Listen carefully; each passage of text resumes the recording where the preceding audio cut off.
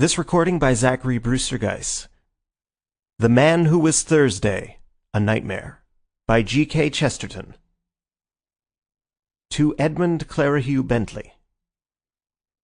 A cloud was on the mind of men, and wailing went the weather. Yea, a sick cloud upon the soul, when we were boys together. Science announced nonentity, and art admired decay. The world was old and ended, but you and I were gay.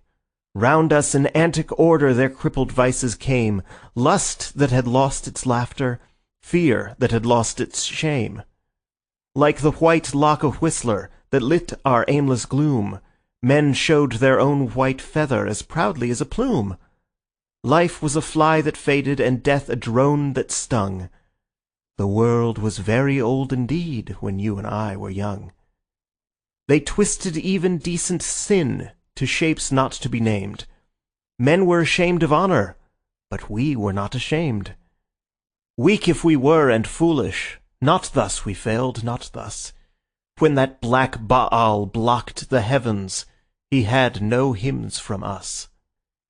Children we were, our forts of sand were even as weak as Eve. High as they went, we piled them up to break that bitter sea. Fools as we were in motley, all jangling and absurd, when all church bells were silent, our cap and beds were heard. Not all unhelped we held the fort, our tiny flags unfurled. Some giants labored in that cloud to lift it from the world. I find again the book we found, I feel the hour that flings far out of fish-shaped Paumanok some cry of cleaner things. And the green carnation withered as in forest fires that pass, roared in the wind of all the world 10,000,000 leaves of grass. Or sane and sweet and sudden as a bird sings in the rain, truth out of Tusitala spoke, and pleasure out of pain. Yea, cool and clear and sudden as a bird sings in the grey, Dunedin to Samoa spoke, and darkness unto day. But we were young. We lived to see God break their bitter charms. God and the good Republic come riding back in arms. We have seen the city of Mount Sul, even as it rocked, relieved. Blessed are they who did not see, but being blind, believed. This is a tale of those old fears, even of those emptied hells, and none but you shall understand the true thing that it tells. Of what colossal gods of shame could cow men and yet crash, of what huge devils hid the stars, yet fell at a pistol flash. The doubts that were so plain to chase, so dreadful to withstand, oh, who shall understand but you? Yea, who shall understand? The doubts that drove us through the night as we two talked amain, and day had broken on the streets ere it broke upon the brain. Between us, by the peace of God, such truth can now be told. Yea, there is strength in striking root, and good in growing old. We have found common things at last, and marriage, and a creed. And I may safely write it now, and you may safely read. G.K.C. End of dedication. The Man Who Was Thursday, A Nightmare, by G.K. Chesterton. Chapter 1. The Two Poets of Saffron Park. The suburb of Saffron Park lay on the sunset side of London, as red and ragged as a cloud of sunset. It was built of a bright brick throughout. Its skyline was fantastic, and even its ground plan was wild. It had been the outburst of a speculative builder, faintly tinged with art, who called its architecture sometimes Elizabethan and sometimes Queen Anne, apparently under the impression that the two sovereigns were identical. It was described with some justice as an artistic colony, though it never in any definable way produced any art. But although its pretensions to be an intellectual centre were a little vague, its pretensions to be a pleasant place were quite indisputable. The stranger who looked for the first time at the quaint red houses could only think how very oddly shaped the people must be who could fit into them. nor when he met the people was he disappointed in this respect. The place was not only pleasant, but perfect, if once he could regard it not as a deception, but rather as a dream. Even if the people were not artists, the whole was nevertheless artistic. That young man with the long auburn hair and the impudent face, that young man was not really a poet, but surely he was a poem. That old gentleman with the wild white beard and the wild white hat, that venerable humbug was not really a philosopher, but at least he was the cause of philosophy in others. That scientific gentleman with the bald egg-like head and the bare bird-like neck had no real right to the airs of science that he assumed. He had not discovered anything new in biology, but what biological creature could he have discovered more singular than himself? Thus and thus only the whole place had properly to be regarded. It had to be considered not so much as a workshop for artists, but as a frail but finished work of art. A man who stepped into its social atmosphere felt as if he had stepped into a written comedy. More especially this attractive unreality fell upon it about nightfall, when the extravagant roofs were dark against the afterglow and the whole insane village seemed as separate as a drifting cloud. This again was more strongly true of the many nights of local festivity, when the little gardens were often illuminated, and the big Chinese lanterns glowed in the dwarfish trees like some fierce and monstrous fruit. And this was strongest of all on one particular evening, still vaguely remembered in the locality, of which the auburn-haired poet was the hero. It was not by any means the only evening of which he was the hero. On many nights those passing by his little back garden might hear his high didactic voice laying down the law to men and particularly to women. The attitude of women in such cases was indeed one of the paradoxes of the place. Most of the women were of the kind vaguely called emancipated, and professed some protest against male supremacy. Yet these new women would always pay to a man the extravagant compliment which no ordinary woman ever pays to him, that of listening while he is talking. And Mr. Lucian Gregory, the red-haired poet, was really, in some sense, a man worth listening to, even if one only laughed at the end of it. He put the old cant of the lawlessness of art in the art of lawlessness, with a certain impudent freshness which gave at least a momentary pleasure. He was helped in some degree by the arresting oddity of his appearance, which he worked, as the phrase goes, for all it was worth. His dark red hair, parted in the middle, was literally like a woman's, and curved into the slow curls of a virgin in a pre-Raphaelite picture. From within this almost saintly oval, however, his face projected suddenly broad and brutal, the chin carried forward with a look of cockney contempt. This combination at once tickled and terrified the nerves of a neurotic population. He seemed like a walking blasphemy, a blend of the angel and the ape. This particular evening, if it is remembered for nothing else, will be remembered in that place for its strange sunset. It looked like the end of the world. All the heavens seemed covered with a quite vivid and palpable plumage. You could only say that the sky was full of feathers, and of feathers that almost brushed the face.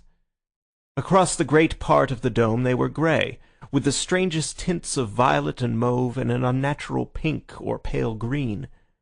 But towards the west the whole grew past description, transparent and passionate, and the last red-hot plumes of it covered up the sun like something too good to be seen.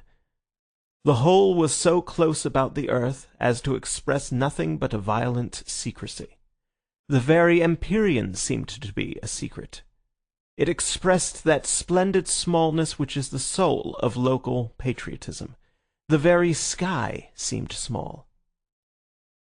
I say that there are some inhabitants who may remember the evening, if only by that oppressive sky.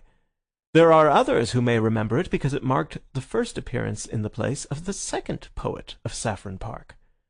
For a long time the red-haired revolutionary had reigned without a rival. It was upon the night of the sunset that his solitude suddenly ended. The new poet, who introduced himself by the name of Gabriel Sym, was a very mild-looking mortal, with a fair pointed beard and faint yellow hair. But an impression grew that he was less meek than he looked.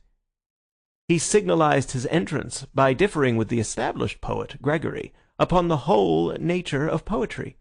He said that he, Syme, was a poet of law, a poet of order. Nay, he said he was a poet of respectability.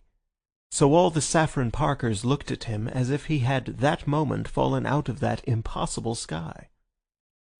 In fact, Mr. Lucian Gregory, the anarchic poet, connected the two events. "It may well be," he said, in his sudden lyrical manner, "it may well be, on such a night of clouds and cruel colours, that there is brought forth upon the earth such a portent as a respectable poet. You say you are a poet of law. I say you are a contradiction in terms. I only wonder there were not comets and earthquakes on the night you appeared in this garden." The man with the meek blue eyes and the pale, pointed beard endured these thunders with a certain submissive solemnity. The third party of the group, Gregory's sister Rosamond, who had her brother's braids of red hair but a kindlier face underneath them, laughed with such mixture of admiration and disapproval as she gave commonly to the family oracle. Gregory resumed in high oratorical good humour. "An artist is identical with an anarchist," he cried. "You might transpose the words anywhere. An anarchist is an artist. The man who throws a bomb is an artist, because he prefers a great movement to everything. He sees how much more valuable is one burst of blazing light, one peal of perfect thunder, than the mere common bodies of a few shapeless policemen. An artist disregards all governments, abolishes all conventions. The poet delights in disorder only. If it were not so, the most poetical thing in the world would be the Underground Railway." "So it is," said Mr. Syme. "Nonsense," said Gregory, who was very rational when anyone else attempted paradox. "Why do all the clerks and navvies in the railway trains look so sad and tired, so very sad and tired? I will tell you. It is because they know the train is going right. It is because they know that whatever place they have taken a ticket for, that place they will reach. It is because after they have passed Sloane Square, they know that the next station must be Victoria, and nothing but Victoria. Oh, their wild rapture! Oh, their eyes like stars, and their souls again in Eden, if the next station were unaccountably Baker Street." "It is you who are unpoetical," replied the poet Syme. "If what you say of clerks is true, they can only be as prosaic as your poetry. The rare, strange thing is to hit the mark. The gross, obvious thing is to miss it. We feel it is epical when man with one wild arrow strikes a distant bird. Is it not also epical when man with one wild engine strikes a distant station? Chaos is dull, because in chaos the train might indeed go anywhere, to Baker Street or to Baghdad. But man is a magician, and his whole magic is in this, that he does say Victoria, and lo, it is Victoria. No, take your books of mere poetry and prose. Let me read a timetable with tears of pride. Take your Byron, who commemorates the defeats of man. Give me Bradshaw, who commemorates his victories. Give me Bradshaw, I say." "Must you go?" inquired Gregory sarcastically. "I tell you," went on Syme with passion, "that every time a train comes in, I feel that it has broken past batteries of besiegers, and that man has won a battle against chaos. You say contemptuously that when one has left Sloane Square, one must come to Victoria. I say that one might do 1,000 things instead, and that whenever I really come there, I have the sense of hairbreadth escape. And when I hear the guard shout out the word Victoria, it is not an unmeaning word. It is to me the cry of a herald announcing conquest. It is to me indeed Victoria. It is the victory of Adam." Gregory wagged his heavy red head with a slow and sad smile. "And even then," he said, "we poets always ask the question, and what is Victoria now that you have got there? You think Victoria is like the New Jerusalem. We know that the New Jerusalem will only be like Victoria. Yes, the poet will be discontented even in the streets of heaven. The poet is always in revolt." "There again," said Syme irritably, "what is there poetical about being in revolt? You might as well say that it is poetical to be seasick. Being sick is a revolt. Both being sick and being rebellious may be the wholesome thing on certain desperate occasion, but I'm hanged if I can see why they are poetical. Revolt in the abstract is revolting. It's mere vomiting." The girl winced for a flash at the unpleasant word, but Syme was too hot to heed her. "It is things going right," he cried, "that is poetical. Our digestions, for instance, going sacredly and silently right, that is the foundation of all poetry. Yes, the most poetical thing, more poetical than the flowers, more poetical than the stars, the most poetical thing in the world is not being sick." "Really," said Gregory superciliously, "the examples you choose—" "I beg your pardon," said Syme grimly. "I forgot we had abolished all conventions." For the first time a red patch appeared on Gregory's forehead. "You don't expect me," he said, "to revolutionize society on this lawn?" Syme looked straight into his eyes and smiled sweetly. "No, I don't," he said. "But I suppose that if you were serious about your anarchism, that is exactly what you would do." Gregory's big bull's eyes blinked suddenly like those of an angry lion, and one could almost fancy that his red mane rose. "Don't you think, then," he said in a dangerous voice, "that I am serious about my anarchism?" "I beg your pardon?" said Syme. "Am I not serious about my anarchism?" cried Gregory, with knotted fists. "My dear fellow," said Syme, and strolled away. With surprise, but with a curious pleasure, he found Rosamund Gregory still in his company. "Mr. Syme," she said, "do the people who talk like you and my brother often mean what they say? Do you mean what you say now?" Syme smiled. "Do you?" he asked. "What do you mean?" asked the girl, with grave eyes. "My dear Miss Gregory," said Syme gently, "there are many kinds of sincerity and insincerity. When you say thank you for the salt, do you mean what you say? No. When you say the world is round, do you mean what you say? No. It is true, but you don't mean it. Now, sometimes a man like your brother really finds a thing he does mean. It may be only a half-truth, quarter-truth, tenth truth, but then he says more than he means, from sheer force of meaning it." She was looking at him from under level brows. Her face was grave and open, and there had fallen upon it the shadow of that unreasoning responsibility which is at the bottom of the most frivolous woman, the maternal watch which is as old as the world. "Is he really an anarchist, then?" she asked. "Only in that sense that I speak of," replied Syme, "or, if you prefer it, in that nonsense." She drew her broad brows together and said abruptly, "He wouldn't really use bombs or that sort of thing?" Syme broke into a great laugh that seemed too large for his slight and somewhat dandified figure. "Good Lord, no!" he said. "That has to be done anonymously." And at that the corners of her own mouth broke into a smile, and she thought with a simultaneous pleasure of Gregory's absurdity and of his safety. Syme strolled with her to a seat in the corner of the garden and continued to pour out his opinions. For he was a sincere man, and in spite of his superficial airs and graces, at root a humble one. And it is always the humble man who talks too much. The proud man watches himself too closely. He defended respectability with violence and exaggeration. He grew passionate in his praise of tidiness and propriety. All the time there was a smell of lilac all round him. Once he heard very faintly in some distant street a barrel organ begin to play, and it seemed to him that his heroic words were moving to a tiny tune from under or beyond the world. He stared and talked at the girl's red hair and amused face for what seemed to be a few minutes, and then, feeling that the groups in such a place should mix, rose to his feet. To his astonishment, he discovered the whole garden empty. Everyone had gone long ago, and he went himself with a rather hurried apology. He left with a sense of champagne in his head which he could not afterwards explain. In the wild events which were to follow, this girl had no part at all. He never saw her again until all his tale was over. And yet in some indescribable way she kept recurring like a motive in music through all his mad adventures afterwards, and the glory of her strange hair ran like a red thread through those dark and ill-drawn tapestries of the night. For what followed was so improbable that it might well have been a dream. When Syme went out into the starlit street, he found it for the moment empty. Then he realized, in some odd way, that the silence was rather a living silence than a dead one.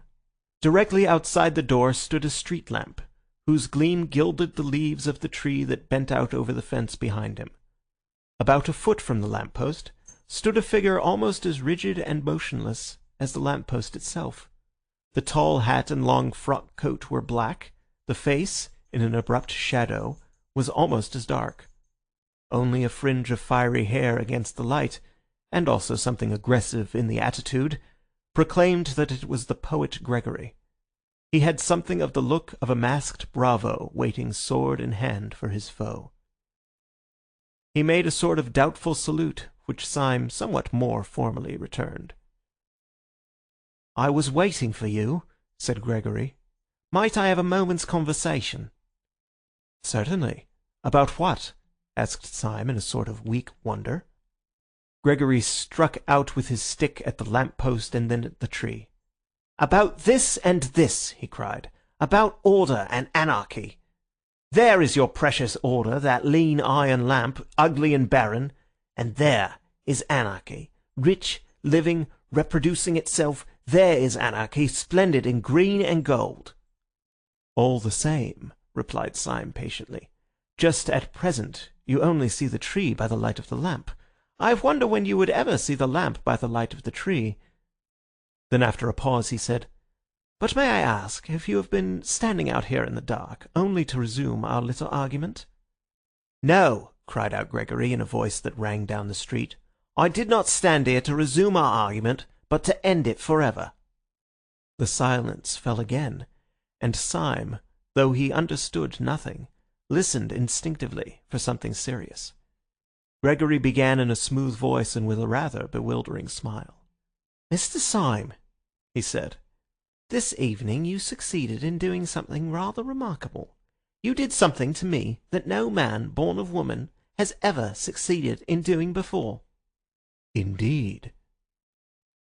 "Now I remember," resumed Gregory reflectively, "one other person succeeded in doing it. The captain of a penny steamer, if I remember correctly, at Southend. You have irritated me." "I am very sorry," replied Syme with gravity. "I am afraid my fury and your insult are too shocking to be wiped out even with an apology," said Gregory very calmly. "No duel could wipe it out. If I struck you dead, I could not wipe it out.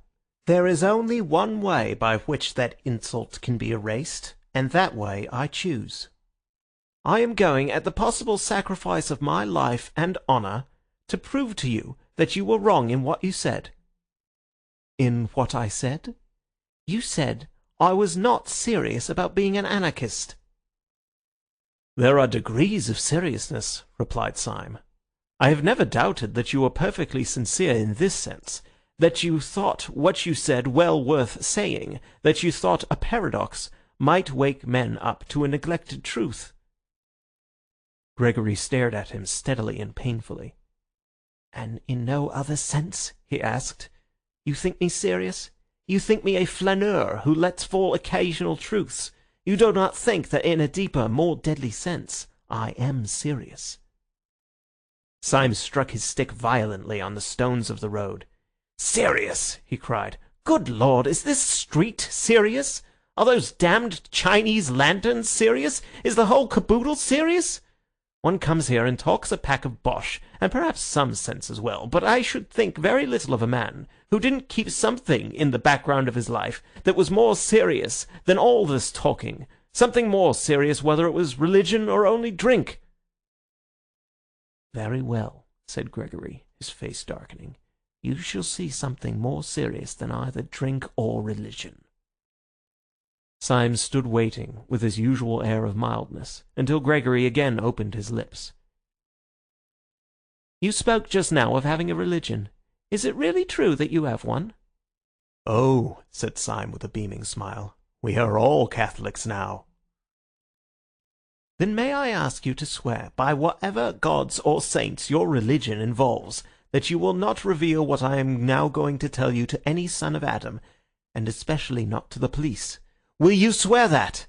if you will take upon yourself this awful abnegations, if you will consent to burden your soul with a vow that you should never make and a knowledge you should never dream about, I will promise you in return—" "You will promise me in return?" inquired Syme as the other paused. "I will promise you a very entertaining evening." Syme suddenly took off his hat. "Your offer," he said, "is far too idiotic to be declined. You say that a poet is always an anarchist. I disagree, but I hope at least that he is always a sportsman. Permit me, here and now, to swear as a Christian, and promise as a good comrade and a fellow artist, that I will not report anything of this, whatever it is, to the police. And now, in the name of Colney Hatch, what is it?" "I think," said Gregory, with placid irrelevancy, "that we will call a cab." He gave 2 long whistles, and a hansom came rattling down the road. The two got into it in silence. Gregory gave through the trap the address of an obscure public house on the Chiswick bank of the river. The cab whisked itself away again, and in it these two fantastics quitted their fantastic town. End of chapter 1.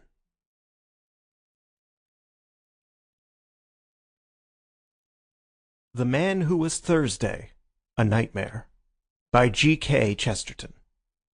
Chapter 2. The Secret of Gabriel Syme. The cab pulled up before a particularly dreary and greasy beer shop, into which Gregory rapidly conducted his companion. They seated themselves in a close and dim sort of bar parlour, at a stained wooden table with one wooden leg. The room was so small and dark that very little could be seen of the attendant who was summoned, beyond a vague and dark impression of something bulky and bearded. "Will you take a little supper?" asked Gregory politely. "The pâté de foie gras is not good here, but I can recommend the game." Syme received the remark with stolidity, imagining it to be a joke. Accepting the vein of humour, he said with a well-bred indifference, "Oh, bring me some lobster mayonnaise." To his indescribable astonishment, the man only said, "Certainly, sir," and went away apparently to get it. "What will you drink?" resumed Gregory with the same careless yet apologetic air. "I shall only have a crêpe de menthe myself, I've dined. But the champagne can really be trusted. Do let me start you with a half bottle of Pommery at least." "Thank you," said the motionless Syme. "You are very good." His further attempts at conversation, somewhat disorganized in themselves, were cut short finally as by a thunderbolt, by the actual appearance of the lobster. Syme tasted it, and found it particularly good. Then he suddenly began to eat with great rapidity and appetite. "Excuse me if I enjoy myself rather obviously," he said to Gregory, smiling. "I don't often have the luck to have a dream like this. It is new to me for a nightmare to lead to a lobster. It is commonly the other way." "You are not asleep, I assure you," said Gregory. "You are, on the contrary, close to the most actual and rousing moment of your existence. Ah, here comes your champagne. I admit there may be a slight disproportion, let us say, between the inner arrangements of this excellent hotel and its simple and unpretentious exterior. But that is all our modesty. We are the most modest men that ever lived on earth." "And who are we?" asked Syme, emptying his champagne glass. "It is quite simple," replied Gregory. "We are the serious anarchists, in whom you do not believe." "Oh," said Syme shortly. "You do yourselves well in drinks." "Yes, we are serious about everything," answered Gregory. Then after a pause he added, "If in a few moments this table begins to turn round a little, don't put it down to your inroads into the champagne. I don't wish you to do yourself an injustice." "Well, if I am not drunk, I am mad," replied Syme with perfect calm. "But I trust I can behave like a gentleman in either condition. May I smoke?" "Certainly," said Gregory, producing a cigar case. "Try one of mine." Syme took the cigar, clipped the end off with a cigar cutter out of his waistcoat pocket, put it in his mouth, lit it slowly, and let out a long cloud of smoke. It is not a little to his credit that he performed these rites with so much composure, for almost before he had begun them, the table at which he sat had begun to revolve, first slowly, and then rapidly, as if at an insane séance. "You must not mind it," said Gregory. "It's a kind of screw." "Quite so," said Syme placidly. "A kind of screw. How simple that is!" The next moment the smoke of his cigar, which had been wavering across the room in snaky twists, went straight up as if from a factory chimney, and the two, with their chairs and table, shot down through the floor as if the earth had swallowed them. They went rattling down a kind of roaring chimney as rapidly as a lift cut loose, and they came with an abrupt bump to the bottom. But when Gregory threw open a pair of doors and let in a red subterranean light, Syme was still smoking with one leg thrown over the other, and had not turned a yellow hair. Gregory led him down a low vaulted passage, at the end of which was the red light. It was an enormous crimson lantern, nearly as big as a fireplace, fixed over a small but heavy iron door. In the door there was a sort of hatchway or grating, and on this Gregory struck 5 times. A heavy voice with a foreign accent asked him who he was. To this he gave the more or less unexpected reply, "Mr. Joseph Chamberlain." The heavy hinges began to move. It was obviously some kind of password. Inside the doorway the passage gleamed as if it were lined with a network of steel. On a second glance Syme saw that the glittering pattern was really made up of ranks and ranks of rifles and revolvers, closely packed or interlocked. "I must ask you to forgive me all these formalities," said Gregory. "We have to be very strict here." "Oh, don't apologize," said Syme. "I know your passion for law and order."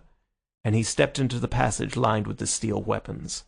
With his long fair hair and rather foppish frock coat, he looked a singularly frail and fanciful figure as he walked down that shining avenue of death. They passed through several such passages, and came out at last into a queer steel chamber with curved walls, almost spherical in shape, but presenting, with its tiers of benches, something of the appearance of a scientific lecture theatre. There were no rifles or pistols in this apartment, but round the walls of it were hung more dubious and dreadful shapes, things that looked like the bulbs of iron plants or the eggs of iron birds. They were bombs, and the very room itself seemed like the inside of a bomb. Syme knocked his cigar ash off against the wall and went in. "And now, my dear Mr. Syme," said Gregory, throwing himself in an expansive manner on the bench under the largest bomb, "now we are quite cosy, so let us talk properly. Now, no human words can give you any notion of why I brought you here. It was one of those quite arbitrary emotions, like jumping off a cliff or falling in love. Suffice it to say that you were an inexpressibly irritating fellow, and to do you justice, you are still. I would break 20 oaths of secrecy for the pleasure of taking you down a peg. That way you have of lighting a cigar would make a priest break the seal of confession. Well, you said that you were quite certain I was not a serious anarchist. Does this place strike you as being serious?" "It does seem to have a moral under all its gaiety," assented Syme. "But may I ask you 2 questions? You need not fear to give me information, because, as you remember, you very wisely extorted from me a promise not to tell the police, a promise I shall certainly keep. So it is in mere curiosity that I make my queries. First of all, what is it really all about? What is it you object to? You want to abolish government?" "To abolish God," said Gregory, opening the eyes of a fanatic.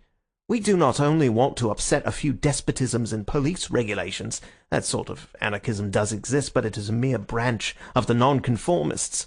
We dig deeper and we blow you higher. We wish to deny all those arbitrary distinctions of vice and virtue, honour and treachery, upon which mere rebels base themselves. The silly sentimentalists of the French Revolution talked of the rights of man. We hate rights as we hate wrongs. We have abolished right and wrong." "And right and left," said Syme with a simple eagerness. "I hope you will abolish them too. They are much more troublesome to me." "You spoke of a second question," snapped Gregory. "With pleasure," resumed Syme. "In all your present acts and surroundings there is a scientific attempt at secrecy. I have an aunt who lived over a shop, but this is the first time I have found people living from preference under a public house. You have a heavy iron door. You cannot pass it without submitting to the humiliation of calling yourself Mr. Chamberlain. You surround yourself with steel instruments, which make the place, if I may say so, more impressive than homelike. May I ask why, after taking all this trouble to barricade yourselves in the bowels of the earth, you then parade your whole secret by talking about anarchism to every silly woman in Saffron Park?" Gregory smiled. "The answer is simple," he said. "I told you I was a serious anarchist, and you did not believe me. Nor do they believe me. Unless I took them into this infernal room, they would not believe me." Syme smoked thoughtfully and looked at him with interest. Gregory went on. "The history of the thing might amuse you," he said.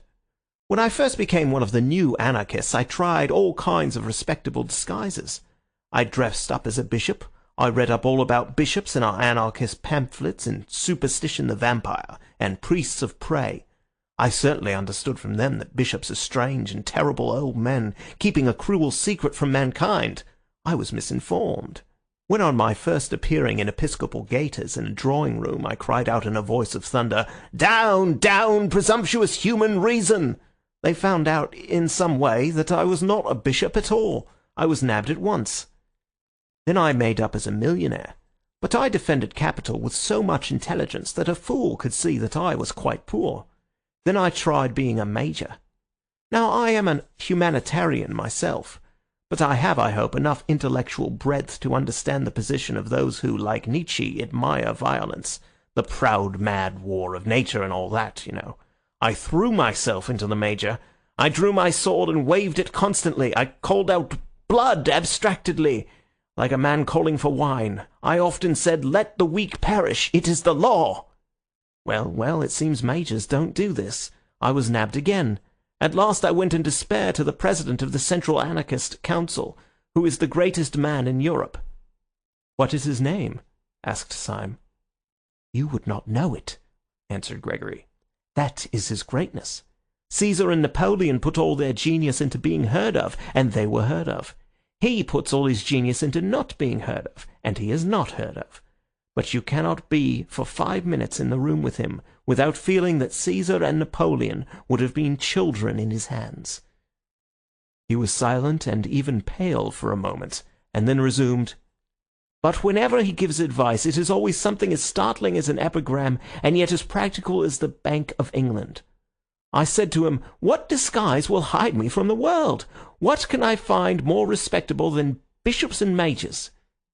He looked at me with his large but indecipherable face. 'You want a safe disguise, do you? You want a dress which will guarantee you harmless, a dress in which no one would ever look for a bomb?' I nodded. He suddenly lifted his lion's voice. 'Why then dress up as an anarchist, you fool!' he roared so that the room shook. 'Nobody will ever expect you to do anything dangerous then.' And he turned his broad back on me without another word. I took his advice, and I have never regretted it. I preached blood and murder to those women day and night, and by God they would let me wheel their perambulators." Syme sat watching him with some respect in his large blue eyes. "You took me in," he said. "It really is a smart dodge." Then after a pause he added, "What do you call this tremendous president of yours?" "We generally call him Sunday," replied Gregory with simplicity. "You see, there are 7 members of the Central Anarchist Council, and they are named after days of the week. He is called Sunday, by some of his admirers Bloody Sunday. It is curious you should mention the matter, because the very night you have dropped in, if I may so express it, is the night on which our London branch, which assembles in this room, has to elect its own deputy to fill a vacancy in the council. The gentleman who has for some time past played with propriety and general applause the difficult part of Thursday has died quite suddenly. Consequently, we have called a meeting this very evening to elect a successor." He got to his feet and strolled across the room with a sort of smiling embarrassment. "I feel somehow as if you were my mother, Syme," he continued casually. "I feel that I can confide anything to you, as you have promised to tell nobody. In fact, I will confide to you something that I would not say in so many words to the anarchist who will be coming to this room in about 10 minutes." We shall, of course, go through a form of election, but I don't mind telling you that it is practically certain what the result will be." He looked down for a moment modestly. "It is almost a settled thing that I am to be Thursday." "My dear fellow," said Syme heartily, "I congratulate you. A great career." Gregory smiled in deprecation and walked across the room, talking rapidly. "As a matter of fact, everything is ready for me on this table," he said, "and the ceremony will probably be the shortest possible." Syme also strolled across to the table and found lying across it a walking stick, which turned out, on examination, to be a sword stick, a large Colt's revolver, a sandwich case, and a formidable flask of brandy. Over the chair, beside the table, was thrown a heavy-looking cape or cloak. "I have only to get the form of election finished," continued Gregory with animation. "Then I snatch up this cloak and stick, stuff these other things into my pocket, step out of a door in this cavern, which opens on the river, where there is a steam tug already waiting for me, and then, oh, the wild joy of being Thursday!" And he clasped his hands. Syme, who had sat down once more with his usual insolent languor, got to his feet with an unusual air of hesitation. "Why is it," he asked vaguely, "that I think you are quite a decent fellow? Why do I positively like you, Gregory?" He paused a moment, and then added with a sort of fresh curiosity, "Is it because you are such an ass?" There was a thoughtful silence again, and then he cried out, "Well, damn it all! This is the funniest situation I have ever been in my life, and I am going to act accordingly. Gregory, I gave you a promise before I came into this place. That promise I would keep under red-hot pincers. Would you give me, for my own safety, a little promise of the same kind?"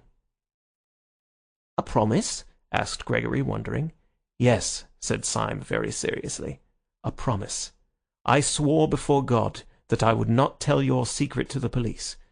Will you swear by humanity, or whatever beastly thing you believe in, that you will not tell my secret to the anarchists?" "Your secret?" asked the staring Gregory. "Have you got a secret?" "Yes," said Syme, "I have a secret." Then after a pause, "Will you swear?" Gregory glared at him gravely for a few moments, then said abruptly, "You must have bewitched me, but I feel a furious curiosity about you. Yes, I will swear not to tell the anarchists anything you tell me, but look sharp, for they will be here in a couple of minutes." Syme rose slowly to his feet and thrust his long white hands into his long grey trousers pockets. Almost as he did so, there came 5 knocks on the outer grating, proclaiming the arrival of the first of the conspirators. "Well," said Syme slowly, "I don't know how to tell you the truth more shortly than by saying that your expedient of dressing up as an aimless poet is not confined to you or your president. We have known the dodge for some time at Scotland Yard." Gregory tried to spring up straight, but he swayed thrice. "What did you say?" he asked in an inhuman voice. "Yes," said Syme simply, "I am a police detective. But I think I hear your friends coming." From the doorway there came a murmur of "Mr. Joseph Chamberlain." It was repeated twice and thrice, and then 30 times, and the crowd of Joseph Chamberlains, a solemn thought, could be heard trampling down the corridor. End of chapter 2. The Man Who Was Thursday, A Nightmare, by G.K. Chesterton. Chapter 3. The Man Who Was Thursday. Before one of the fresh faces could appear at the doorway, Gregory's stunned surprise had fallen from him. He was beside the table with a bound and a noise in his throat like a wild beast. He caught up the Colt's revolver and took aim at Syme. Syme did not flinch, but he put up a pale and polite hand. "Don't be such a silly man," he said, with the effeminate dignity of a curate. "Don't you see it's not necessary? Don't you see that we're both in the same boat? Yes, and jolly seasick." Gregory could not speak, but he could not fire either, and he looked his question.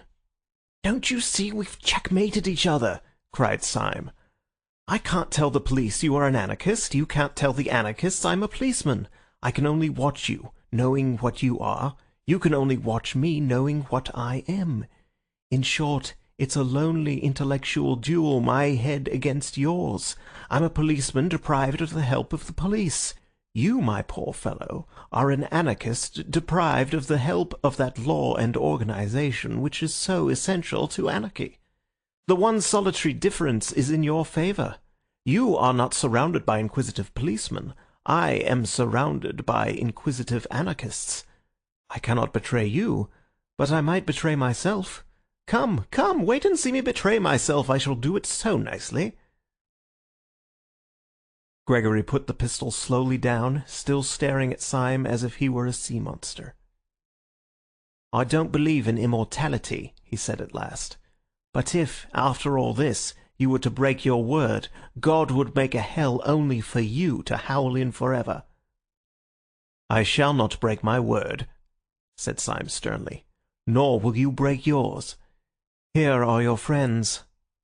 The mass of the anarchists entered the room heavily, with a slouching and somewhat weary gait, but one little man with a black beard and glasses, a man somewhat of the type of Mr. Tim Healy, detached himself and bustled forward with some papers in his hand. "Comrade Gregory," he said, "I suppose this man is a delegate." Gregory, taken by surprise, looked down and muttered the name of Syme, but Syme replied almost pertly, "I am glad to see that your gate is well enough guarded to make it hard for anyone to be here who was not a delegate." The brow of the little man with the black beard was, however, still contracted with something like suspicion. "What branch do you represent?" he asked sharply. "I should hardly call it a branch," said Syme, laughing. "I should call it, at the very least, a root." "What do you mean?" "The fact is," said Syme serenely, "the truth is I am a Sabbatarian. I have been specially sent here to see that you show a due observance of Sunday." The little man dropped one of his papers, and a flicker of fear went over all the faces of the group. Evidently the awful president, whose name was Sunday, did sometimes send down such irregular ambassadors to such branch meetings.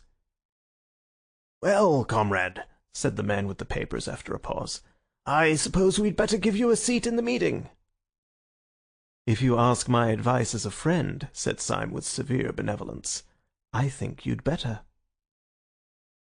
When Gregory heard the dangerous dialogue end with the sudden safety for his rival, he rose abruptly and paced the floor in painful thought. He was indeed in an agony of diplomacy. It was clear that Syme's inspired impudence was likely to bring him out of all merely accidental dilemmas. Little was to be hoped from them. He could not himself betray Syme, partly from honour, but partly also because if he betrayed him, and for some reason failed to destroy him, the Syme who escaped would be a Syme freed from all obligation of secrecy, a Syme who would simply walk to the nearest police station. After all, it was only one night's discussion, and only one detective who would know of it. He would let out as little as possible of their plans that night, and then let Syme go and chance it. He strode across to the group of anarchists, which was already distributing itself along the benches. "I think it is time we began," he said. "The steam tug is waiting on the river already. I move that Comrade Buttons takes the chair." This being approved by a show of hands, the little man with the papers slipped into the presidential seat. "Comrades," he began, as sharp as a pistol shot, "our meeting tonight is important, though it need not be long. This branch has always had the honour of electing Thursdays for the Central European Council. We have elected many and splendid Thursdays.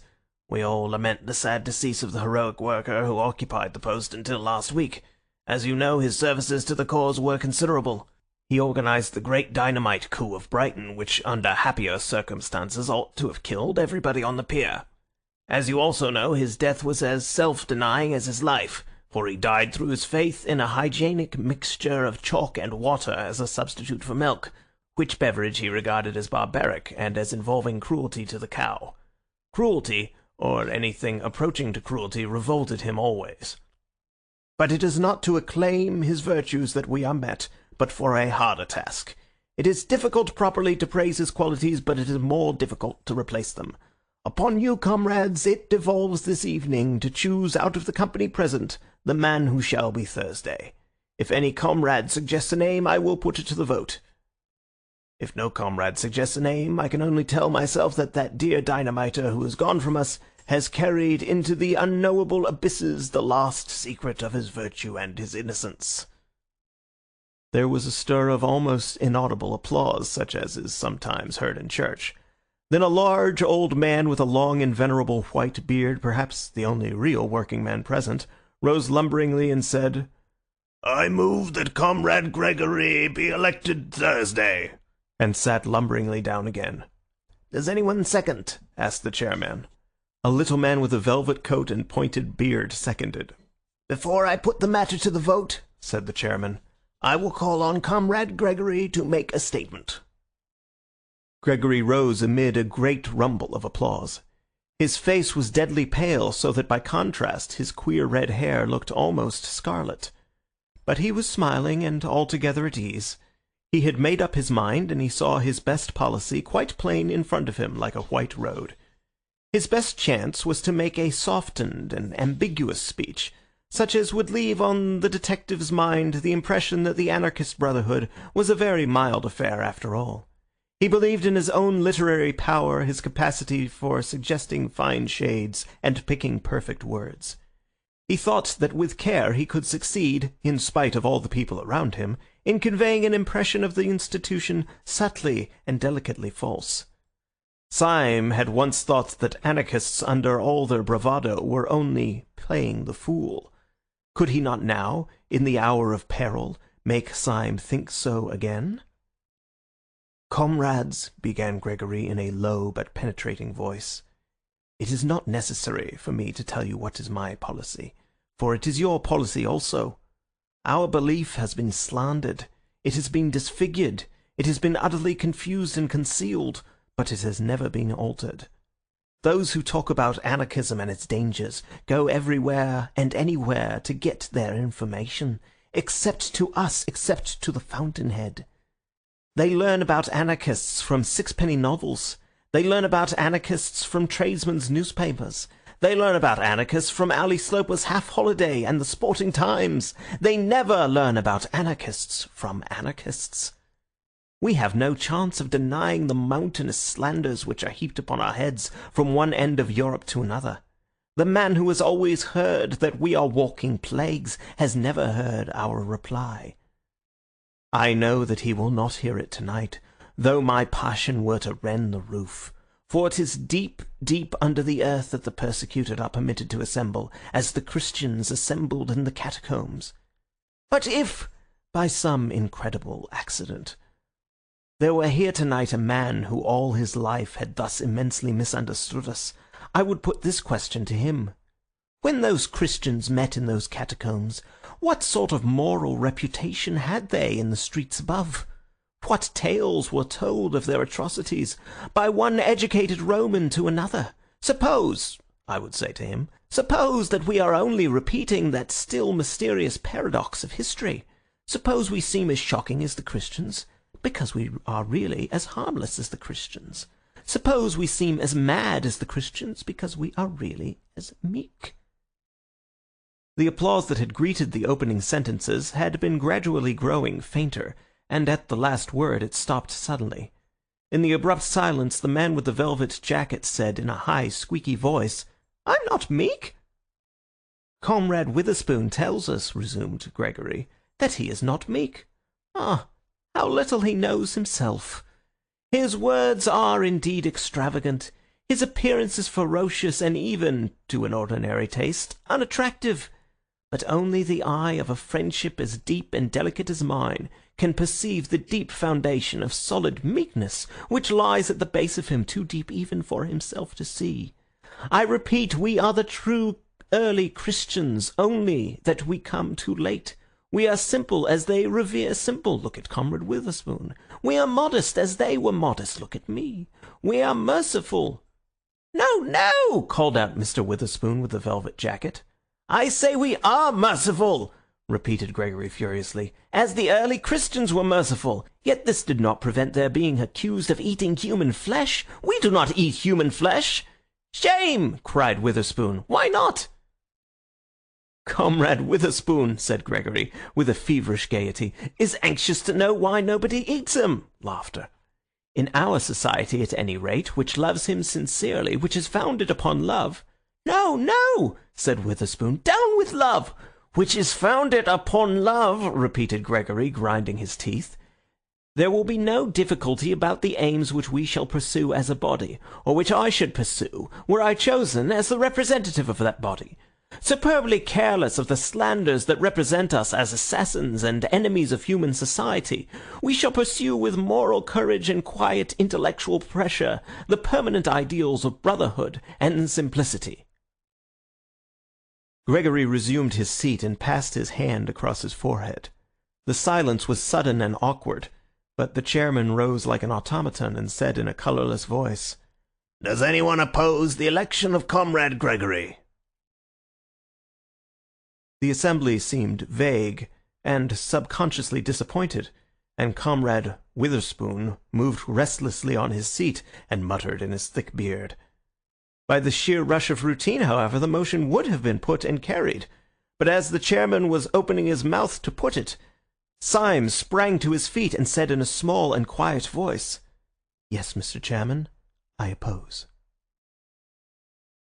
The most effective fact in oratory is an unexpected change in the voice. Mr. Gabriel Sym evidently understood oratory. Having said these first formal words in a moderated tone and with a brief simplicity, he made his next word ring and volley in the vault as if one of the guns had gone off. "Comrades," he cried in a voice that made every man jump out of his boots, "have we come here for this? Do we live underground like rats in order to listen to talk like this? This is talk we might listen to while eating buns at a Sunday school treat. Do we line these walls with weapons and bar that door with death, lest anyone should come and hear Comrade Gregory saying to us, 'Be good and you will be happy. Honesty is the best policy, and virtue is its own reward'? There was not a word in Comrade Gregory's address to which a curate could not have listened with pleasure. Hear, hear. But I am not a curate. Loud cheers. And I did not listen to it with pleasure. Renewed cheers. The man who is fitted to make a good curate is not fitted to make a resolute, forcible, and efficient Thursday. Hear, hear. Comrade Gregory has told us in only too apologetic a tone that we are not the enemies of society, but I say that we are the enemies of society, and so much the worse for society. We are the enemies of society, for society is the enemy of humanity, its oldest and its most pitiless enemy. Hear, hear. Comrade Gregory has told us, apologetically again, that we are not murderers. There, I agree. We are not murderers. We are executioners! Cheers! Ever since Syme had risen, Gregory had sat staring at him, his face idiotic with astonishment. Now in the pause his lips of clay parted, and he said with an automatic and lifeless distinctness, "You damnable hypocrite!" Syme looked straight into those frightful eyes with his own pale blue ones, and said with dignity, "Comrade Gregory accuses me of hypocrisy. He knows as well as I do that I am keeping all my engagements and doing nothing but my duty. I do not mince words. I do not pretend to. I say that Comrade Gregory is unfit to be Thursday for all his amiable qualities. He is unfit to be Thursday because of his amiable qualities. We do not want the Supreme Council of Anarchy infected with a maudlin mercy. Hear, hear. This is no time for ceremonial politeness. Neither is it a time for ceremonial modesty. I set myself against Comrade Gregory as I would set myself against all the governments of Europe, because the anarchist, who has given himself to anarchy, has forgotten modesty as much as he has forgotten pride. Cheers. I am not a man at all. I am a cause. Renewed cheers. I set myself against Comrade Gregory as impersonally and as calmly as I should choose one pistol rather than another out of that rack upon the wall. And I say that rather than have Gregory and his milk and water methods on the Supreme Council, I would offer myself for election." His sentence was drowned in a deafening cataract of applause.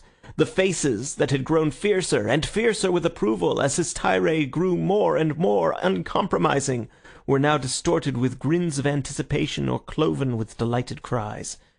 At the moment when he announced himself as ready to stand for the post of Thursday, a roar of excitement and assent broke forth, and became uncontrollable, and at the same moment Gregory sprang to his feet, with foam upon his mouth, and shouted against the shouting.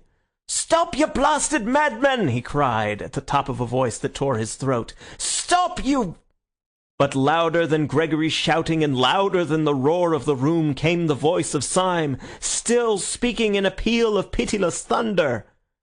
"I do not go to the council to rebut that slander that calls us murderers. I go to earn it!" Loud and prolonged cheering. "To the priest who says these men are the enemies of religion, to the judge who says these men are the enemies of law, to the fat parliamentarian who says these men are the enemies of order and public decency, to all these I will reply, you are false kings, but you are true prophets. I am come to destroy you and to fulfill your prophecies." The heavy clamour gradually died away, but before it had ceased Witherspoon had jumped to his feet, his hair and beard all on end, and had said, "I move, as an amendment, that Comrade Syme be appointed to the post." "Stop all this, I tell you!" cried Gregory with frantic face and hands. "Stop it, it is all—" The voice of the chairman clove his speech with a cold accent. "Does anyone second this amendment?" he said. A tall, tired man with melancholy eyes and an American chin-beard was observed on the back bench to be slowly rising to his feet. Gregory had been screaming for some time past. Now there was a change in his accent, more shocking than any scream. "I end all this," he said, in a voice as heavy as stone. "This man cannot be elected. He is a—" "Yes," said Syme, quite motionless. "What is he?" Gregory's mouth worked twice without a sound. Then slowly the blood began to crawl back into his dead face. "He is a man quite inexperienced in our work," he said, and sat down abruptly. Before he had done so, the long, lean man with the American beard was again upon his feet, and was repeating in a high American monotone, "I beg to second the election of Comrade Syme." "The amendment will, as usual, be put first," said Mr. Buttons, the chairman, with mechanical rapidity. "The question is that Comrade Syme—" Gregory had again sprung to his feet, panting and passionate. "Comrades!" he cried out, "I am not a madman!" "Oh, oh!" said Mr. Witherspoon. "I am not a madman," reiterated Gregory, with a frightful sincerity which for a moment staggered the room. "But I give you a counsel which you can call mad, if you like. No, I will not call it a counsel, for I can give you no reason for it. I will call it a command. Call it a mad command, but act upon it. Strike, but hear me. Kill me, but obey me. Do not elect this man." Truth is so terrible, even in fetters, that for a moment Syme's slender and insane victory swayed like a reed. But you could not have guessed it from Syme's bleak blue eyes. He merely began, "Comrade Gregory commands." Then the spell was snapped, and one anarchist called out to Gregory, "Who are you? You are not Sunday." And another anarchist added in a heavier voice, "And you are not Thursday." "Comrades!" cried Gregory in a voice like that of a martyr who in an ecstasy of pain has passed beyond pain. "It is nothing to me whether you detest me as a tyrant or detest me as a slave. If you will not take my command, accept my degradation. I kneel to you. I throw myself at your feet. I implore you. Do not elect this man."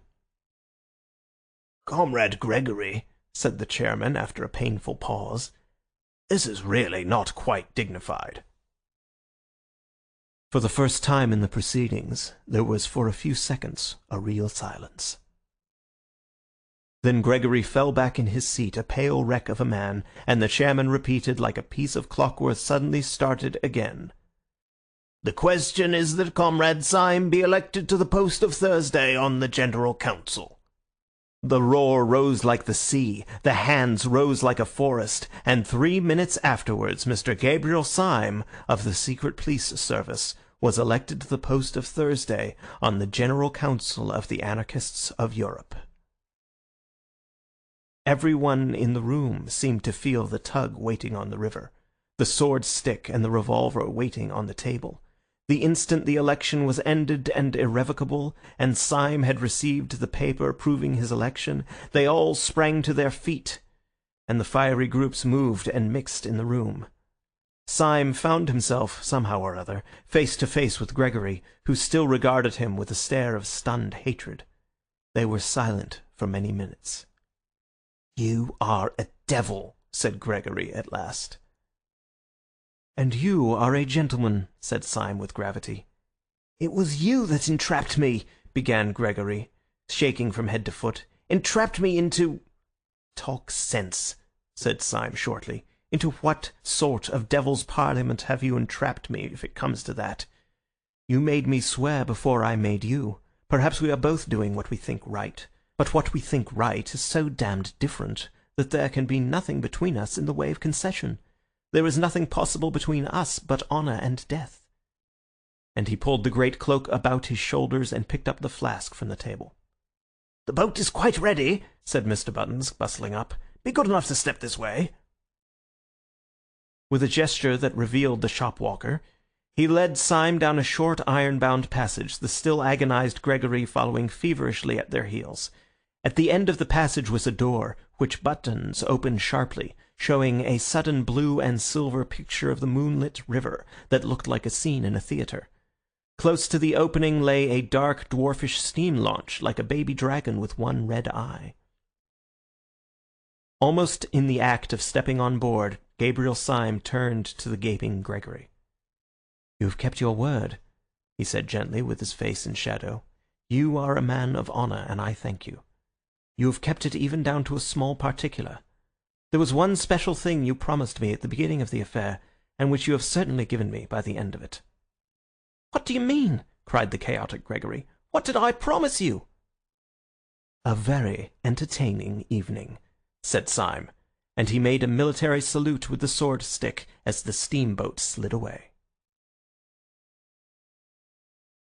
End of chapter 3. The Man Who Was Thursday, A Nightmare, by G.K. Chesterton. Read by Zachary Brewster Geiss, Greenbelt, Maryland, April 2007. Chapter 4. The Tale of a Detective. Gabriel Syme was not merely a detective who pretended to be a poet. He was really a poet who had become a detective. Nor was his hatred of anarchy hypocritical. He was one of those who are driven early in life into too conservative an attitude by the bewildering folly of most revolutionists. He had not attained it by any tame tradition. His respectability was spontaneous and sudden, a rebellion against rebellion. He came of a family of cranks, in which all the oldest people had all the newest notions. One of his uncles always walked about without a hat, and another had made an unsuccessful attempt to walk about with a hat and nothing else. His father cultivated art and self-realization. His mother went in for simplicity and hygiene. Hence the child, during his tenderer years, was wholly unacquainted with any drink between the extremes of absinthe and cocoa, of both of which he had a healthy dislike. The more his mother preached a more than Puritan abstinence, the more did his father expand into a more than pagan latitude, and by the time the former had come to enforcing vegetarianism, the latter had pretty well reached the point of defending cannibalism. Being surrounded with every conceivable kind of revolt from infancy, Gabriel had to revolt into something, so he revolted into the only thing left, sanity. But there was just enough in him of the blood of these fanatics to make even his protest for common sense a little too fierce to be sensible. His hatred of modern lawlessness had been crowned also by an accident. It happened that he was walking in a side street at the instant of a dynamite outrage. He had been blind and deaf for a moment, and then seen the smoke clearing, the broken windows and the bleeding faces. After that he went about as usual, quiet, courteous, rather gentle. But there was a spot on his mind that was not sane. He did not regard anarchists, as most of us do, as a handful of morbid men combining ignorance with intellectualism. He regarded them as a huge and pitiless peril, like a Chinese invasion. He poured perpetually into newspapers and their waste-paper baskets a torrent of tales, verses, and violent articles, warning men of this deluge of barbaric denial. But he seemed to be getting no nearer his enemy, and what was worse, no nearer a living. As he paced the Thames Embankment, bitterly biting a cheap cigar and brooding on the advance of anarchy, there was no anarchist with a bomb in his pocket so savage or so solitary as he. Indeed, he always felt that government stood alone and desperate with its back to the wall. He was too quixotic to have cared for it otherwise. He walked on the embankment once under a dark red sunset. The red river reflected the red sky, and they both reflected his anger. The sky indeed was so swarthy, and the light on the river relatively so lurid, that the water almost seemed of fiercer flame than the sunset it mirrored. It looked like a stream of literal fire winding under the vast caverns of a subterranean country. Syme was shabby in those days. He wore an old-fashioned black chimney-pot hat. He was wrapped in a yet more old-fashioned cloak, black and ragged, and the combination gave him the look of the early villains in Dickens and Bulwer Lytton. Also his yellow beard and hair were more unkempt and leonine than when they appeared long afterwards cut and pointed on the lawns of Saffron Park. A long, lean, black cigar, bought in Soho for twopence, stood out from between his tightened teeth, and altogether he looked a very satisfactory specimen of the anarchists upon whom he had vowed a holy war.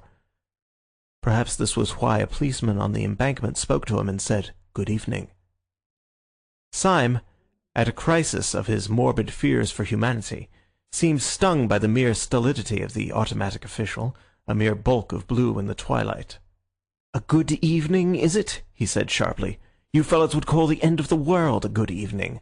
Look at that bloody red sun and that bloody river. I tell you that if that were literally human blood, spilt and shining, you would still be standing here as solid as ever, looking out for some poor harmless tramp whom you could move on. You policemen are cruel to the poor, but I could forgive you even your cruelty if it were not for your calm." "If we are calm," replied the policeman, "it is the calm of organized resistance." "Eh?" said Syme, staring. "The soldier must be calm in the thick of the battle," pursued the policeman. "The composure of an army is the anger of a nation." "Good God, the board schools!" said Syme. "Is this undenominational education?" "No," said the policeman sadly. "I never had any of those advantages. The board schools came after my time. What education I had was very rough and old-fashioned, I'm afraid." "Where did you have it?" asked Syme, wondering. "Oh, at Harrow," said the policeman. The class sympathies which, false as they are the truest things in so many men, broke out of Syme before he could control them. "But, good Lord, man," he said, "you oughtn't to be a policeman." The policeman sighed and shook his head. "I know," he said solemnly. "I know I am not worthy." "But why did you join the police?" asked Syme with rude curiosity. "For much the same reason that you abused the police," replied the other. "I found that there was a special opening in the service for those whose fears for humanity were concerned rather with the aberrations of the scientific intellect than with the normal and excusable, though excessive, outbreaks of the human will. I trust I make myself clear?" "If you mean that you make your opinion clear," said Syme, "I suppose you do. But as for making yourself clear, it is the last thing you do. How comes a man like you to be talking philosophy in a blue helmet on the Thames Embankment?" "You have evidently not heard of the latest development in our police system," replied the other. "I am not surprised at it. We are keeping it rather dark from the educated class, because that class contains most of our enemies. But you seem to be exactly in the right frame of mind. I think you might almost join us." "Join you in what?" asked Syme. "I will tell you," said the policeman slowly. "This is the situation. The head of one of our departments, one of the most celebrated detectives in Europe, has long been of opinion that a purely intellectual conspiracy would soon threaten the very existence of civilization. He is certain that the scientific and artistic worlds are silently bound in a crusade against the family and the state. He has therefore formed a special corps of policemen who are also philosophers. It is their business to watch the beginnings of this conspiracy, not merely in a criminal, but in a controversial sense.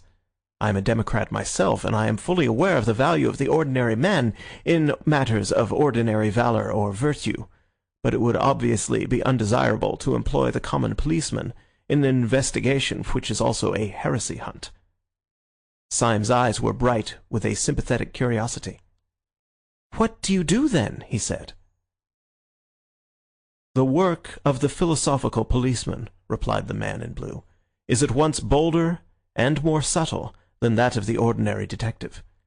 The ordinary detective goes to pothouses to arrest thieves. We go to artistic tea parties to detect pessimists. The ordinary detective discovers from a ledger or a diary that a crime has been committed. We discover from a book of sonnets that a crime will be committed. We have to trace the origin of those dreadful thoughts that drive men on at last to intellectual fanaticism and intellectual crime. We were only just in time to prevent the assassination at Hartlepool, and that was entirely due to the fact that our own Mr. Wilkes, a smart young fellow, thoroughly understood a triolet." "Do you mean," asked Syme, "that there is really as much connection between the crime and the modern intellect as all that?" "You are not sufficiently democratic," answered the policeman, "but you were right when you said just now that our ordinary treatment of the poor criminal was a pretty brutal business. I tell you I am sometimes sick of my trade when I see how perpetually it means merely a war upon the ignorant and the desperate.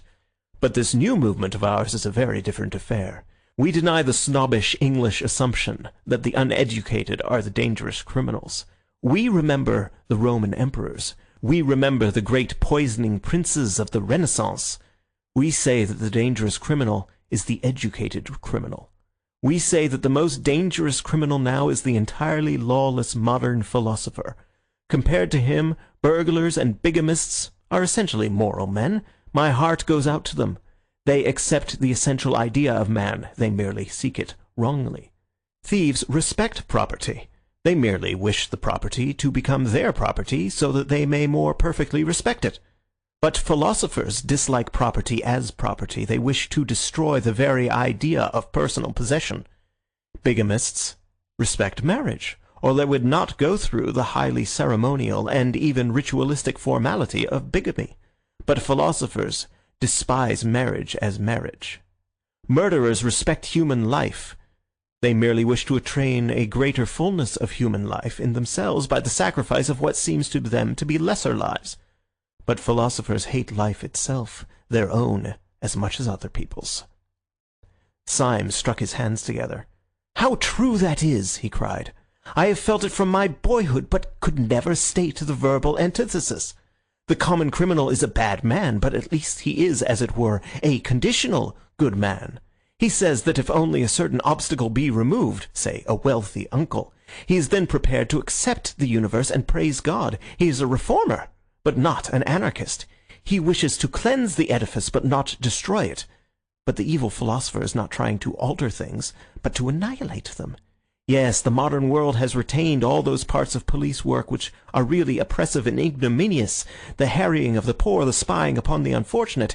It has given up its more dignified work, the punishment of powerful traitors in the state and powerful heresiarchs in the church. The moderns say we must not punish heretics. My only doubt is whether we have a right to punish anybody else." "But this is absurd!" cried the policeman, clasping his hands with an excitement uncommon in persons of his figure and costume. "But this is intolerable! I don't know what you're doing, but you're wasting your life. You must, you shall, join our special army against anarchy. Their armies are on our frontiers. Their bolt is ready to fall. A moment more, and you may lose the glory of working with us, perhaps the glory of dying with the last heroes of the world." "It is a chance not to be missed, certainly," assented Syme. but I still do not quite understand. I know as well as anybody that the modern world is full of lawless little men and mad little movements, but, beastly as they are, they generally have the one merit of disagreeing with each other. How can you talk of their leading one army or hurling one bolt? What is this anarchy?" "Do not confuse it," replied the constable, "with those chance dynamite outbreaks from Russia or from Ireland, which are really the outbreaks of oppressed, if mistaken, men. This is a vast philosophic movement consisting of an outer and an inner ring. You might even call the outer ring the laity and the inner ring the priesthood. I prefer to call the outer ring the innocent section, the inner ring the supremely guilty section. The outer ring, the main mass of their supporters, are merely anarchists. That is, men who believe that rules and formulas have destroyed human happiness. They believe that all the evil results of human crime are the results of the system that has called it crime. They do not believe that the crime creates the punishment. They believe that the punishment has created the crime. They believe that if a man seduced 7 women, he would naturally walk away as blameless as the flowers of spring. They believe that if a man picked a pocket, he would naturally feel exquisitely good. These I call the innocent section." "Oh," said Syme. "Naturally, therefore, these people talk about a happy time coming, the paradise of the future, mankind freed from the bondage of vice and the bondage of virtue, and so on. And so also the men of the inner circle speak, the sacred priesthood. They also speak to applauding crowds of the happiness of the future and of mankind freed at last, but in their mouths." And the policeman lowered his voice. "In their mouths these happy phrases have a horrible meaning. They are under no illusions. They are too intellectual to think that man upon this earth can ever be quite free of original sin and the struggle, and they mean death. When they say that mankind shall be free at last, they mean that mankind shall commit suicide. When they talk of a paradise without right or wrong, they mean the grave. They have but 2 objects, to destroy first humanity and then themselves. That is why they throw bombs instead of firing pistols. The innocent rank and file are disappointed because the bomb has not killed the king, but the high priesthood are happy because it has killed somebody." "How can I join you?" asked Syme with a sort of passion. "I know for a fact that there is a vacancy at the moment," said the policeman. "As I have the honour to be somewhat in the confidence of the chief whom I have spoken, you should really come and see him, or rather I should not say see him. Nobody ever sees him, but you can talk to him if you like." "Telephone?" inquired Syme with interest. "No," said the policeman placidly. "He has a fancy for always sitting in a pitch-dark room. He says it makes his thoughts brighter. Do come along."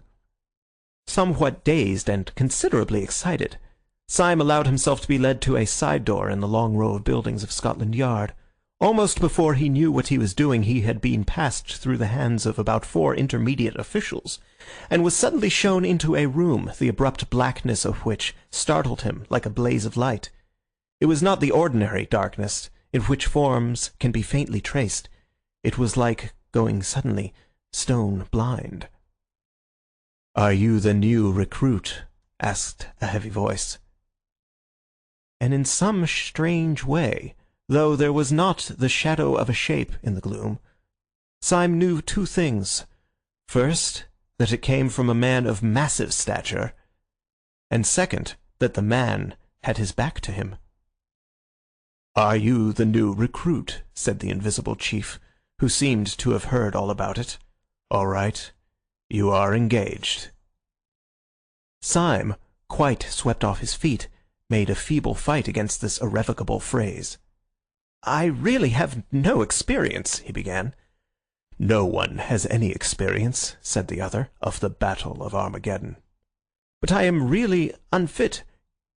"You are willing. That is enough," said the unknown. "Well, really," said Syme, "I don't know any profession of which mere willingness is the final test." "I do," said the other. "Martyrs. I am condemning you to death. Good day." Thus it was that when Gabriel Syme came out again into the crimson light of evening, in his shabby black hat and shabby lawless cloak, He came out a member of the new detective corps for the frustration of the great conspiracy. Acting under the advice of his friend the policeman, who was professionally inclined to neatness, he trimmed his hair and beard, bought a good hat, clad himself in a exquisite summer suit of light blue-grey, with a pale yellow flower in the buttonhole, and in short, became that elegant and rather insupportable person whom Gregory had first encountered in the little garden of Saffron Park. Before he finally left the police premises, his friend provided him with a small blue card on which was written "The Last Crusade," and a number, the sign of his official authority. He put this carefully in his upper waistcoat pocket, lit a cigarette, and went forth to track and fight the enemy in all the drawing-rooms of London. Where his adventure ultimately led him, we have already seen. At about 1:30 on a February night, he found himself steaming in a small tug up the silent Thames, armed with sword-stick and revolver, the duly elected Thursday of the Central Council of Anarchists. When Syme stepped out onto the steam tug, he had a singular sensation of stepping out into something entirely new, not merely into the landscape of a new land, but even into the landscape of a new planet. This was mainly due to the insane yet solid decision of that evening, though partly also to an entire change in the weather and the sky since he entered the little tavern some 2 hours before. Every trace of the passionate plumage of the cloudy sunset had been swept away, and a naked moon stood in a naked sky. The moon was so strong and full that, by a paradox often to be noticed, it seemed like a weaker sun. It gave not the sense of bright moonshine, but rather of a dead daylight. Over the whole landscape lay a luminous and unnatural discoloration, as of that disastrous twilight which Milton spoke of as shed by the sun in eclipse, so that Syme fell easily into his first thought that he was actually on some other and emptier planet, which circled round some sadder star. But the more he felt this glittering desolation in the moonlit land, the more his own chivalric folly glowed in the night like a great fire. Even the common things he carried with him, the food and the brandy and the loaded pistol, took on exactly that concrete and material poetry which a child feels when he takes a gun upon a journey, or a bun with him to bed. The sword-stick and the brandy flask, though in themselves only the tools of morbid conspirators, became the expressions of his own more healthy romance. The sword-stick became almost the sword of chivalry, and the brandy the wine of the stirrup-cup. For even the most dehumanized modern fantasies depend on some older and simpler figure. The adventures may be mad, but the adventurer must be sane. The dragon without St. George would not even be grotesque. So this inhuman landscape was only imaginative by the presence of a man really human. To Syme's exaggerative mind, the bright, bleak houses and terraces by the Thames looked as empty as the mountains of the moon. But even the moon is only poetical, because there is a man in the moon. The tug was worked by 2 men, and with much toil went comparatively slowly. The clear moon that had lit up Chiswick had gone down by the time that they passed Battersea, and when they came under the enormous bulk of Westminster, day had already begun to break. It broke like the splitting of great bars of lead showing bars of silver, and these had brightened like white fire when the tug, changing its onward course, turned inward to a large landing stage rather beyond Charing Cross. The great stones of the embankment seemed equally dark and gigantic as Syme looked up at them. They were big and black against the huge white dawn. They made him feel that he was landing on the colossal steps of some Egyptian palace, and indeed the thing suited his mood, for he was, in his own mind, mounting to attack the solid thrones of horrible and heathen kings. He leapt out of the boat onto one slimy step and stood, a dark and slender figure, amid the enormous masonry. The 2 men in the tug put her off again and turned upstream. They had never spoken a word. End of chapter 4. The Man Who Was Thursday, A Nightmare, by G.K. Chesterton. Read by Zachary Brewster Geiss, April 2007, Waterbury, Connecticut. Chapter 5. The Feast of Fear. At first, the large stone stair seemed to Syme as deserted as a pyramid, but before he reached the top, he had realized that there was a man leaning over the parapet of the embankment and looking out across the river. As a figure he was quite conventional, clad in a silk hat and frock coat of the more formal type of fashion. He had a red flower in his buttonhole. As Syme drew nearer to him step by step, he did not even move a hair.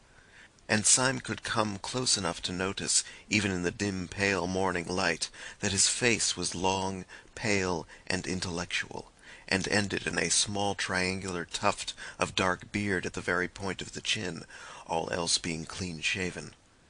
This scrap of hair almost seemed a mere oversight. The rest of the face was of the type that is best shaven, clear-cut, ascetic, and in its way noble. Syme drew closer and closer, noting all this, and still the figure did not stir. At first an instinct had told Syme that this was the man whom he was meant to meet. Then, seeing that the man made no sign, he had concluded that he was not. And now again he had come back to a certainty that the man had something to do with his mad adventure, for the man remained more still than would have been natural if a stranger had come so close. He was as motionless as a waxwork, and got on the nerves, somewhat in the same way. Syme looked again and again at the pale, dignified and delicate face, and the face still looked blankly across the river. Then he took out of his pocket the note from Buttons proving his election, and put it before that sad and beautiful face. Then the man smiled, and his smile was a shock, for it was all on one side, going up in the right cheek and down in the left. There was nothing, rationally speaking, to scare anyone about this. Many people have this nervous trick of a crooked smile, and in many it is even attractive. But in all Syme's circumstances, with the dark dawn and the deadly errand, and the loneliness on the great dripping stones, there was something unnerving in it. There was the silent river and the silent man, a man of even classic face. And there was the last nightmare touch, that his smile suddenly went wrong. The spasm of smile was instantaneous, and the man's face dropped at once into its harmonious melancholy. He spoke without further explanation or inquiry, like a man speaking to an old colleague. "If we walk up towards Leicester Square," he said, "we shall just be in time for breakfast. Sunday always insists on an early breakfast.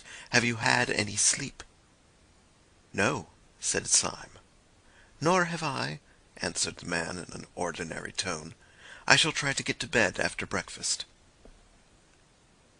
He spoke with casual civility, but in an utterly dead voice that contradicted the fanaticism of his face. It seemed almost as if all friendly words were to him lifeless conveniences, and that his only life was hate. After a pause the man spoke again. "Of course the secretary of the branch told you everything that can be told, but the one thing that can never be told is the last notion of the president, for his notions grow like a tropical forest. So in case you don't know, I'd better tell you that he is carrying out his notion of concealing ourselves by not concealing ourselves to the most extraordinary lengths just now. Originally, of course, we met in a cell underground, just as your branch does. Then Sunday made us take a private room at an ordinary restaurant. He said that if you didn't seem to be hiding, nobody hunted you out. Well, he is the only man on earth, I know, but sometimes I really think that his huge brain is going a little mad in its old age. For now we flaunt ourselves before the public. We have our breakfast on a balcony, if you please, overlooking Leicester Square." "And what do the people say?" asked Syme. "It's quite simple what they say," answered his guide. "They say we are a lot of jolly gentlemen who pretend they are anarchists." "It seems to me a very clever idea," said Syme. "Clever! God blast your impudence, clever!" cried out the other in a sudden, shrill voice, which was as startling and discordant as his crooked smile. "When you've seen Sunday for a split second, you'll leave off calling him clever." With this they emerged out of a narrow street, and saw the early sunlight filling Leicester Square. It will never be known, I suppose, why this square itself should look so alien and in some ways so continental. It will never be known whether it was the foreign look that attracted the foreigners, or the foreigners who gave it the foreign look. But on this particular morning the effect seemed singularly bright and clear. Between the open square and the sunlit leaves and the statue and the Saracenic outlines of the Alhambra, it looked the replica of some French or even Spanish public place. And this effect increased in Syme the sensation, which in many shapes he had had through the whole adventure, the eerie sensation of having strayed into a new world. As a fact, he had bought bad cigars around Leicester Square ever since he was a boy, but as he turned that corner and saw the trees and the Moorish cupolas, he could have sworn that he was turning into an unknown place de something or other in some foreign town. At one corner of the square there projected a kind of angle of a prosperous but quiet hotel, the bulk of which belonged to a street behind. In the wall there was one large French window, probably the window of a large coffee-room, and outside this window, almost literally overhanging the square, was a formidably buttressed balcony, big enough to contain a dining table. In fact, it did contain a dining table, or more strictly a breakfast table, and round the breakfast table, glowing in the sunlight and evident to the street, were a group of noisy and talkative men, all dressed in the insolence of fashion, with white waistcoats and expensive buttonholes. Some of their jokes could almost be heard across the square. Then the grave secretary gave his unnatural smile, and Syme knew that this boisterous breakfast party was the secret conclave of the European dynamiters. Then, as Syme continued to stare at them, he saw something that he had not seen before. He had not seen it literally because it was too large to see. At the nearest end of the balcony, blocking up a great part of the perspective, was the back of a great mountain of a man. When Syme had seen him, his first thought was that the weight of him must break down the balcony of stone.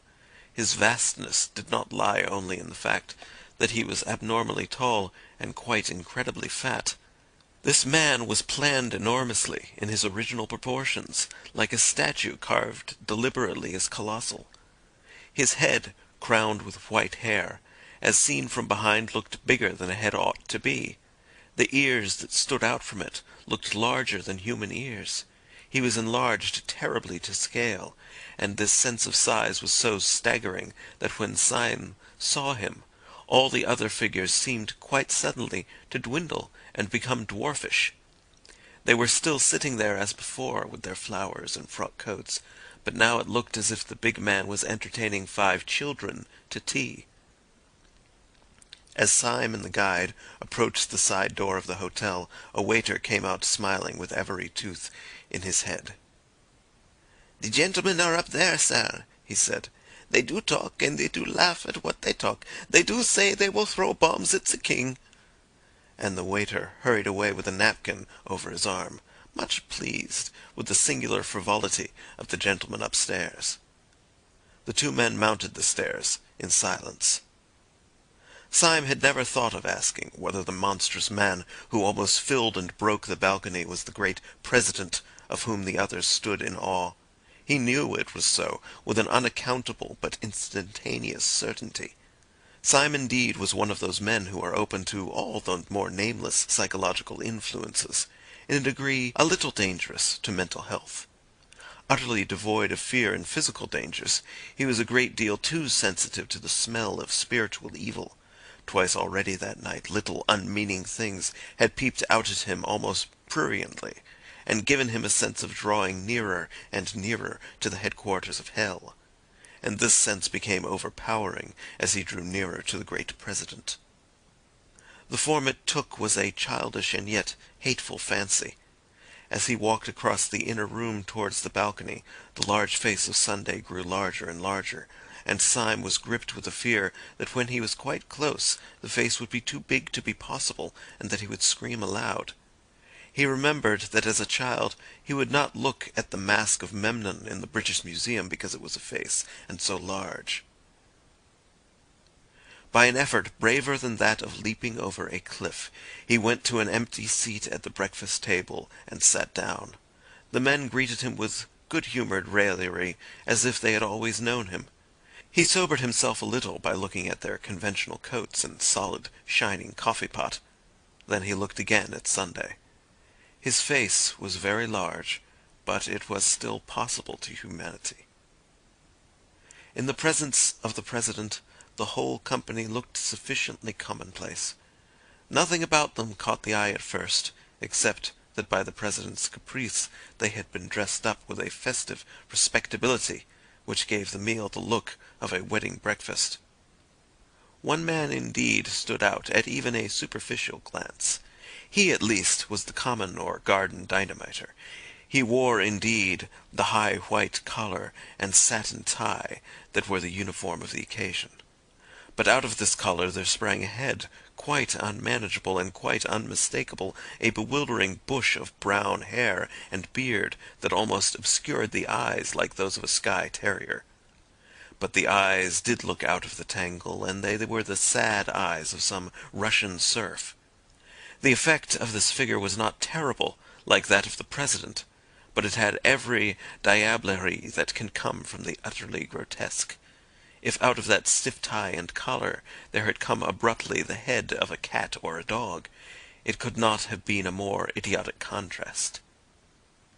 The man's name, it seemed, was Gogol. He was a Pole, and in this circle of days he was called Tuesday. His soul and speech were incurably tragic. He could not force himself to play the prosperous and frivolous part demanded of him by President Sunday. And indeed, when Syme came in, the President, with that daring disregard of public suspicion which was his policy, was actually chaffing Gogol upon his inability to assume conventional graces. "Our friend Tuesday," said the President, in a deep voice, at once of quietude and volume, "our friend Tuesday doesn't seem to grasp the idea. He dresses up like a gentleman, but he seems to be too great a soul to behave like one. He insists on the ways of the stage conspirator. Now, if a gentleman goes about London in a top hat and a frock coat, no one need know that he is an anarchist. But if a gentleman puts on a top hat and a frock coat, and then goes about on his hands and knees, well, he may attract attention. That's what Brother Gogol does.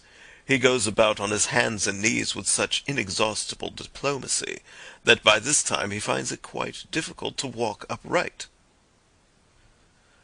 "I am not good at concealment," said Gogol sulkily, with a thick foreign accent. "I am not ashamed of the cause." "Yes, you are, my boy, and so is the cause of you," said the President good-naturedly. "You hide as much as anybody. But you can't do it, you see, you're such an ass. You try to combine two inconsistent methods. When a householder finds a man under his bed, he will probably pause to note the circumstance. But if he finds a man under his bed in a top hat, you will agree with me, my dear Tuesday, that he is not likely even to forget it. Now, when you are found under Admiral Biffin's bed—" "I am not good at deception," said Tuesday gloomily, flushing. "Right, my boy, right," said the President with a ponderous heartiness. "You aren't good at anything." While this stream of conversation continued, Syme was looking more steadily at the men around him. As he did so, he gradually felt all his sense of something spiritually queer return. He had thought at first that they were all of common stature and costume, with the evident exception of the hairy Gogol. But as he looked at the others, he began to see in each of them exactly what he had seen in the man by the river, a demoniac detail somewhere. That lopsided laugh, which would suddenly disfigure the fine face of his original guide, was typical of all these types. Each man had something about him, perceived perhaps at the 10th or 20th glance, which was not normal, and which seemed hardly human. The only metaphor he could think of was this, that they all looked as men of fashion and presence would look, with the additional twist given in a false and curved mirror. Only the individual examples will express this half-concealed eccentricity. Syme's original cicerone bore the title of Monday. He was the secretary of the council, and his twisted smile was regarded with more terror than anything except the president's horrible, happy laughter. But now that Syme had more space and light to observe him, there were other touches. His fine face was so emaciated that Syme thought it must be wasted with some disease. Yet somehow the very distress of his dark eyes denied this. It was no physical ill that troubled him. His eyes were alive with intellectual torture, as if pure thought was pain. He was typical of each of the tribe. Each man was subtly and differently wrong. Next to him sat Tuesday, the tousle-headed Gogol, a man more obviously mad. Next was Wednesday, a certain Marquis de Saint-Eustache, a sufficiently characteristic figure. The first few glances found nothing unusual about him, except that he was the only man at table who wore the fashionable clothes as if they were really his own. He had a black French beard cut square, and a black English frock-coat cut even squarer. But Syme, sensitive to such things, felt somehow that the man carried a rich atmosphere with him, a rich atmosphere that suffocated. It reminded one irrationally of drowsy odours and of dying lamps in the darker poems of Byron and Poe. With this went a scent of his being clad not in lighter colours, but in softer materials. His black seemed richer and warmer than the black shades about him, as if it were compounded of profound colour. His black coat looked as if it were only black by being too dense a purple. His black beard looked as if it were only black by being too deep a blue. And in the gloom and thickness of the beard his dark red mouth showed sensual and scornful. Whatever he was not a Frenchman. He might be a Jew, he might be something deeper yet in the dark heart of the East. In the bright-coloured Persian tiles and pictures showing tyrants hunting, you may see just those almond eyes, those blue-black beards, those cruel crimson lips.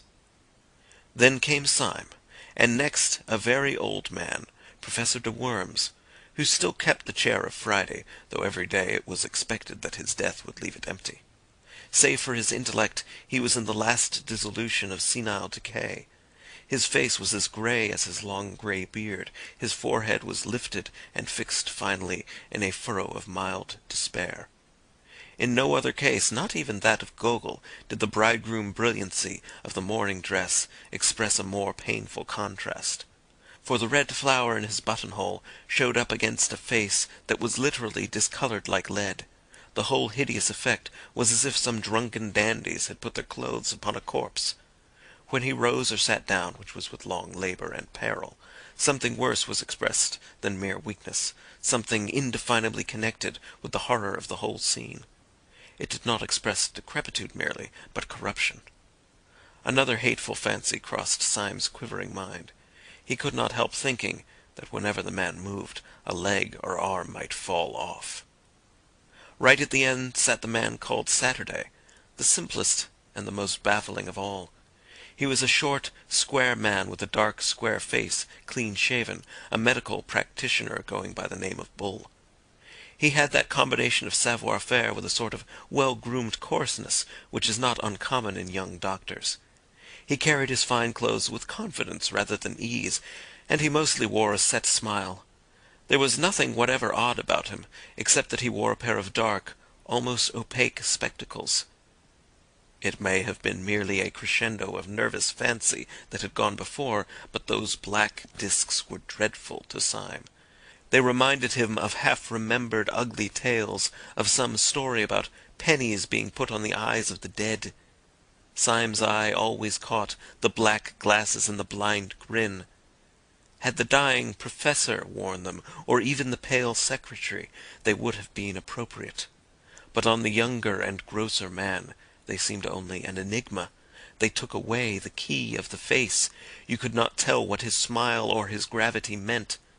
Partly from this, and partly because he had a vulgar virility wanting in most of the others, it seemed to Syme that he might be the wickedest of all those wicked men. Syme even had the thought that his eyes might be covered up because they were too frightful to see. End of chapter 5.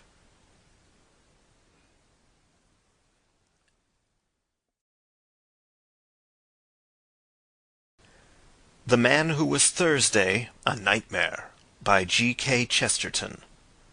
Read by Zachary Brewster-Geiss, April 2007, Waterbury, Connecticut. Chapter 6. The Exposure. Such were the 6 men who had sworn to destroy the world. Again and again Syme strove to pull together his common sense in their presence. Sometimes he saw for an instant that these notions were subjective, that he was only looking at ordinary men, one of whom was old, another nervous, another short-sighted. The sense of an unnatural symbolism always settled back on him again. Each figure seemed to be somehow on the borderland of things, just as their theory was on the borderland of thought. He knew that each one of these men stood at the extreme end, so to speak, of some wild road of reasoning. He could only fancy, as in some old-world fable, that if a man went westward to the end of the world he would find something, say a tree, that was more or less than a tree possessed by a spirit, and that if he went east to the end of the world he would find something else that was not wholly itself, a tower, perhaps, of which the very shape was wicked. So these figures seemed to stand up, violent and unaccountable, against an ultimate horizon, visions from the verge. The ends of the earth were closing in. Talk had been going on steadily as he took in the scene, and not the least of the contrasts of that bewildering breakfast-table was the contrast between the easy and unobtrusive tone of talk and its terrible purport. They were deep in the discussion of an actual and immediate plot. The waiter downstairs had spoken quite correctly when he said that they were talking about bombs and kings. Only 3 days afterwards the Tsar was to meet the President of the French Republic in Paris, and over their bacon and eggs upon their sunny balcony these beaming gentlemen had decided how both should die. Even the instrument was chosen. The black-bearded Marquis, it appeared, was to carry the bomb. Ordinarily speaking, the proximity of this positive and objective crime would have sobered Syme, and cured him of all his merely mystical tremors. He would have thought of nothing but the need of saving at least 2 human bodies from being ripped in pieces with iron and roaring gas. But the truth was that by this time he had begun to feel a third kind of fear, more piercing and practical than either his moral revulsion or his social responsibility. Very simply, he had no fear to spare for the French President or the Tsar. He had begun to fear for himself. Most of the talkers took little heed of him, debating now with their faces closer together and almost uniformly grave, save when for an instant the smile of the secretary ran aslant across his face as the jagged lightning runs aslant across the sky. But there was one persistent thing which first troubled Syme and at last terrified him. The President was always looking at him, steadily and with a great and baffling interest. The enormous man was quite quiet, but his blue eyes stood out of his head, and they were always fixed on Syme. Syme felt moved to spring up and leap over the balcony. When the President's eyes were on him, he felt as if he were made of glass. He had hardly the shred of a doubt that in some silent and extraordinary way Sunday had found out that he was a spy. He looked over the edge of the balcony and saw policemen standing abstractedly just beneath, staring at the bright railings and the sunlit trees. Then there fell upon him the great temptation that was to torment him for many days. In the presence of these powerful and repulsive men, who were the princes of anarchy, he had almost forgotten the frail and fanciful figure of the poet Gregory, the mere aesthete of anarchism. He even thought of him now with an old kindness, as if they had played together when children. But he remembered that he was still tied to Gregory by a great promise. He had promised never to do the very thing that he now felt himself almost in the act of doing. He had promised not to jump over that balcony and speak to that policeman. He took his cold hand off the cold stone balustrade. His soul swayed in a vertigo of moral indecision. He had only to snap the thread of a rash vow made to a villainous society, and all his life could be as open and sunny as the square beneath him. He had, on the other hand, only to keep his antiquated honour and be delivered inch by inch into the power of this great enemy of mankind, whose very intellect was a torture-chamber.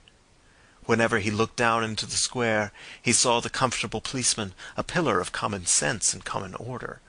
Whenever he looked back at the breakfast table, he saw the president still quietly studying him with big, unbearable eyes. In all the torrent of his thought there were two thoughts that never crossed his mind. First, it never occurred to him to doubt that the president and his council could crush him if he continued to stand alone. The place might be public, the project might seem impossible, but Sunday was not the man who would carry himself thus easily without having, somehow or somewhere, set open his iron trap. Either by anonymous poison or sudden street accident, by hypnotism or by fire from hell, Sunday could certainly strike him. If he defied the man he was probably dead, either struck stiff there in his chair or long afterwards as by an innocent ailment. If he called in the police promptly, arrested everyone, told all and set against them the whole energy of England, he would probably escape. Certainly not otherwise. They were a balcony full of gentlemen overlooking a bright and busy square, but he felt no more safe with them than if they had been a boatful of armed pirates overlooking an empty sea. There was a second thought that never came to him. It never occurred to him to be spiritually won over to the enemy. Many moderns, inured to a weak worship of intellect and force, might have wavered in their allegiance under this oppression of a great personality. They might have called Sunday the Superman. If any such creature be conceivable, he looked, indeed, somewhat like it, with his earth-shaking abstraction as of a stone statue walking. He might have been called something above man, with his large plans, which were too obvious to be detected, with his large face, which was too frank to be understood. But this was a kind of modern meanness to which Syme could not sink, even in his extreme morbidity. Like any man, he was coward enough to fear great force, but he was not quite coward enough to admire it. The men were eating as they talked, and even in this they were typical. Dr. Bull and the Marquis ate casually and conventionally of the best things on the table, cold pheasant or Strasbourg pie. But the secretary was a vegetarian, and he spoke earnestly of the projected murder over half a raw tomato and 3/4 of a glass of tepid water. The old professor had such slops as suggested a sickening second childhood. And even in this President Sunday preserved his curious predominance of mere mass, for he ate like 20 men. He ate incredibly, with a frightful freshness of appetite, so that it was like watching a sausage factory. Yet continually, when he had swallowed a dozen crumpets, or drunk a quart of coffee, he would be found with his great head on one side, staring at Syme. "I have often wondered," said the Marquis, taking a great bite out of a slice of bread and jam, "whether it wouldn't be better for me to do it with a knife. Most of the best things have been brought off with a knife, and it would be a new emotion to get a knife into a French president and wriggle it round." "You are wrong," said the secretary, drawing his black brows together. "The knife was merely the expression of the old personal quarrel with a personal tyrant. Dynamite is not only our best tool, but our best symbol. It is as perfect a symbol of us as incense is of the prayers of the Christians. It expands. It only destroys because it broadens. Even so, thought only destroys because it broadens. A man's brain is a bomb," he cried out, loosening suddenly his strange passion and striking his own skull with violence. "My brain feels like a bomb night and day. It must expand. It must expand. A man's brain must expand if it breaks up the universe." "I don't want the universe broken up just yet," drawled the Marquis. "I want to do a lot of beastly things before I die. I thought of one yesterday in bed." "No, if the only end of the thing is nothing," said Dr. Bull with his sphinx-like smile, "it hardly seems worth doing." The old professor was staring at the ceiling with dull eyes. "Every man knows in his heart," he said, "that nothing is worth doing." There was a singular silence, and then the secretary said, "We are wandering, however, from the point. The only question is how Wednesday is to strike the blow. I take it we should all agree with the original notion of a bomb. As to the actual arrangements, I should suggest that tomorrow morning he should go first of all to—" The speech was broken off short under a vast shadow. President Sunday had risen to his feet, seeming to fill the sky above them. "Before we discuss that," he said in a small, quiet voice, "let us go into a private room. I have something very particular to say." Syme stood up before any of the others. The instant of choice had come at last. The pistol was at his head. On the pavement before he could hear the policeman idly stir and stamp, for the morning, though bright, was cold. A barrel organ in the street suddenly sprang with a jerk into a jovial tune. Syme stood up taut, as if it had been a bugle before the battle. He found himself filled with a supernatural courage that came from nowhere. That jingling music seemed full of the vivacity, the vulgarity, and the irrational valour of the poor, who in all those unclean streets were all clinging to the decencies and the charities of Christendom. His youthful prank of being a policeman had faded from his mind. He did not think of himself as the representative of the corps of gentlemen turned into fancy constables, or of the old eccentric who lived in the dark room. But he did feel himself as the ambassador of all these common and kindly people in the street who every day marched into the battle to the music of the barrel organ. And this high pride in being human had lifted him unaccountably to an infinite height above the monstrous men around him. For an instant at least he looked down upon all their sprawling eccentricities from the starry pinnacle of the commonplace. He felt towards them all that unconscious and elementary superiority that a brave man feels over powerful beasts, or a wise man over powerful errors. He knew that he had neither the intellectual nor the physical strength of President Sunday, but in that moment he minded it no more than the fact that he had not the muscles of a tiger or a horn on his nose like a rhinoceros. All was swallowed up in an ultimate certainty that the President was wrong and that the barrel organ was right.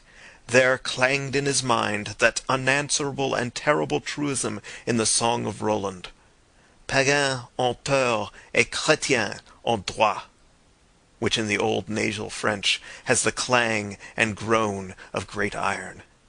This liberation of his spirit from the load of his weakness went with a quite clear decision to embrace death. If the people of the barrel organ could keep their old world obligations, so could he. This very pride in keeping his word was that he was keeping it to miscreants. It was his last triumph over these lunatics, to go down into their dark room and die for something that they could not even understand. The barrel organ seemed to give the marching tune with the energy and the mingled noises of a whole orchestra, and he could hear deep and rolling, under all the trumpets of the pride of life, the drums of the pride of death. The conspirators were already filing through the open window and into the rooms behind. Syme went last, outwardly calm, but with all his brain and body throbbing with romantic rhythm. The President led them down an irregular side stair, such as might be used by servants, and into a dim, cold, empty room, with a table and benches, like an abandoned boardroom. When they were all in, he closed and locked the door. The first to speak was Gogol, the irreconcilable, who seemed bursting with inarticulate grievance. "So, he cried, with an obscure excitement, his heavy Polish accent becoming almost impenetrable. "You say you not hide. You say you show himself. It is on nothings. When you want talk important, you run yourselves in a dark box." The President seemed to take the foreigner's incoherent satire with entire good humour. "You can't get hold of it yet, Gogol," he said in a fatherly way. "When once they have heard us talking nonsense on that balcony, they will not care where we go afterwards. If we had come here first, we should have had the whole staff at the keyhole. You don't seem to know anything about mankind." "I die for them," cried the Pole in thick excitement, "and I slay their oppressors. I care not for these games of concealment. I would smite the tyrant in the open square." I see," said the President, nodding kindly as he seated himself at the top of a long table.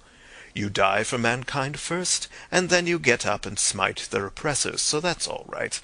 And now may I ask you to control your beautiful sentiments and sit down with the other gentlemen at this table.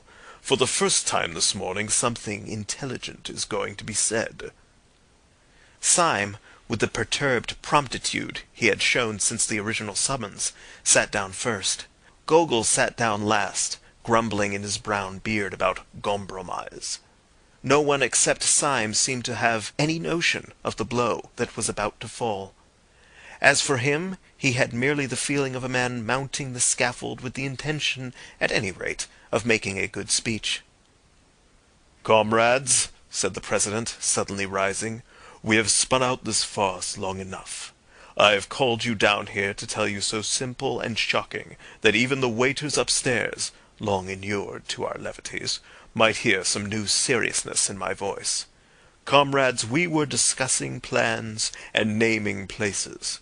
I propose, before saying anything else, that those plans and places should not be voted by this meeting, but should be left wholly in the control of some one reliable member. I suggest Comrade Saturday, Dr. Bull." They all stared at him. Then they all started in their seats, for the next words, though not loud, had a living and sensational emphasis. Sunday struck the table. "Not one word more about the plans and places must be said at this meeting. Not one tiny detail more about what we mean to do must be mentioned in this company." Sunday had spent his life in astonishing his followers, but it seemed as if he had never really astonished them until now. They all moved feverishly in their seats, except Syme. He sat stiff in his, with his hand in his pocket and on the handle of his loaded revolver. When the attack on him came, he would sell his life dear. He would find out at least if the President was mortal. Sunday went on smoothly. "You will probably understand that there is only one possible motive for forbidding free speech at this festival of freedom. Strangers overhearing us matters nothing. They assume that we are joking.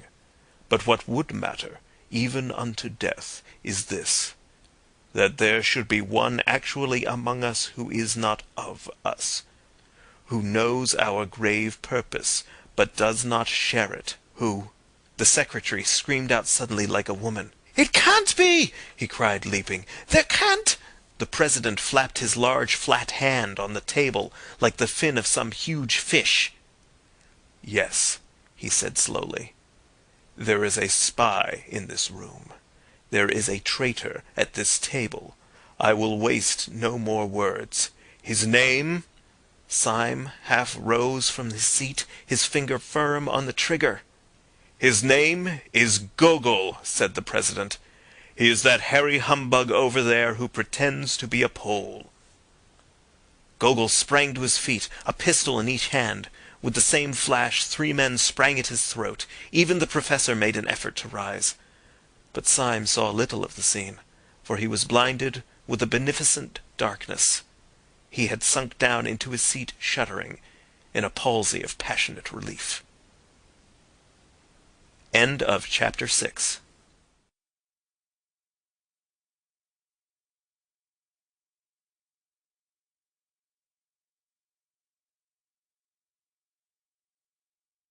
The Man Who Was Thursday, A Nightmare, by G.K. Chesterton. Read by Zachary Brewster Geiss, Greenbelt, Maryland, April 2007. Chapter 7. The Unaccountable Conduct of Professor de Worms.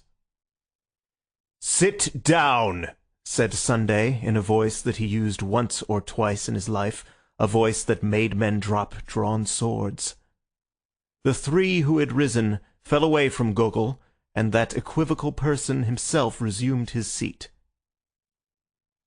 "Well, my man," said the President briskly, addressing him as one addresses a total stranger, "will you oblige me by putting your hand in your upper waistcoat pocket and showing me what you have there?" The alleged Pole was a little pale under his tangle of dark hair, but he put 2 fingers into the pocket with apparent coolness and pulled out a blue strip of card.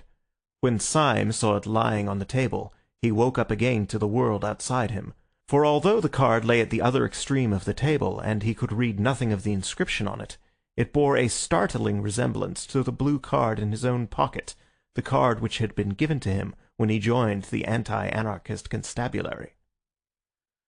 "Pathetic Slav," said the President.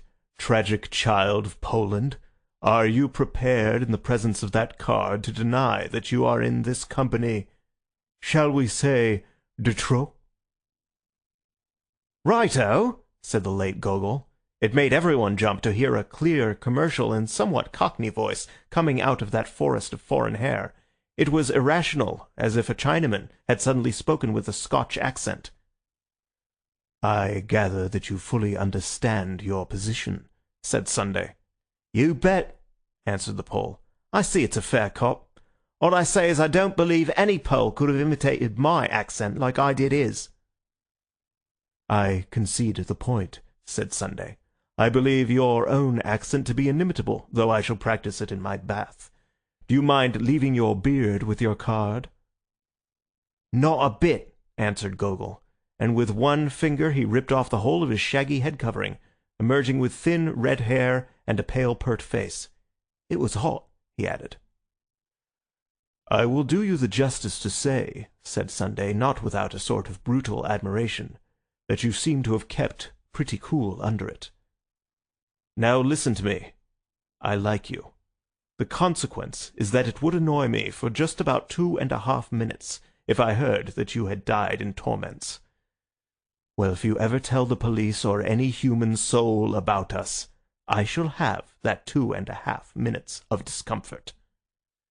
On your discomfort I will not dwell. Good day. Mind the step."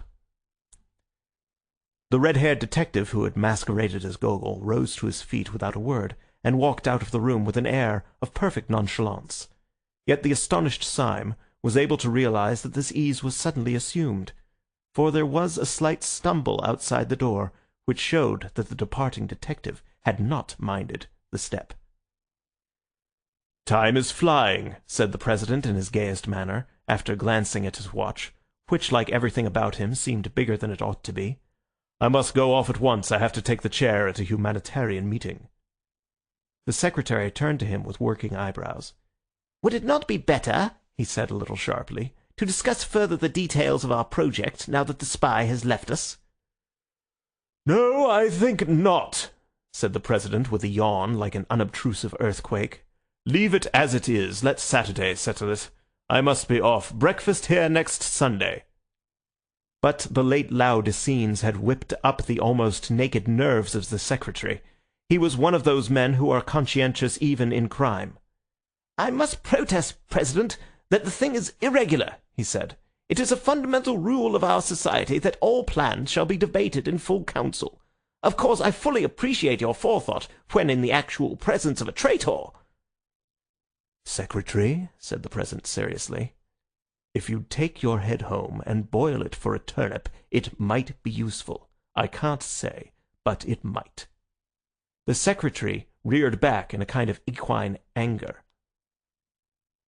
"I really fail to understand," he began in high offence.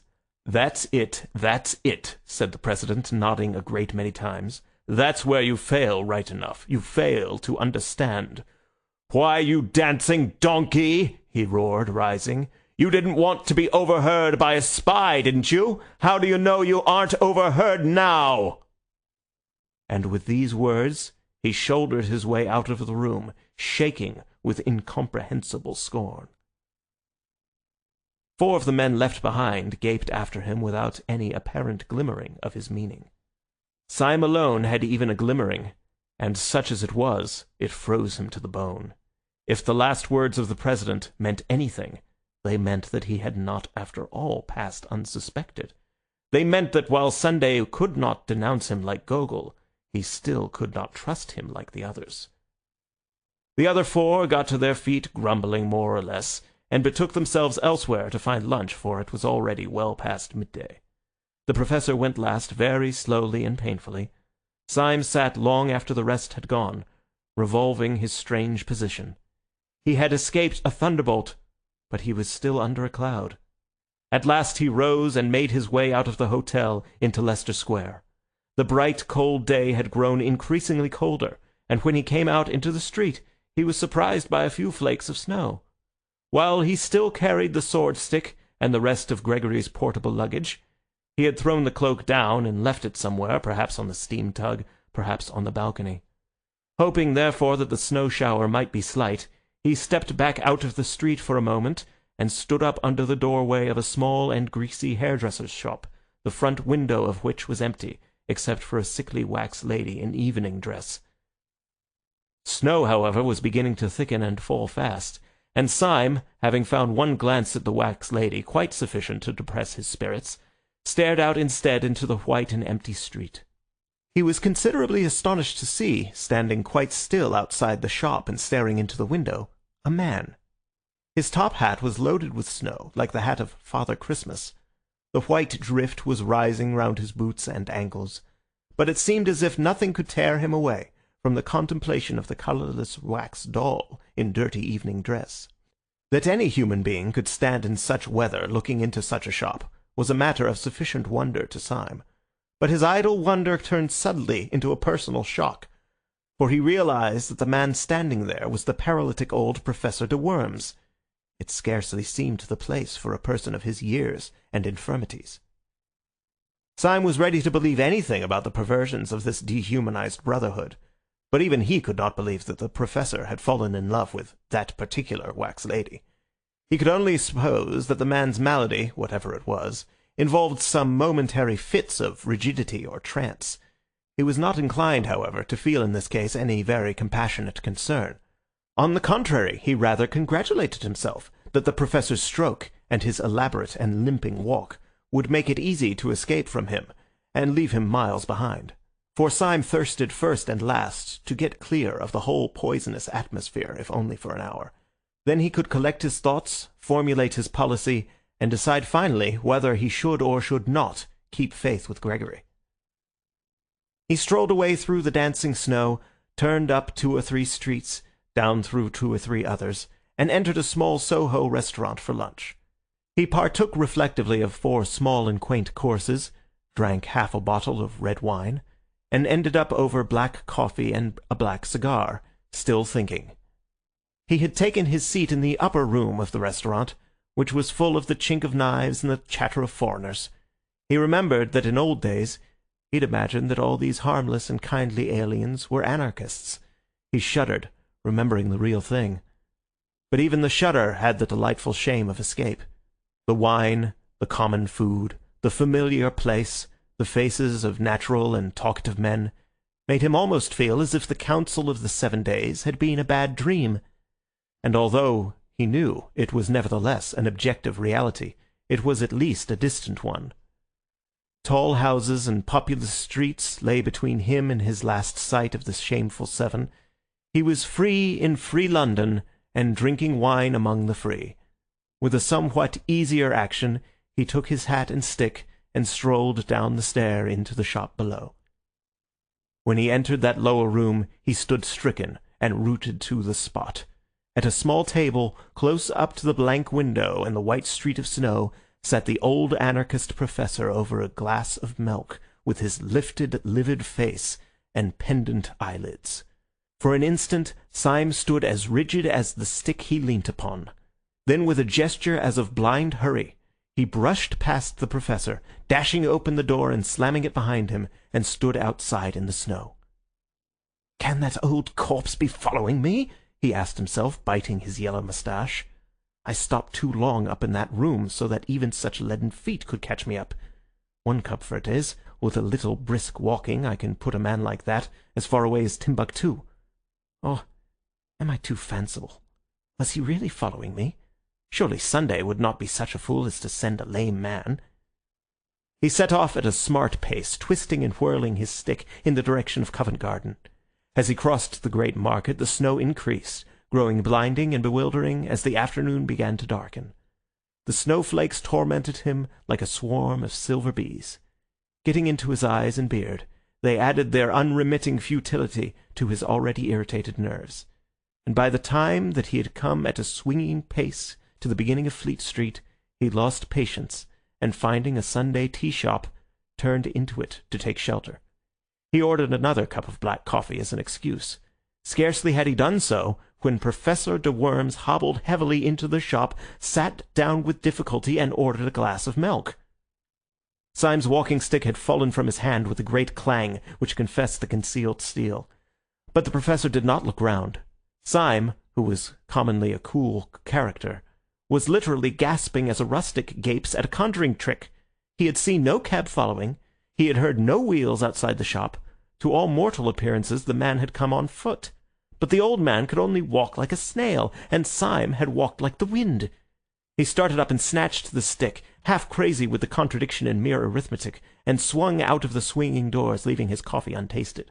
An omnibus going to the bank went rattling by with an unusual rapidity. He had a violent run of 100 yards to reach it, but he managed to spring, swaying upon the splashboard, and, pausing for an instant to pant, he climbed on to the top.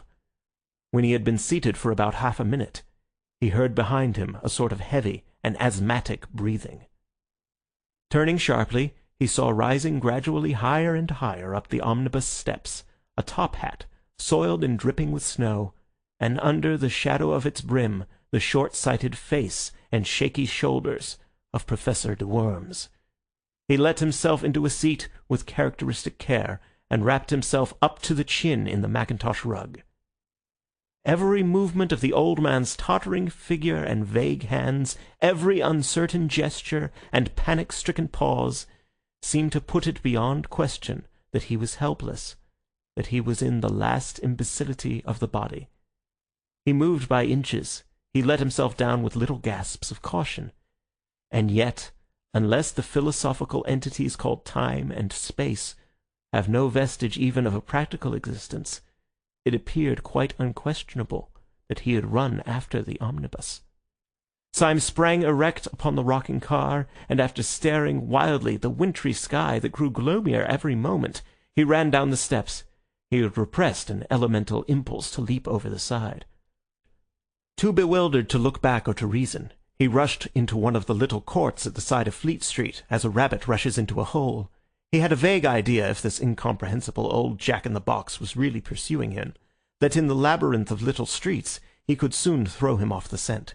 He dived in and out of those crooked lanes, which were more like cracks than thoroughfares, and by the time he had completed about 20 alternate angles and described an unthinkable polygon, he paused to listen for any sound of pursuit. There was none. There could not in any case have been much, for the little streets were thick with the soundless snow. Somewhere behind Red Lion Court, however, he noticed a place where some energetic citizen had cleared away the snow for a space of about 20 yards, leaving the wet, glistening cobblestones. He thought little of this as he passed it, only plunging into yet another arm of the maze. But when a few 100 yards farther on, he stood still again to listen. His heart stood still also, for he heard from that space of rugged stones the clinking crutch and labouring feet of the infernal cripple. The sky above was loaded with the clouds of snow, leaving London in a darkness and oppression premature for that hour of the evening. On each side of Syme the walls of the alley were blind and featureless. There was no little window or any kind of eave. He felt a new impulse to break out of this hive of houses, and to get once more into the open and lamplit street. Yet he rambled and dodged for a long time before he struck the main thoroughfare. When he did so, he struck it much farther up than he had fancied. He came out into what seemed the vast and void of Ludgate Circus, and saw St. Paul's Cathedral sitting in the sky. At first he was startled to find these great roads so empty, as if a pestilence had swept through the city. Then he told himself that some degree of emptiness was natural, first because the snowstorm was even dangerously deep, and secondly because it was Sunday. And at the very word Sunday he bit his lip. The word was henceforth for hire like some indecent pun. Under the white fog of snow high up in the heaven, the whole atmosphere of the city was turned to a very queer kind of green twilight, as of men under the sea. The sealed and sullen sunset behind the dark dome of St. Paul's had in it smoky and sinister colours, colours of sickly green, dead red or decaying bronze, that were just bright enough to emphasize the solid whiteness of the snow. But right up against those dreary colours rose the black bulk of the cathedral, and upon the top of the cathedral was a random splash and great stain of snow, still clinging as to an alpine peak. It had fallen accidentally, but just so fallen as to half drape the dome from its very topmost point, and to pick out in perfect silver the great orb and the cross. When Syme saw it, he suddenly straightened himself, and made with his sword-stick an involuntary salute. He knew that that evil figure, his shadow, was creeping quickly or slowly behind him, and he did not care.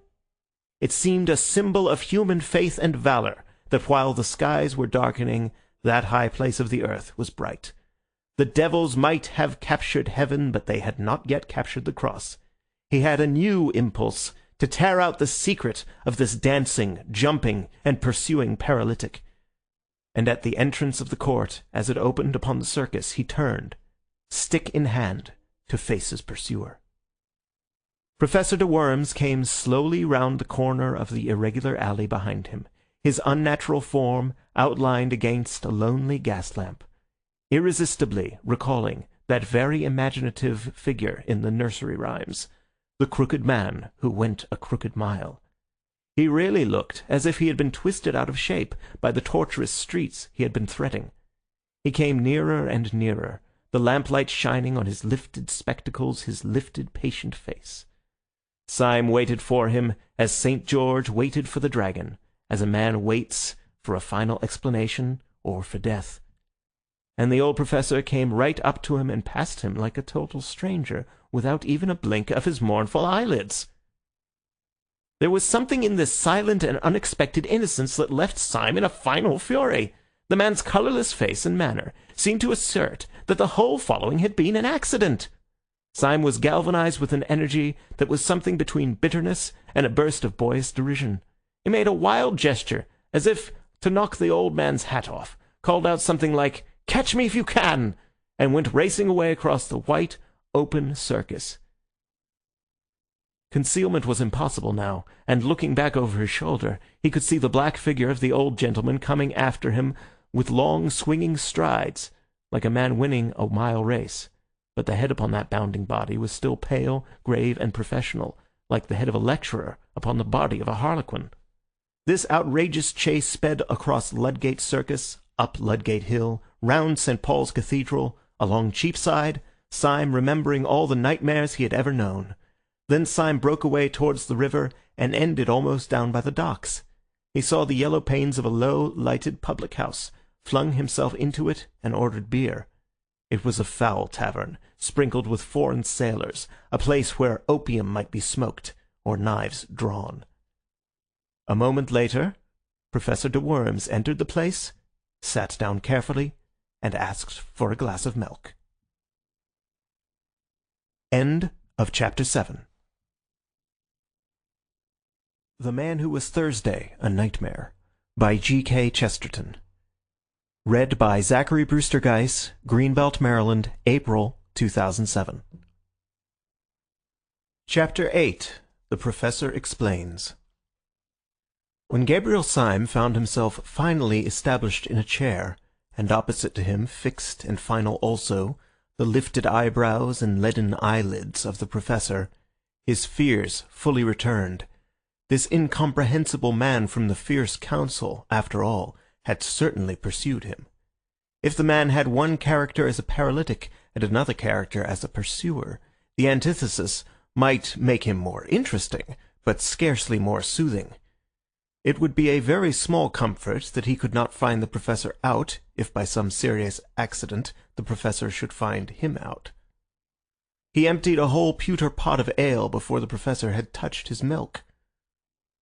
One possibility, however, kept him hopeful and yet helpless. It was just possible that this escapade signified something other than even a slight suspicion of him. Perhaps it was some regular form or sign. Perhaps the foolish scamper was some sort of friendly signal that he ought to have understood. Perhaps it was a ritual. Perhaps the new Thursday was always chased along Cheapside, as the new Lord Mayor is always escorted along it. He was just selecting a tentative inquiry when the old professor opposite suddenly and simply cut him short. Before Syme could ask the first diplomatic question, the old anarchist had asked suddenly, without any sort of preparation, "Are you a policeman?" Whatever else Syme had expected, he had never expected anything so brutal and actual as this. Even his great presence of mind could only manage a reply with an air of rather blundering jocularity. A policeman, he said, laughing vaguely. Whatever made you think of a policeman in connection with me? The process was simple enough, answered the professor patiently. I thought you looked like a policeman. I think so now. Did I take a policeman's hat by mistake out of the restaurant? Asked Syme, smiling wildly. Have I by any chance got a number stuck on me somewhere? Have my boots got that watchful look? Why must I be a policeman? Do let me be a postman. The old professor shook his head with a gravity that gave no hope, but Syme ran on with a feverish irony. But perhaps I misunderstood the delicacies of your German philosophy. Perhaps policeman is a relative term. In an evolutionary sense, sir, the ape fades so gradually into the policeman that I myself can never detect the shade. The monkey is only the policeman that may be. Perhaps a maiden lady on Clapham Common is only the policeman that might have been. I don't mind being the policeman that might have been. I don't mind being anything in German thought. Are you in the police service? Said the old man, ignoring all Syme's improvised and desperate raillery. Are you a detective? Syme's heart turned to stone, but his face never changed. Your suggestion is ridiculous, he began. Why on earth? The old man struck his palsied hand passionately on the rickety table, nearly breaking it. Do you hear me ask a plain question, you pattering spy? He shrieked in a high, crazy voice. Are you or are you not a police detective? No, answered Syme, like a man standing on the hangman's drop. You swear it, said the old man, leaning across to him, his dead face becoming, as it were, loathsomely alive. You swear it! You swear it! If you swear falsely, will you be damned? Will you be sure that the devil dances at your funeral? Will you see that the nightmare sits on your grave? Will there really be no mistake? You are an anarchist? You are a dynamiter? Above all, you are not in any sense a detective. You are not in the British police. He leant his angular elbow far across the table and put up his large loose hand like a flap to his ear.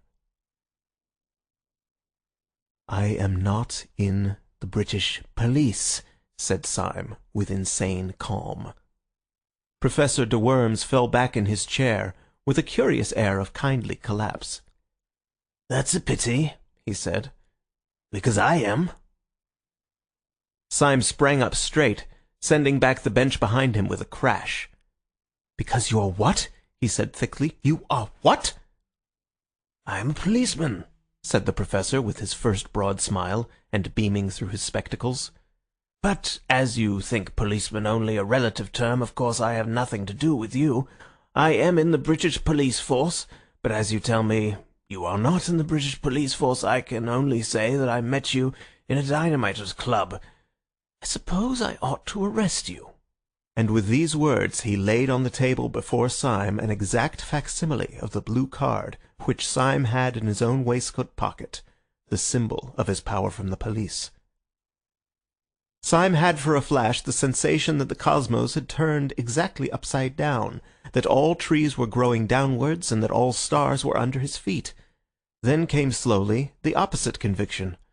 For the last 24 hours the cosmos had really been upside down, but now the capsized universe had come right side up again.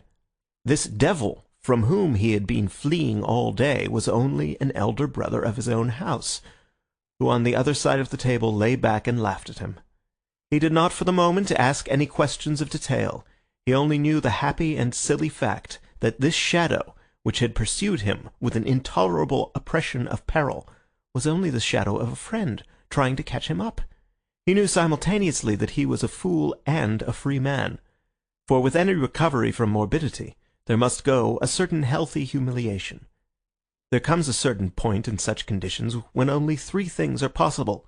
First, a perpetuation of satanic pride, secondly, tears, and third, laughter. Syme's egotism held hard to the first course for a few seconds, and then suddenly adopted the third. Taking his own blue police ticket from his own waistcoat pocket, he tossed it onto the table. Then he flung his head back until his spike of yellow beard almost pointed at the ceiling, and shouted with a barbaric laughter.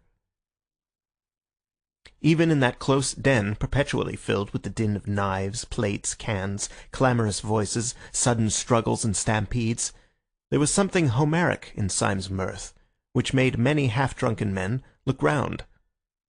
"What you laughing at, governor?" asked one wondering labourer from the docks. "At myself," answered Syme, and went off again into the agony of his ecstatic reaction. "Pull yourself together," said the Professor, "or you'll get hysterical. Have some more beer. I'll join you." "You haven't drunk your milk," said Syme. "My milk!" said the other, in tones of withering and unfathomable contempt. "My milk! Do you think I'd look at the beastly stuff when I'm out of sight of the bloody anarchists? We're all Christians in this room, though perhaps," he added, glancing around at the reeling crowd, "not strict ones. Finish my milk? Great blazes! Yes, I'll finish it right enough." And he knocked the tumbler off the table, making a crash of glass and a splash of silver fluid. Syme was staring at him with a happy curiosity. "I understand now," he cried. "Of course, you're not an old man at all." "I can't take my face off here," replied Professor de Worms. "It's rather an elaborate make-up. As to whether I'm an old man, that's not for me to say. I was 38 last birthday."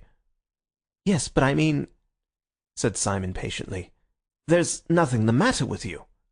"Yes," answered the other dispassionately, "I am subject to colds." Syme's laughter at all this had about it a wild weakness of relief. He laughed at the idea of the paralytic professor being really a young actor dressed up as if for the footlights, but he felt that he would have laughed as loudly if a pepper pot had fallen over. The false professor drank and wiped his false beard. "Did you know," he asked, "that man Gogol was one of us?" "I?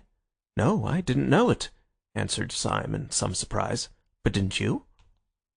"I knew no more than the dead," replied the man who called himself de Worms. "I thought the President was talking about me, and I rattled in my boots." "And I thought he was talking about me," said Syme with his rather reckless laughter. "I had my hand on my revolver all the time." "So had I," said the Professor grimly. "So had Gogol, evidently." Syme struck the table with an exclamation. "Why, there were 3 of us there!" he cried. 3 out of 7 is a fighting number. If we had only known that we were 3. The face of Professor de Worms darkened, and he did not look up. "We were 3, he said. "If we had been 300, we could still have done nothing." "Not if we were 300 against 4?" asked Syme, jeering rather boisterously. "No," said the Professor with sobriety. "Not if we were 300 against Sunday." And the mere name struck Syme cold and serious. His laughter had died in his heart before it could die on his lips. The face of the unforgettable President sprang into his mind as startling as a coloured photograph, and he remarked this difference between Sunday and all his satellites, that their faces, however fierce or sinister, became gradually blurred by memory like other human faces, whereas Sunday's seemed almost to grow more actual during absence, as if a man's painted portrait should slowly come alive. They were both silent for a measure of moments, and then Syme's speech came with a rush, like the sudden foaming of champagne. "Professor," he cried, "it is intolerable. Are you afraid of this man?" The Professor lifted his heavy lids, and gazed at Syme with large, wide-open blue eyes of an almost ethereal honesty. "Yes, I am," he said mildly. "So are you." Syme was dumb for an instant. Then he rose to his feet erect, like an insulted man, and thrust the chair away from him. "Yes," he said in a voice indescribable, "you are right. I am afraid of him. Therefore I swear by God that I will seek out this man who I fear until I find him and strike him on the mouth. If heaven were his throne and the earth his footstool, I swear that I would pull him down." "How?" asked the staring Professor. "Why?" "Because I am afraid of him," said Syme, "and no man should leave in the universe anything of which he is afraid." De Worms blinked at him with a sort of blind wonder. He made an effort to speak, but Syme went on in a low voice, but with an undercurrent of inhuman exultation. "Who would condescend to strike down the mere things that he does not fear? Who would debase himself to be merely brave, like any common prize fighter? Who would stoop to be fearless, like a tree? Fight the thing that you fear. You remember the old tale of the English clergyman who gave the last rites to the brigand of Sicily, and how on his deathbed the great robber said, 'I can give you no money, but I can give you advice for a lifetime. Your thumb on the blade and strike upwards.' So I say to you, strike upwards if you strike at the stars." The other looked at the ceiling, one of the tricks of his pose. "Sunday is a fixed star," he said. "You shall see him a falling star," said Syme, and put on his hat. The decision of his gesture drew the Professor vaguely to his feet. "Have you any idea," he asked, with a sort of benevolent bewilderment, "exactly where you are going?" "Yes," replied Syme shortly. "I am going to prevent this bomb being thrown in Paris." "Have you any conception how?" inquired the other. "No," said Syme with equal decision. "You remember, of course," resumed the soi-disant de Worms, pulling his beard and looking out of the window, "that when we broke up rather hurriedly, the whole arrangements for the atrocity were left in the private hands of the Marquis and Dr. Bull. The Marquis is by this time probably crossing the Channel, but where he will go and what he will do, it is doubtful whether even the President knows. Certainly we don't know. The only man who does know is Dr. Bull." "Confound it!" cried Syme. "And we don't know where he is." "Yes," said the other, in his curious, absent-minded way. "I know where he is myself." "Will you tell me?" asked Syme, with eager eyes. "I will take you there," said the Professor, and took down his own hat from a peg. Syme stood looking at him with a sort of rigid excitement. "What do you mean?" he asked sharply. "Will you join me? Will you take the risk?" "Young man," said the Professor pleasantly, "I am amused to observe that you think I am a coward. As to that, I will say only one word, and that shall be entirely in the manner of your own philosophical rhetoric. You think that it is possible to pull down the President. I know that it is impossible, and I am going to try it." And opening the tavern door, which let in a blast of bitter air, they went out together into the dark streets by the docks. Most of the snow was melted or trampled to mud, but here and there a clot of it still showed grey, rather than white, in the gloom. The small streets were sloppy and full of pools, which reflected the flaming lamps irregularly and by accident, like fragments of some other and fallen world. Syme felt almost dazed as he stepped through this growing confusion of lights and shadows. But his companion walked on with a certain briskness, towards where, at the end of the street, an inch or two of the lamp-lit river looked like a bar of flame. "Where are you going?" Syme inquired. "Just now," answered the Professor, "I am going just round the corner to see whether Dr. Bull has gone to bed. He is hygienic and retires early." "Dr. Bull?" exclaimed Syme. "Does he live round the corner?" "No," answered his friend. "As a matter of fact, he lives some way off on the other side of the river, but we can tell from here whether he has gone to bed." Turning the corner as he spoke, and facing the dim river flecked with flame, he pointed with his stick to the other bank. On the Surrey side at this point there ran out into the Thames, seeming almost to overhang it, a bulk and cluster of those tall tenements dotted with lighted windows, and rising like factory chimneys to an almost insane height. Their special poise and position made one block of buildings especially look like a Tower of Babel with 100 eyes. Syme had never seen any of the skyscraping buildings in America, so he could only think of the buildings in a dream. Even as he stared, the highest light in this innumerably lighted turret abruptly went out, as if this black Argus had winked at him with one of his innumerable eyes. Professor de Worms swung round on his heel and struck his stick against his boot. "We are too late," he said. "The hygienic doctor has gone to bed." "What do you mean?" asked Syme. "Does he live over there, then?" "Yes," said de Worms, "behind that particular window which you can't see. Come along and get some dinner. We must call on him tomorrow morning." Without further parley, he led the way through several byways until they came out into the flare and clamour of the East India Dock Road. The Professor, who seemed to know his way about the neighbourhood, proceeded to a place where the line of lighted shops fell back into a sort of abrupt twilight and quiet, in which an old white inn, all out of repair, stood back some 20 feet from the road. "You can find good English inns left by accident everywhere, like fossils," explained the Professor. "I once found a decent place in the West End." "I suppose," said Syme, smiling, "that this is the corresponding decent place in the East End?" "It is," said the Professor reverently, and went in. In that place they dined and slept, both very thoroughly. The beans and bacon which these unaccountable people cooked well, the astonishing emergence of Burgundy from their cellars, crowned Syme's sense of a new comradeship and comfort. Through all this ordeal his root horror had been isolation, and there are no words to express the abyss between isolation and having one ally. It may be conceded to the mathematicians that 4 is twice 2, but 2 is not twice 1. 2 is 2,000 times 1. That is why, in spite of 100 disadvantages, the world will always return to monogamy. Syme was able to pour out for the first time the whole of his outrageous tale from the time when Gregory had taken him to the little tavern by the river. He did it idly and amply in a luxuriant monologue, as a man speaks with very old friends. On his side also, the man who had impersonated Professor de Worms was not less communicative. His own story was almost as silly as Syme's. "That's a good get-up of yours," said Syme, draining a glass of Macon.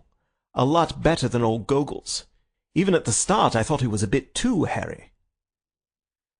"A difference of artistic theory," replied the Professor pensively. "Gogol was an idealist. He made up as the abstract or platonic ideal of an anarchist. But I am a realist. I am a portrait painter. But, indeed, to say that I am a portrait painter is an inadequate expression. I am a portrait." "I don't understand you," said Syme. "I am a portrait," repeated the Professor. "I am a portrait of the celebrated Professor de Worms, who is, I believe, in Naples." "You mean you are made up like him," said Syme. "But doesn't he know that you are taking his nose in vain?" "He knows it right enough," replied his friend cheerfully. "Then why doesn't he denounce you?" "I have denounced him," answered the Professor. "Do explain yourself," said Syme. "With pleasure, if you don't mind hearing my story," replied the eminent foreign philosopher. "I am by profession an actor, and my name is Wilkes. When I was on the stage I mixed with all sorts of bohemian and blackguard company. Sometimes I touched the edge of the turf, sometimes the riff-raff of the arts, and occasionally the political refugee. In some den of exiled dreamers I was introduced to the great German nihilist philosopher, Professor de Worms. I did not gather much about him beyond his appearance, which was very disgusting, and which I studied carefully. I understood that he had proved that the destructive principle in the universe was God. Hence he insisted on the need for a furious and incessant energy, rending all things in pieces. Energy, he said, was the all. He was lame, short-sighted, and partially paralytic. When I met him, I was in a frivolous mood, and I disliked him so much that I resolved to imitate him. If I had been a draftsman, I would have drawn a caricature. I was only an actor. I could only act a caricature. I made myself up into what was meant for a wild exaggeration of the old professor's dirty old self. When I went into the room full of his supporters, I expected to be received with a roar of laughter, or, if they were too far gone, with a roar of indignation at the insult.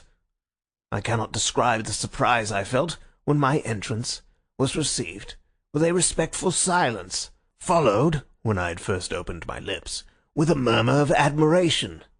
The curse of the perfect artist had fallen upon me. I had been too subtle, I had been too true. They thought I really was the great nihilist professor. I was a healthy-minded young man at the time, and I confess that it was a blow. Before I could fully recover, however, 2 or 3 of these admirers ran up to me radiating indignation and told me that a public insult had been put upon me in the next room. I inquired its nature. It seemed that an impertinent fellow had dressed himself up as a preposterous parody of myself. I had drunk more champagne than was good for me, and in a flash of folly I decided to see the situation through. Consequently, it was to meet the glare of the company and my own lifted eyebrows and freezing eyes that the real professor came into the room. I need hardly say there was a collision. The pessimists all round me looked anxiously from one professor to the other professor to see which was really the more feeble. But I won. An old man in poor health, like my rival, could not be expected to be so impressively feeble as a young actor in the prime of life.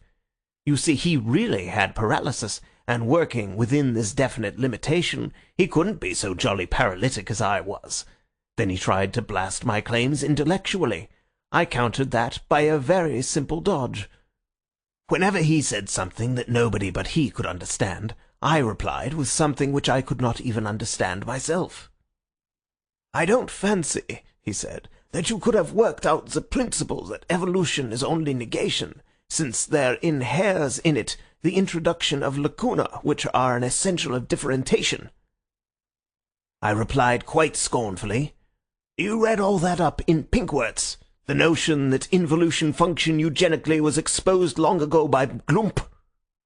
It is unnecessary for me to say that there never were such people as Pinckwerts and Glump.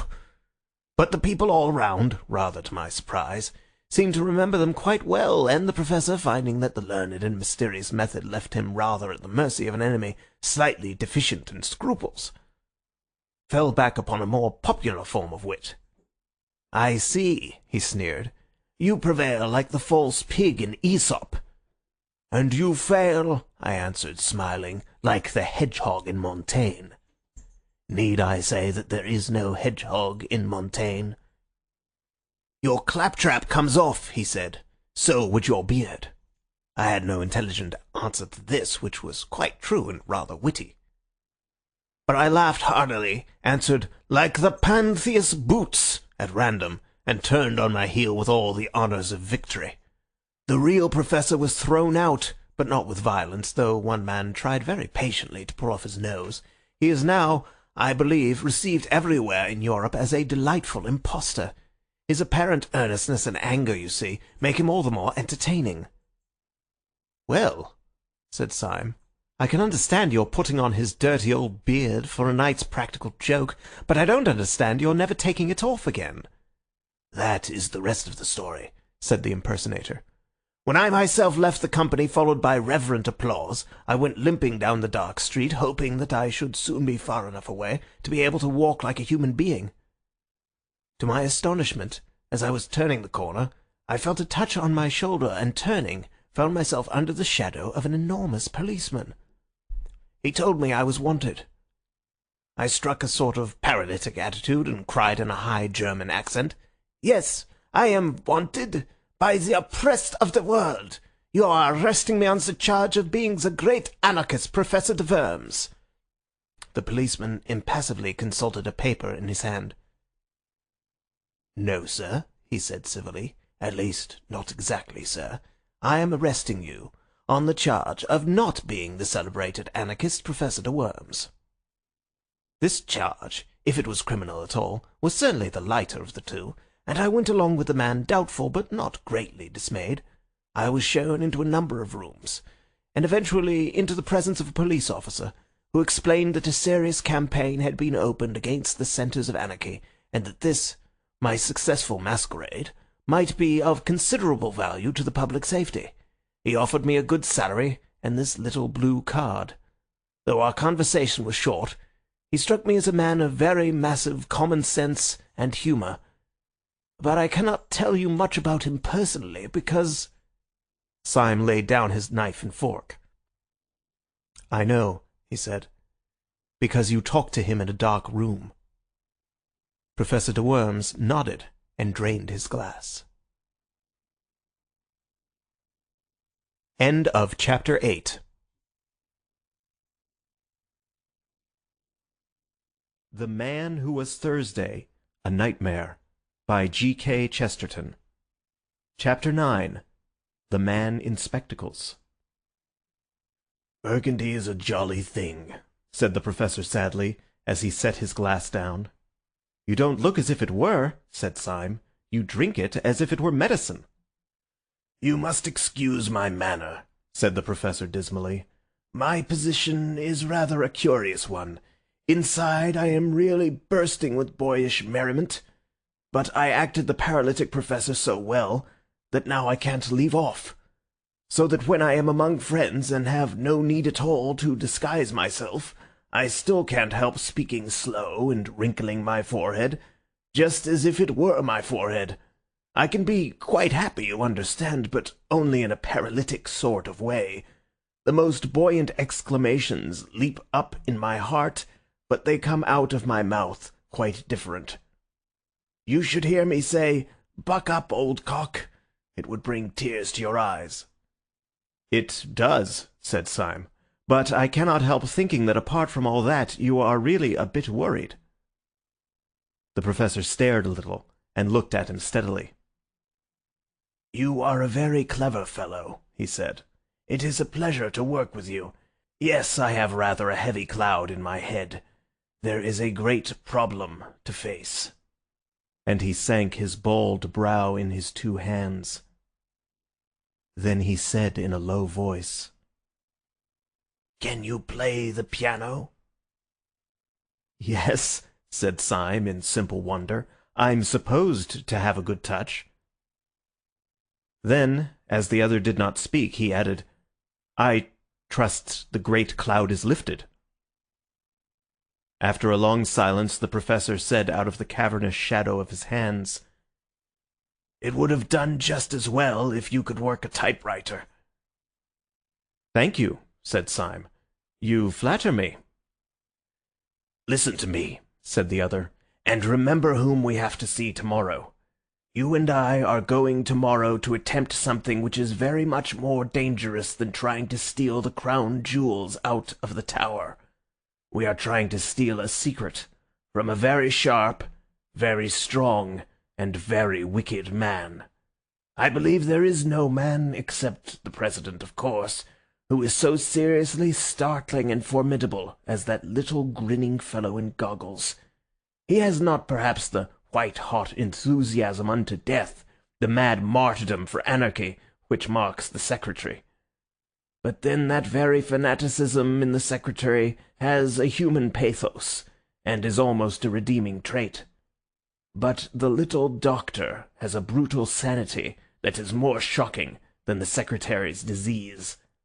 Don't you notice his detestable virility and vitality? He bounces like an india-rubber ball. Depend on it, Sunday was not asleep. I wonder if he ever sleeps. When he locked up all the plans of this outrage in the round black head of Dr. Bull." "And you think," said Syme, "that this unique monster will be soothed if I play the piano to him?" "Don't be an ass," said his mentor. "I mentioned the piano because it gives one quick and independent fingers. Syme, if we are to go through this interview and come out sane or alive, we must have some code of signals between us that this brute will not see. I have made a rough alphabetical cipher corresponding to the 5 fingers, like this, see?" And he rippled with his fingers on the wooden table. "B-A-D, bad, a word we may frequently require." Syme poured himself out another glass of wine, and began to study the scheme. He was abnormally quick with his brains at puzzles, and with his hands at conjuring, and it did not take him long to learn how he might convey simple messages by what would seem to be idle taps upon a table or knee. But wine and companionship had always the effect of inspiring him to a farcical ingenuity, and the Professor soon found himself struggling with the too vast energy of the new language as it passed through the heated brain of Syme. "We must have several word signs," said Syme seriously. "Words that we are likely to want, fine shades of meaning. My favourite word is coeval. What's yours?" "Do stop playing the goat," said the Professor plaintively. "You don't know how serious this is." "Lush, too," said Syme, shaking his head sagaciously. We must have lush. Word applied to grass, don't you know?" "Do you imagine," asked the Professor furiously, "that we are going to talk to Dr. Bull about grass?" "There are several ways in which the subject could be approached," said Syme reflectively, "and the word introduced without appearing forced. We might say, 'Dr. Bull, as a revolutionist, you remember that a tyrant once advised us to eat grass, and indeed many of us, looking on the fresh, lush grass of summer—'" "Do you understand," said the other, "that this is a tragedy?" "Perfectly," replied Syme. "Always be comic in a tragedy. What the deuce else can you do? I wish this language of yours had a wider scope. I suppose we could not extend it from the fingers to the toes. That would involve pulling off our boots and socks during the conversation, which, however unobtrusively performed—" "Syme," said his friend with a stern simplicity, "go to bed." Syme, however, sat up in bed for a considerable time mastering the new code. He was awakened next morning while the east was still sealed with darkness, and found his grey-bearded ally standing like a ghost beside his bed.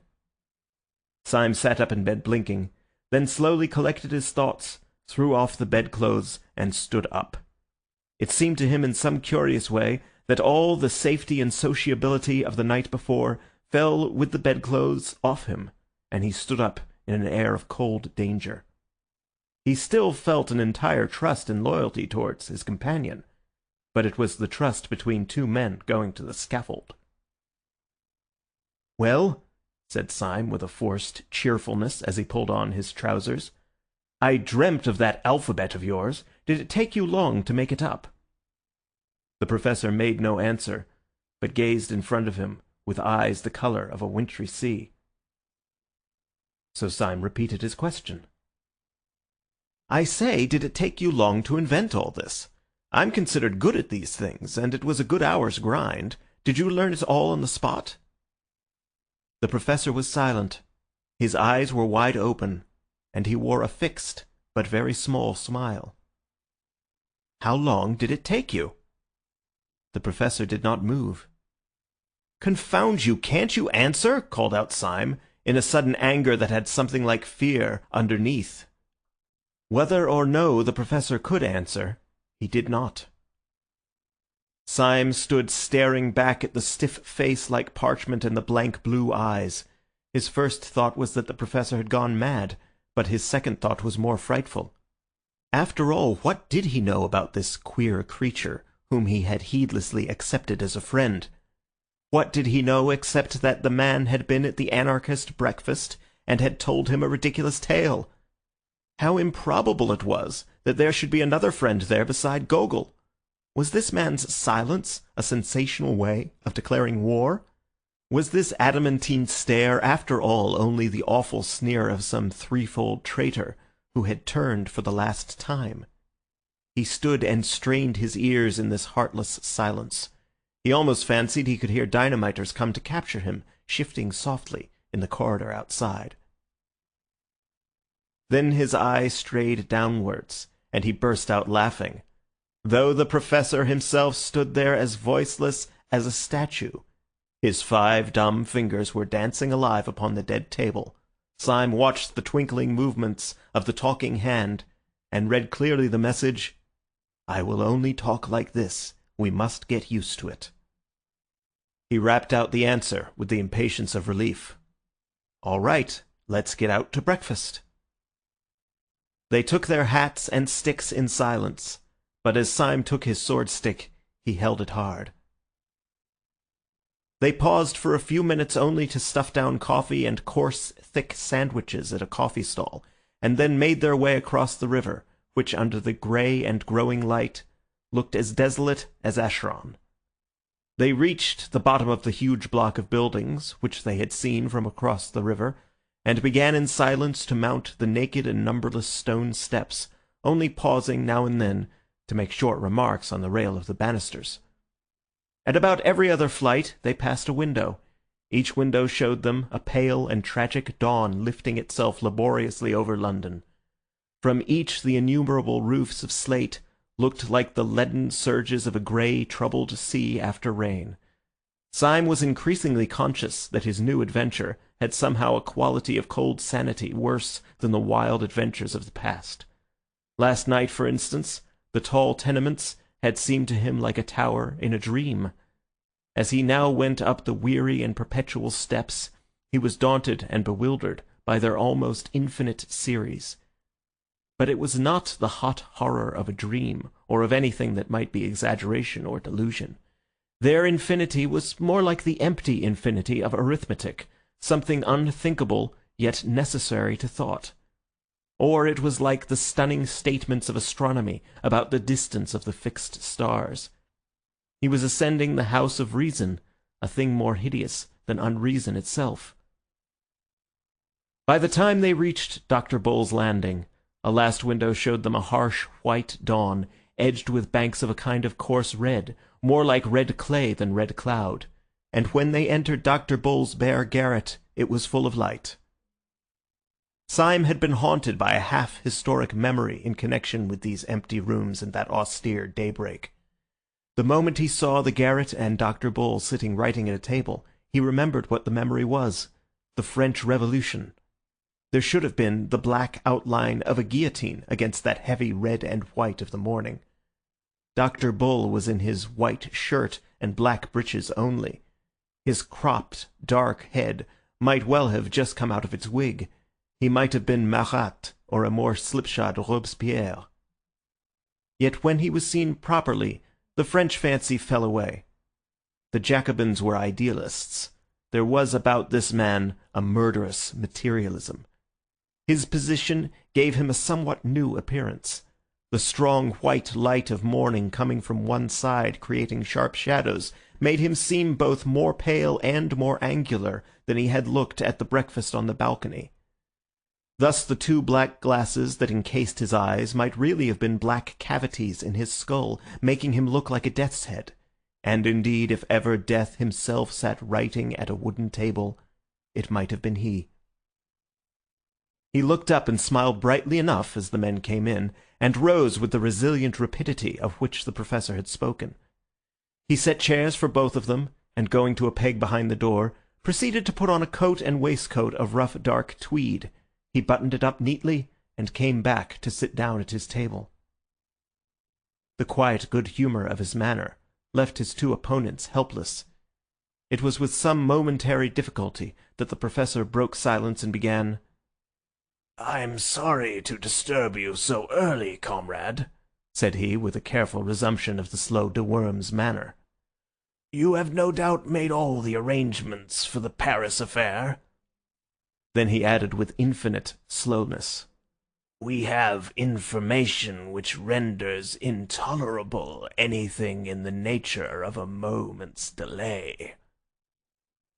Dr. Bull smiled again, but continued to gaze on them without speaking. The Professor resumed, a pause before each weary word. "Please do not think me excessively abrupt, but I advise you to alter those plans, or, if it is too late for that, to follow your agent with all the support you can get for him. Comrade Syme and I have had an experience which it would take more time to recount than we can afford if we are to act on it. I will, however, relate the occurrence in detail, even at the risk of losing time, if you really feel that it is essential to the understanding of the problem we have to discuss." He was spinning out his sentences, making them intolerably long and lingering, in the hope of maddening the practical little doctor into an explosion of impatience which might show his hand. But the little doctor continued only to stare and smile, and the monologue was uphill work. Syme began to feel a new sickness and despair. The doctor's smile and silence were not at all like the cataleptic stare and horrible silence which he had confronted in the Professor half an hour before. About the Professor's make-up and all his antics, there was always something merely grotesque, like a gollywog. Syme remembered those wild woes of yesterday as one remembers being afraid of bogey in childhood. But here was daylight.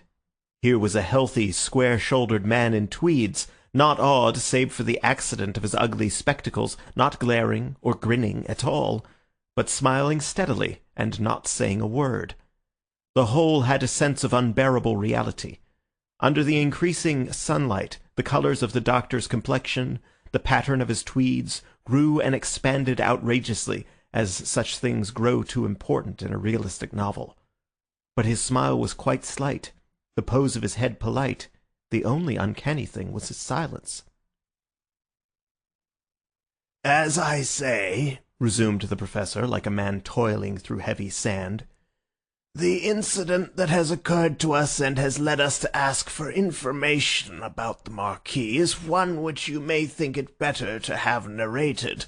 But as it came in the way of Comrade Syme rather than me—" His words seemed to be dragging out like words in an anthem. But Syme, who was watching, saw his long fingers rattle quickly on the edge of the crazy table. He read the message. "You must go on. This devil has sucked me dry." Syme plunged into the breach with that bravado of improvisation which always came to him when he was alarmed. "Yes, the thing really happened to me," he said hastily. "I had the good fortune to fall into conversation with a detective who took me, thanks to my hat, for a respectable person. Wishing to clinch my reputation for respectability, I took him and made him very drunk at the Savoy. Under this influence he became friendly, and told me in so many words that within a day or two they hope to arrest the Marquis in France. So unless you or I can get on his track—" The doctor was still smiling in the most friendly way, and his protected eyes were still impenetrable. The Professor signalled to Syme that he would resume his explanation, and he began again with the same elaborate calm. "Syme immediately brought this information to me, and we came here together to see what use you would be inclined to make of it. It seems to me unquestionably urgent that—" All this time Syme had been staring at the doctor, almost as steadily as the doctor stared at the Professor, but quite without the smile.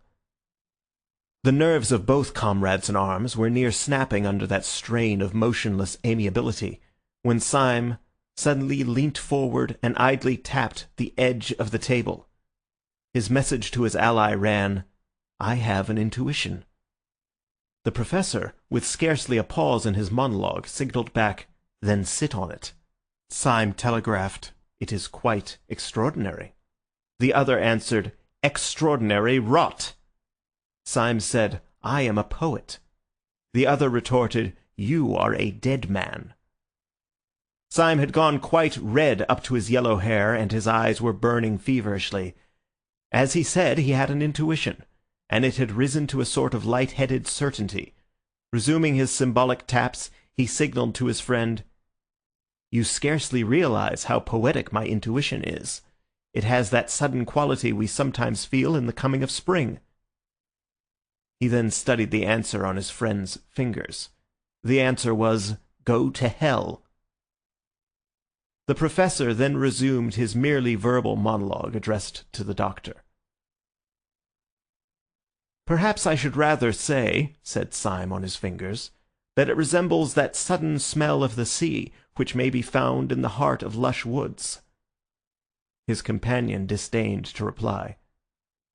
"Or yet again," tapped Syme, "it is positive, as is the passionate red hair of a beautiful woman." The Professor was continuing his speech, but in the middle of it Syme decided to act. He leant across the table and said in a voice that could not be neglected, "Dr. Bull!" The doctor's sleek and smiling head did not move, but they could have sworn that under his dark glasses his eyes darted towards Syme. "Dr. Bull," said Syme, in a voice peculiarly precise and courteous, "would you do me a small favour? Would you be so kind as to take off your spectacles?" The Professor swung round on his seat and stared at Syme with a sort of frozen fury of astonishment. Syme, like a man who has thrown his life and fortune on the table, leaned forward with a fiery face. The doctor did not move. For a few seconds there was a silence, in which one could hear a pin drop. split once by the single hoot of a distant steamer on the Thames. Then Dr. Bull rose slowly, still smiling, and took off his spectacles. Syme sprang to his feet, stepping backwards a little like a chemical lecturer from a successful explosion. His eyes were like stars, and for an instant he could only point without speaking. The Professor had also started to his feet, forgetful of his supposed paralysis. He leaned on the back of the chair and stared doubtfully at Dr. Bull, as if the doctor had been turned into a toad before his eyes. And indeed, it was almost as great a transformation scene. The two detectives saw sitting in the chair before them a very boyish-looking young man, with very frank and happy hazel eyes, an open expression, cockney clothes like those of a city clerk, and an unquestionable breath about him of being very good and rather commonplace. The smile was still there, but it might have been the first smile of a baby. "I knew I was a poet," cried Syme in a sort of ecstasy. "I knew my intuition was as infallible as the Pope. It was the spectacles that did it. It was all the spectacles. Given those beastly black eyes and all the rest of him, his health and his jolly looks, made him a live devil among dead ones." "It certainly does make a queer difference," said the Professor shakily. "But as regards the project of Dr. Bull—" "Project be damned!" roared Syme, beside himself. "Look at him! Look at his face! Look at his collar! Look at his blessed boots! You don't suppose, do you, that that thing's an anarchist?" "Syme!" cried the other in an apprehensive agony. "Why, by God," said Syme, "I'll take the risk of that myself. Dr. Bull, I am a police officer. There's my card!" And he flung down the blue card upon the table. The Professor still feared that all was lost, but he was loyal. He pulled out his own official card and put it beside his friend's. Then the third man burst out laughing, and for the first time that morning they heard his voice. "I'm awfully glad you chaps have come so early," he said, with a sort of schoolboy flippancy, "for we can all start for France together. Yes, I'm in the force right enough." And he flicked a blue card towards them lightly, as a matter of form. Clapping a brisk bowler on his head and resuming his gobbling glasses, the doctor moved so quickly towards the door that the others instinctively followed him. Syme seemed a little distrait, and as he passed under the doorway he suddenly struck his stick on the stone passage so that it rang. "But Lord God Almighty!" he cried out. "If this is all right, there were more damned detectives than there were damned dynamiters at the damned council." "We might have fought easily," said Bull. "We were 4 against 3. The Professor was descending the stairs, but his voice came up from below. "No," said the voice, "we were not 4 against 3. We were not so lucky. We were 4 against 1. The others went down the stairs in silence. The young man called Bull, with an innocent courtesy characteristic of him, insisted on going last until they reached the street. But there his own robust rapidity asserted itself unconsciously, and he walked quickly on ahead towards a railway inquiry office, talking to the others over his shoulder. "It is jolly to get some pals," he said. "I've been half dead with the jumps being quite alone. I nearly flung my arms round Gogol and embraced him, which would have been imprudent. I hope you won't despise me for having been in a blue funk." "All the blue devils in blue hell," said Syme, "contributed to my blue funk. But the worst devil was you and your infernal goggles." The young man laughed delightedly. "Wasn't it a rag?" he said. "Such a simple idea. Not my own. I haven't got the brains. You see, I wanted to go into the detective service, especially the anti-dynamite business. But for that purpose they wanted someone to dress up as a dynamiter, and they all swore by blazes that I could never look like a dynamiter. They said my very walk was respectable, and that seen from behind I looked like the British Constitution. They said I looked too healthy and too optimistic and too reliable and benevolent. They called me all sorts of names at Scotland Yard. They said that if I had been a criminal, I might have made my fortune by looking so like an honest man. But as I had the misfortune to be an honest man, there was not even the remotest chance of my assisting them by ever looking like a criminal.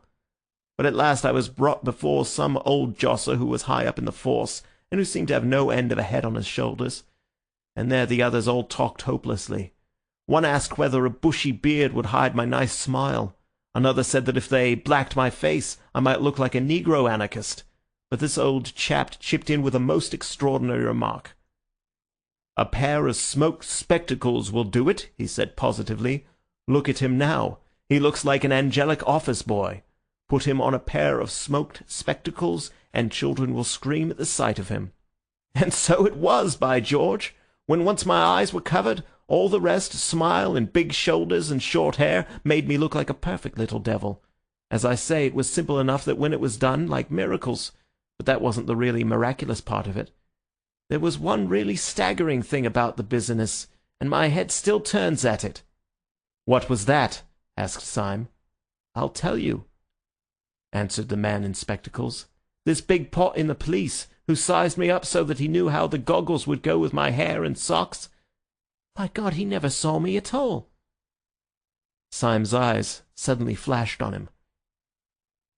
"How was that?" he asked. "I thought you talked to him." "So I did," said Bull brightly. "But we talked in a pitch-dark room like a coal cellar. There, you would never have guessed that."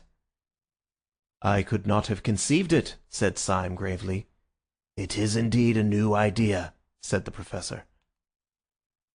Their new ally was, in practical matters, a whirlwind. At the inquiry office he asked with businesslike brevity about the trains for Dover. Having got his information, he bundled the company into a cab and put them and himself inside a railway carriage before they had properly realized the breathless process. They were already on the Calais boat before conversation flowed freely. "I had already arranged," he explained, "to go to France for my lunch, but I am delighted to have someone to lunch with me. You see, I had to send that beast the Marquis over with his bomb because the President had his eye on me, though God knows how. I'll tell you the story some day. It was perfectly choking. Whenever I tried to slip out of it, I saw the President somewhere, smiling out of the bow window of a club, or taking off his hat to me from the top of an omnibus. I tell you, you can say what you like. That fellow sold himself to the devil. He can be in 6 places at once." "So you sent the Marquis off, I understand?" asked the Professor. "Was it long ago? Shall we be in time to catch him?" "Yes," answered the new guide. "I've timed it all. He'll still be at Calais when we arrive." "But when we do catch him at Calais," said the Professor, "what are we going to do?" At this question the countenance of Dr. Bull fell for the first time. He reflected a little, and then said, "Theoretically, I suppose we ought to call the police." "Not I," said Syme. "Theoretically, I ought to drown myself first. I promised a poor fellow, who was a real modern pessimist, on my word of honour not to tell the police. I'm no hand at casuistry, but I can't break my word to a modern pessimist. It's like breaking one's word to a child." "I'm in the same boat," said the Professor. "I tried to tell the police, and I couldn't because of some silly oath I took. You see, when I was an actor, I was a sort of all-round beast. Perjury or treason is the only crime I haven't committed. If I did that, I shouldn't know the difference between right and wrong." "I've been through all that," said Dr. Bull, "and I've made up my mind. I gave my promise to the secretary. You know him, man who smiles upside down. My friends, that man is the most utterly unhappy man that was ever human. It may be his digestion, or his conscience, or his nerves, or his philosophy of the universe, but he's damned, he's in hell.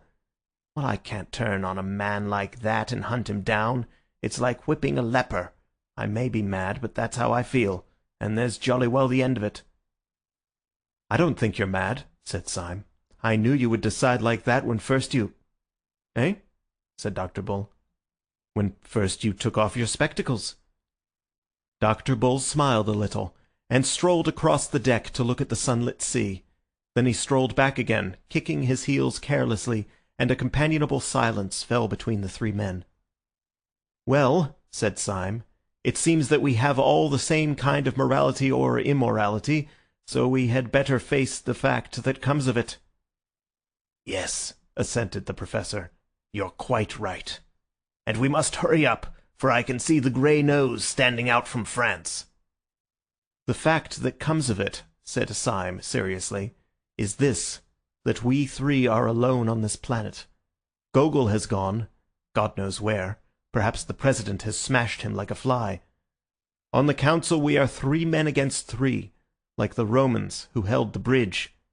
But we are worse off than that. First, because they can appeal to their organization, and we cannot appeal to ours. And second, because one of those 3 other men," said the Professor, "is not a man." Syme nodded, and was silent for a second or two. Then he said, "My idea is this.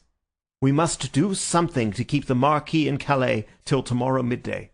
I have turned over 20 schemes in my head. We cannot denounce him as a dynamiter, that is agreed. We cannot get him detained on some trivial charge, for we should have to appear. He knows us, and he would smell a rat. We cannot pretend to keep him on anarchist business. He might swallow much in that way, but not the notion of stopping in Calais while the Tsar went safely through Paris. We might try to kidnap him and lock him up ourselves, but he is a well-known man here. He has a whole bodyguard of friends. He is very strong and brave, and the event is doubtful. The only thing I can see to do is actually to take advantage of the very things that are in the Marquis's favour. I am going to profit by the fact that he is a highly respected nobleman. I am going to profit by the fact that he has many friends and moves in the best society." "What the devil are you talking about?" asked the Professor. "The Symes are first mentioned in the 14th century," said Syme. "But there is a tradition that one of them rode behind Bruce at Bannockburn. Since 1350 the tree is quite clear." "He's gone off his head," said the little doctor, staring. "Our bearings," continued Syme calmly, "are argent a chevron gules charged with 3 cross crosslets of the field. The motto varies." The Professor seized Syme roughly by the waistcoat. "We are just inshore," he said. "Are you seasick or choking in the wrong place?" "My remarks are almost painfully practical," answered Syme in an unhurried manner. "The house of Saint-Eustache is also very ancient. The Marquis cannot deny that he is a gentleman. He cannot deny that I am a gentleman. And in order to put the matter of my social position quite beyond a doubt, I propose at the earliest opportunity to knock his hat off. But here we are in the harbour." They went on shore under the strong sun in a sort of daze. Syme, who had now taken the lead as Bull had taken it in London, led them along a kind of marine parade until he came to some cafes embowered in a bulk of greenery and overlooking the sea. As he went before them, his step was slightly swaggering, and he swung his stick like a sword. He was making apparently for the extreme end of the line of cafes, but he stopped abruptly. With a sharp gesture he motioned them to silence, but he pointed with one gloved finger to a café table under a bank of flowering foliage, at which sat the Marquis de Saint-Eustache, his teeth shining in his thick black beard, and his bold brown face shadowed by a light yellow straw hat and outlined against the violet sea. End of chapter 9.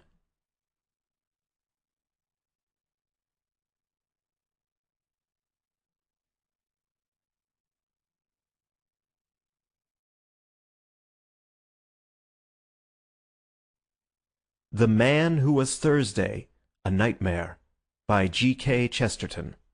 Chapter 10. The Duel. Syme sat down at a café table with his companions, his blue eyes sparkling like the bright sea below, and ordered a bottle of Saumur with a pleased impatience. He was for some reason in a condition of curious hilarity.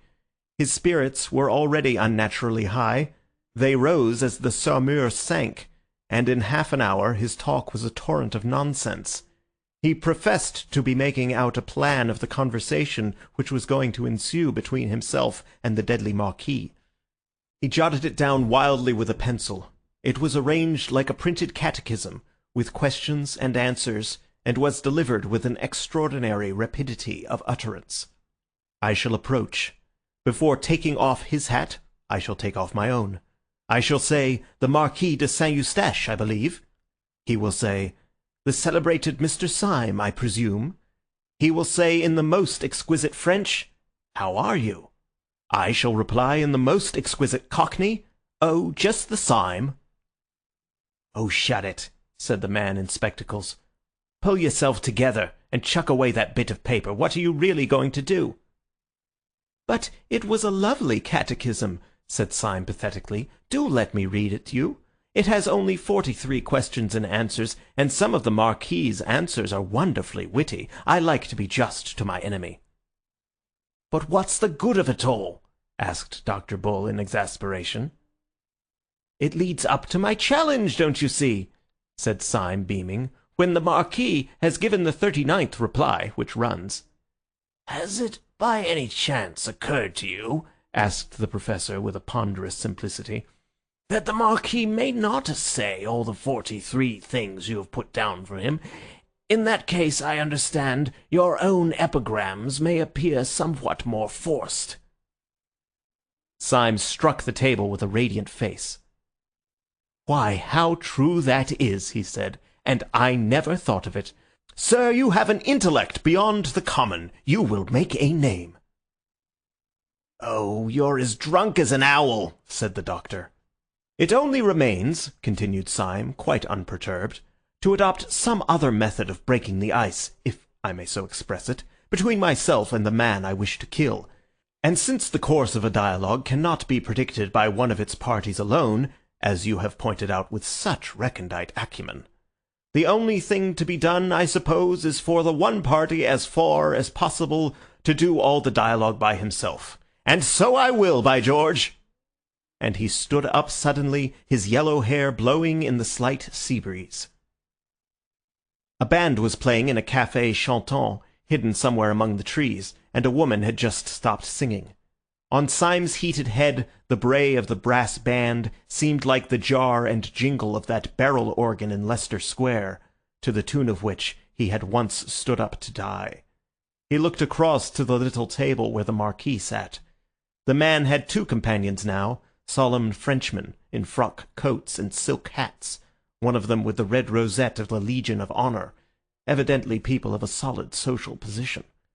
Besides these black cylindrical costumes, the Marquis, in his loose straw hat and light spring clothes, looked bohemian and even barbaric. But he looked the Marquis. Indeed, one might say that he looked the king, with his animal elegance, his scornful eyes, and his proud head lifted against the purple sea. But he was no Christian king, at any rate. He was rather some swarthy despot, half Greek, half Asiatic, who in the days when slavery seemed natural looked down on the Mediterranean, on his galley and his groaning slaves. Just so, Syme thought, would the brown gold face of such a tyrant have shone against the dark green olives and the burning blue. "Are you going to address the meeting?" asked the Professor peevishly, seeing that Syme still stood up without moving. Syme drained his last glass of sparkling wine. "I am," he said, pointing across to the Marquis and his companions. That meeting displeases me. I am going to pull that meeting's great, ugly, mahogany-coloured nose." He stepped across swiftly, if not quite steadily. The Marquis, seeing him, arched his black Assyrian eyebrows in surprise, but smiled politely. "You are Mr. Syme, I think," he said. Syme bowed. "And you are the Marquis de Saint-Eustache," he said gracefully. "Permit me to pull your nose."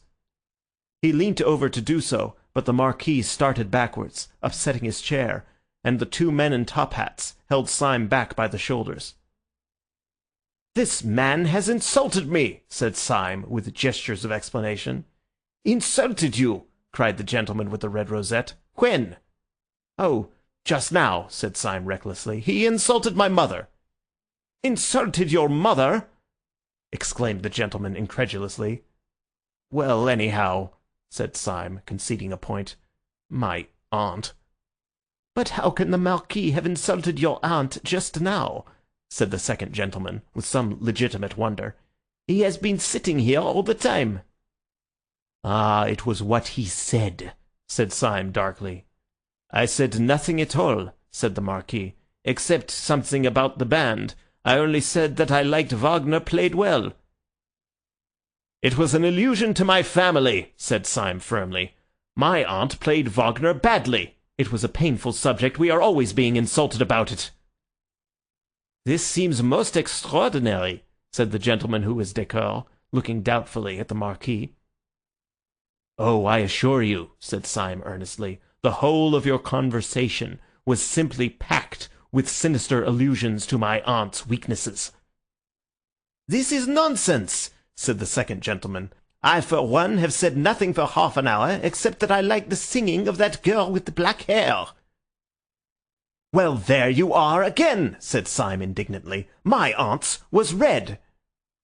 "It seems to me," said the other, "that you are simply seeking a pretext to insult the Marquis." "By George," said Syme, facing round and looking at him, "what a clever chap you are!" The Marquis started up with eyes flaming like a tiger's. "Seeking a quarrel with me?" he cried. "Seeking a fight with me? By God, there was never a man who had to seek long. These gentlemen will perhaps act for me. There are still 4 hours of daylight. Let us fight this evening." Syme bowed with a quite beautiful graciousness. "Marquis," he said, "your action is worthy of your fame and blood. Permit me to consult for a moment with the gentleman in whose hands I shall place myself." In 3 long strides he rejoined his companions, and they, who had seen his champagne-inspired attack and listened to his idiotic explanations, were quite startled at the look of him, for now that he came back to them he was quite sober, a little pale, and he spoke in a low voice of passionate practicality. "I have done it," he said hoarsely. "I have fixed a fight on the beast. But look here and listen carefully. There is no time for talk. You are my seconds, and everything must come from you. Now you must insist, and insist absolutely, on the duel coming off after 7 tomorrow, so as to give me the chance of preventing him from catching the 7:45 for Paris. If he misses that, he misses his crime. He can't refuse to meet you on such a small point of time and place. But this is what he will do. He will choose a field somewhere near a wayside station where he can pick up the train. He is a very good swordsman, and he will trust to killing me in time to catch it. But I can fence well too, and I think I can keep him in play at any rate until the train is lost. Then perhaps he may kill me to console his feelings. You understand? Very well then, let me introduce you to some charming friends of mine." And leading them quickly across the parade, he presented them to the Marquis's seconds by 2 very aristocratic names of which they had not previously heard.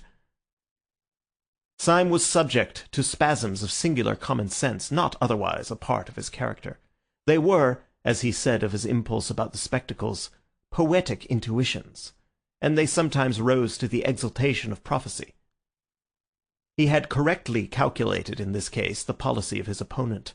When the Marquis was informed by his seconds that Syme could only fight in the morning, he must fully have realized that an obstacle had suddenly arisen between him and his bomb-throwing business in the capital. Naturally, he could not explain this objection to his friends, so he chose the course which Syme had predicted. He induced his seconds to settle on a small meadow not far from the railway, and he trusted to the fatality of the first engagement. When he came down very coolly to the field of honour, no one could have guessed that he had any anxiety about a journey. His hands were in his pockets, his straw hat on the back of his head, his handsome face brazen in the sun. But it might have struck a stranger as odd that there appeared in his train not only his seconds carrying the sword case, but 2 of his servants carrying a portmanteau and a luncheon basket. Early as was the hour, the sun soaked everything in warmth, and Syme was vaguely surprised to see so many spring flowers burning gold and silver in the tall grass in which the whole company stood almost knee-deep. With the exception of the Marquis, all the men were in sombre and solemn morning dress, with hats like black chimney-pots. The little doctor especially, with the addition of his black spectacles, looked like an undertaker in a farce. Syme could not help feeling a comic contrast between this funereal church parade of apparel and the rich and glistening meadow, growing wildflowers everywhere. But indeed this comic contrast between the yellow blossoms and the black hats was but a symbol of the tragic contrast between the yellow blossoms and the black business. On his right was a little wood. Far away to his left lay the long curve of the railway line, which he was, so to speak, guarding from the Marquis, whose goal and escape it was. In front of him, behind the black group of his opponents, he could see, like a tinted cloud, a small almond bush in flower against the faint line of the sea. The member of the Legion of Honour, whose name it seemed was Colonel Ducroix, approached the Professor and Dr. Bull with great politeness, and suggested that the play should terminate with the first considerable hurt.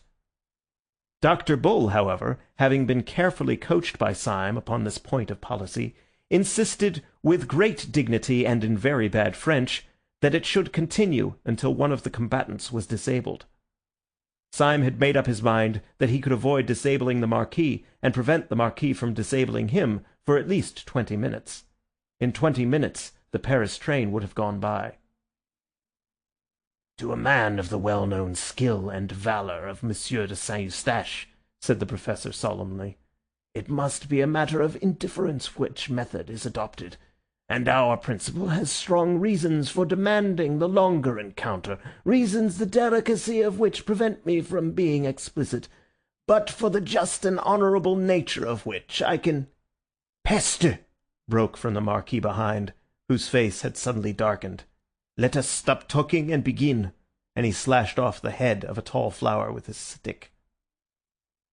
Syme understood his rude impatience, and instinctively looked over his shoulder to see whether the train was coming in sight, but there was no smoke on the horizon.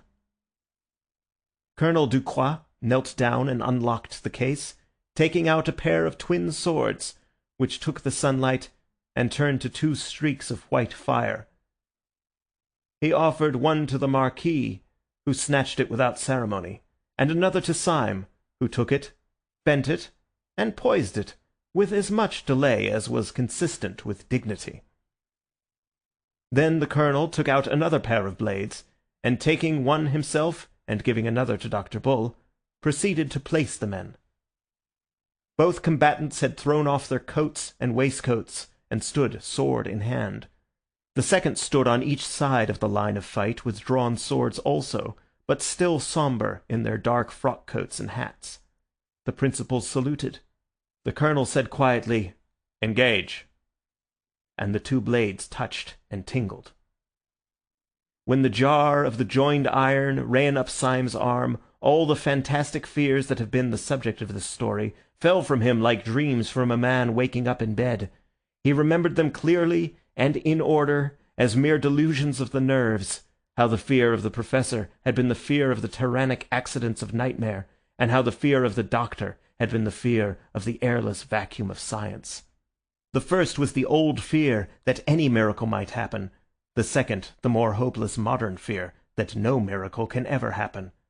But he saw that these fears were fancies, for he found himself in the presence of the great fact of the fear of death, with its coarse and pitiless common sense.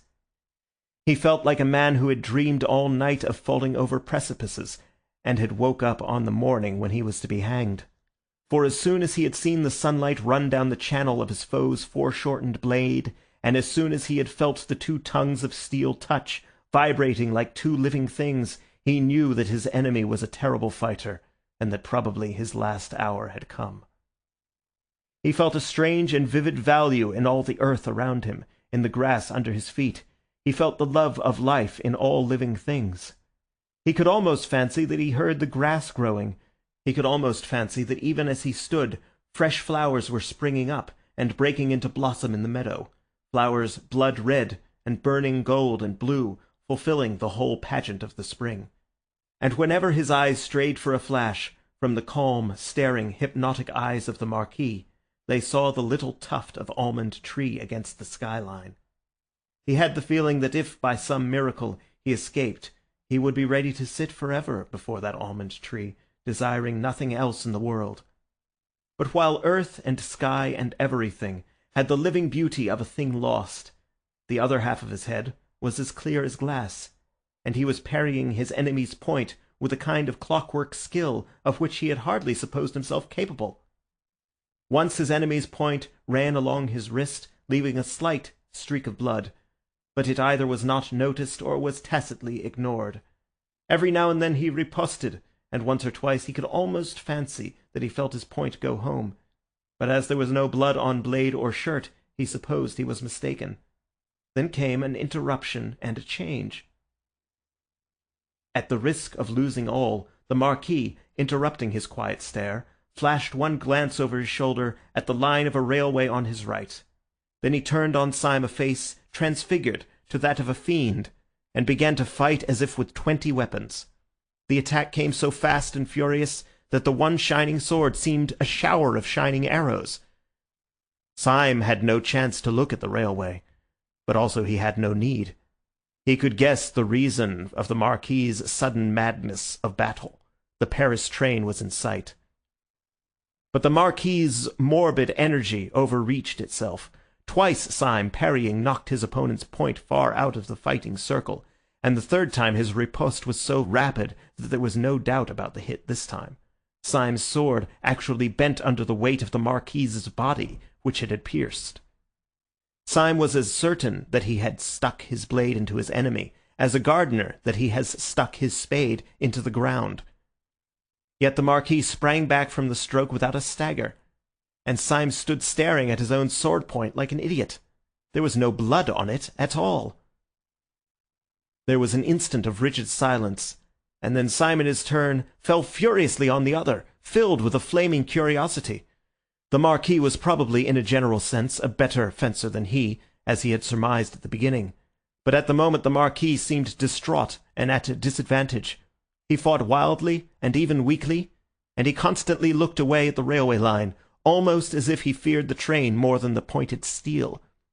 Syme, on the other hand, fought fiercely, but still carefully, in an intellectual fury, eager to solve the riddle of his own bloodless sword. For this purpose he aimed less at the Marquis's body and more at his throat and head. A minute and a half afterwards he felt his point enter the man's neck below the jaw.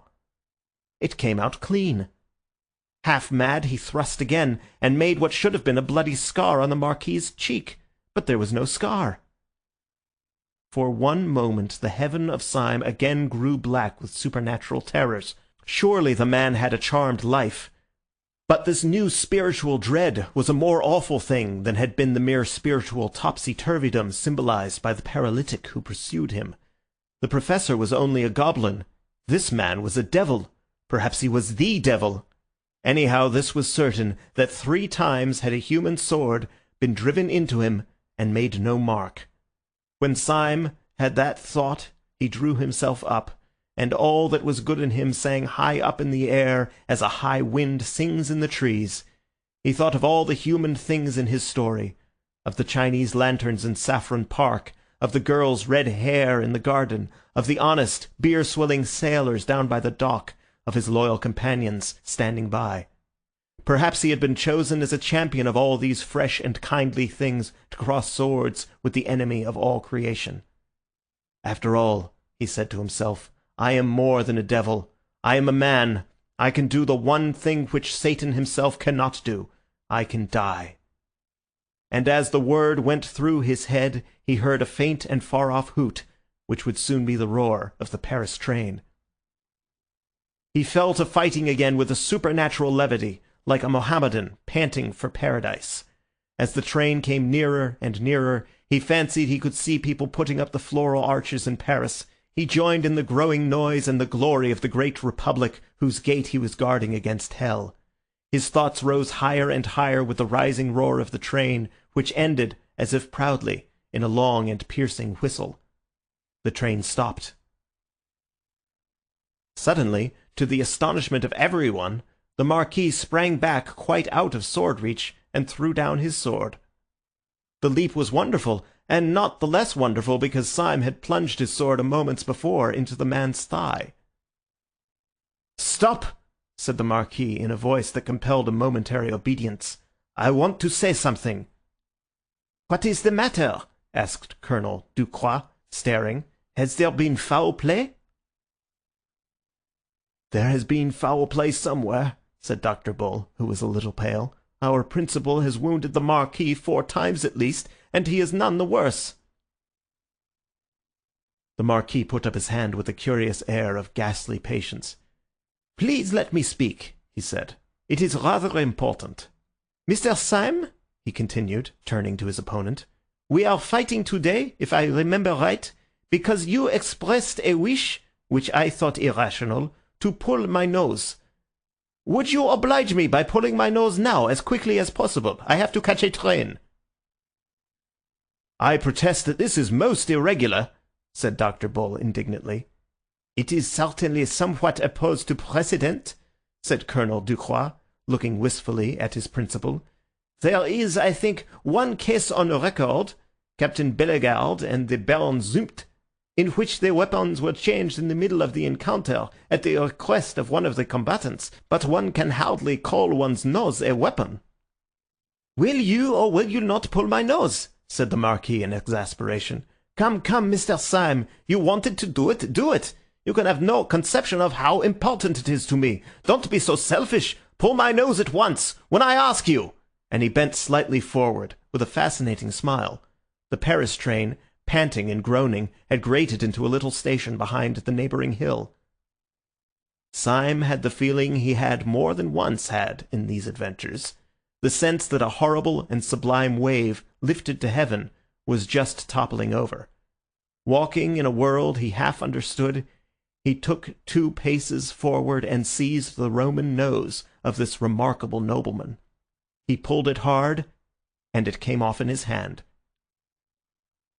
He stood for some seconds with a foolish solemnity, with the pasteboard proboscis still between his fingers, looking at it, while the sun and the clouds and the wooden hills looked down upon this imbecile scene. The Marquis broke the silence in a loud and cheerful voice. "If anyone has any use for my left eyebrow," he said, "he can have it. Colonel Ducroix, do accept my left eyebrow. It's the kind of thing that might come in useful any day." And he gravely tore off one of his swarthy Assyrian brows, bringing about half his brown forehead with it, and politely offered it to the colonel, who stood crimson and speechless with rage. "If I had known," he spluttered, "that I was acting for a poltroon who pads himself to fight—" "Oh, I know," said the Marquis, recklessly throwing various parts of himself right and left about the field. "You are making a mistake, but it can't be explained just now. I tell you the train has come into the station." "Yes," said Dr. Bull fiercely, "and the train shall go out of the station. It shall go out without you. We know well enough for what devil's work." The mysterious Marquis lifted his hands with a desperate gesture. He was a strange scarecrow standing there in the sun with half his old face peeled off and half another face glaring and grinning from underneath. "Will you drive me mad?" he cried. "The train!" "You shall not go by the train," said Syme firmly, and grasped his sword. The wild figure turned towards Syme, and seemed to be gathering itself for a sublime effort before speaking. "You great, fat, blasted, blear-eyed, blundering, thundering, brainless, God-forsaken, doddering, damned fool!" he said without taking breath. "You great, silly, pink-faced, tow-headed turnip! You—" "You shall not go by this train," repeated Syme. "And why the infernal blazes," roared the other, "should I want to go by the train?" "We know all," said the Professor sternly. "You are going to Paris to throw a bomb." "Going to Jericho to throw a Jabberwock!" cried the other, tearing his hair, which came off easily. "Have you all got softening of the brain that you don't realize what I am? Do you really think I wanted to catch that train? 20 Paris trains might go by for me. Damn Paris trains!" "Then what did you care about?" began the Professor. "What did I care about? I didn't care about catching the train. I cared about whether the train caught me, and now, by God, it has caught me." "I regret to inform you," said Syme with restraint, "that your remarks convey no impression to my mind. Perhaps if you were to remove the remains of your original forehead, and some portion of what once was your chin, your meaning would become clearer. Mental lucidity fulfills itself in many ways. What do you mean by saying that the train has caught you? It may be literary fancy, but somehow I feel that it ought to mean something." "It means everything," said the other, "and the end of everything. Sunday has us now in the hollow of his hand." "Us?" repeated the professor, as if stupefied. "What do you mean by us?" "The police, of course," said the Marquis, and tore off his scalp and half his face. The head which emerged was the blonde, well-brushed, smooth-haired head which is common in the English constabulary, but the face was terribly pale. "I am Inspector Ratcliffe," he said, with a sort of haste that verged on harshness. "My name is pretty well known to the police, and I can see well enough that you belong to them, but if there is any doubt about my position, I have a card," and he began to pull a blue card from his pocket. The professor gave a tired gesture. "Oh, don't show it us," he said wearily. "We've got enough of them to equip a paper chase." The little man named Bull had, like many men who seemed to be of a mere vivacious vulgarity, sudden movements of good taste. Here he certainly saved the situation. In the midst of this staggering transformation scene, he stepped forward with all the gravity and responsibility of a second, and addressed the 2 seconds of the Marquis. "Gentlemen," he said, "we all owe you a serious apology, but I assure you that you have not been made the victims of such a low joke as you imagine, or indeed of anything undignified in a man of honour. You have not wasted your time, you have helped us to save the world. We are not buffoons, but very desperate men at war with a vast conspiracy. A secret society of anarchists is hunting us like hares. Not such unfortunate madmen as may here or there throw a bomb through starvation or German philosophy, but a rich and powerful and fanatical church, a church of Eastern pessimism, which holds it holy to destroy mankind like vermin. How hard they hunt us you can gather from the fact that we are driven to such disguises as those for which I apologize, and to such pranks as this one by which you suffer." The younger second of the Marquis, a short man with a black moustache, bowed politely and said, "Of course I accept the apology, but you will in your turn forgive me if I decline to follow you further into your difficulties and permit myself to say good morning. The sight of an acquaintance and distinguished fellow townsman coming to pieces in the open air is unusual, and upon the whole sufficient for one day. Colonel Ducroix, I would in no way influence your actions, but if you feel with me that our present society is a little abnormal, I am now going to walk back to the town." Colonel Ducroix moved mechanically, but then tugged abruptly at his white moustache, and broke out, "No, by George, I won't. If these gentlemen are really in a mess with a lot of low wreckers like that, I'll see them through it. I have fought for France, and it is hard if I can't fight for civilization." Dr. Bull took off his hat and waved it, cheering as at a public meeting. "Don't make too much noise," said Inspector Ratcliffe. "Sunday may hear you." "Sunday!" cried Bull, and dropped his hat. "Yes," retorted Ratcliffe, "he may be with them." "With whom?" asked Syme. "With the people out of that train," said the other. "What you say seems utterly wild," began Syme. "Why, as a matter of fact... But, my God!" he cried out suddenly, like a man who sees an explosion a long way off. "By God, if this is true, the whole bally lot of us on the Anarchist Council were against anarchy. Every born man was a detective except the president and his personal secretary. What can it mean?" "Mean?" said the new policeman with incredible violence. "It means that we are struck dead. Don't you know Sunday? Don't you know that his jokes are always so big and simple that one has never thought of them? Can you think of anything more like Sunday than this, that he should put all his powerful enemies on the Supreme Council and then take care that it was not supreme? I tell you he has bought every trust, he has captured every cable, he has control of every railway line, especially of that railway line," and he pointed a shaking finger towards the small wayside station. The whole movement was controlled by him. Half the world was ready to rise for him. But there were just 5 people, perhaps, who would have resisted him. And the old devil put them on the Supreme Council to waste their time in watching each other. Idiots that we are, he planned the whole of our idiocies.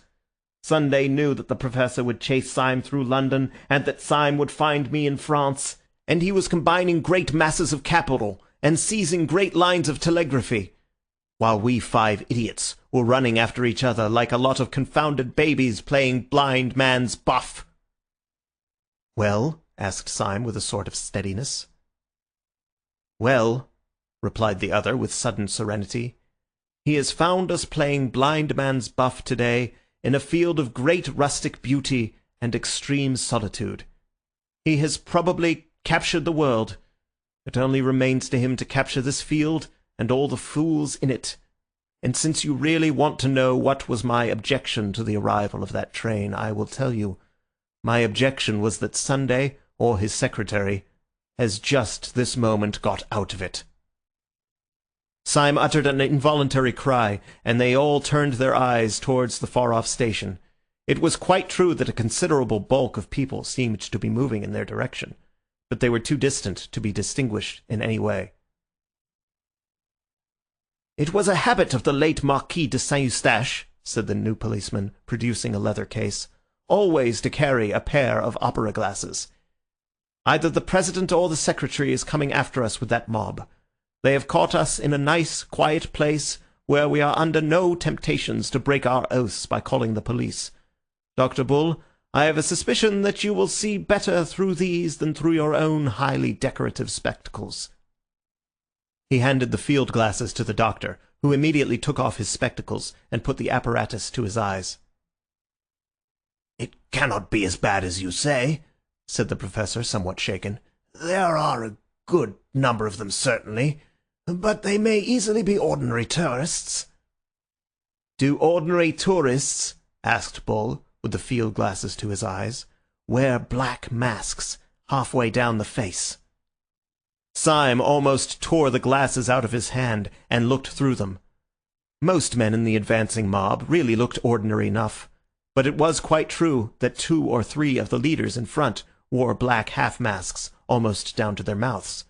This disguise is very complete, especially at such a distance, and Syme found it impossible to conclude anything from the clean-shaven jaws and chins of the men talking in front. But presently, as they talked, they all smiled, and one of them smiled on one side. End of chapter 10.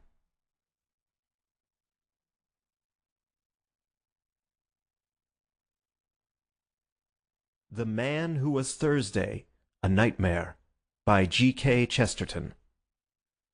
Chapter 11. The Criminals Chase the Police. Syme put the field glasses from his eyes with an almost ghastly relief. "The President is not with them anyhow," he said, and wiped his forehead. "But surely they are right away on the horizon," said the bewildered colonel, blinking, and but half recovered from Bull's hasty though polite explanation. "Could you possibly know your President among all these people?" "Could I know a white elephant among all those people?" answered Syme somewhat irritably. "As you very truly say, they are on the horizon, but if he were walking with them, by God, I believe this ground would shake." After an instant's pause, the new man called Ratcliffe said with gloomy decision, "Of course the President isn't with them. I wish to Gemini he were. Much more likely the President is riding in triumph through Paris, or sitting on the ruins of St. Paul's Cathedral." "This is absurd," said Syme. "Something may have happened in our absence, but he cannot have carried the world with a rush like that. It is quite true," he added, frowning dubiously at the distant fields that lay towards the little station. "It is certainly true that there seems to be a crowd coming this way, but they are not all the army that you make out." "Oh, they," said the new detective contemptuously. "No, they are not a very valuable force. But let me tell you frankly that they are precisely calculated to our value. We are not much, my boy, in Sunday's universe. He has got hold of all the cables and telegraphs himself, But to kill the Supreme Council he regards as a trivial matter, like a postcard. It may be left to his private secretary." And he spat on the grass.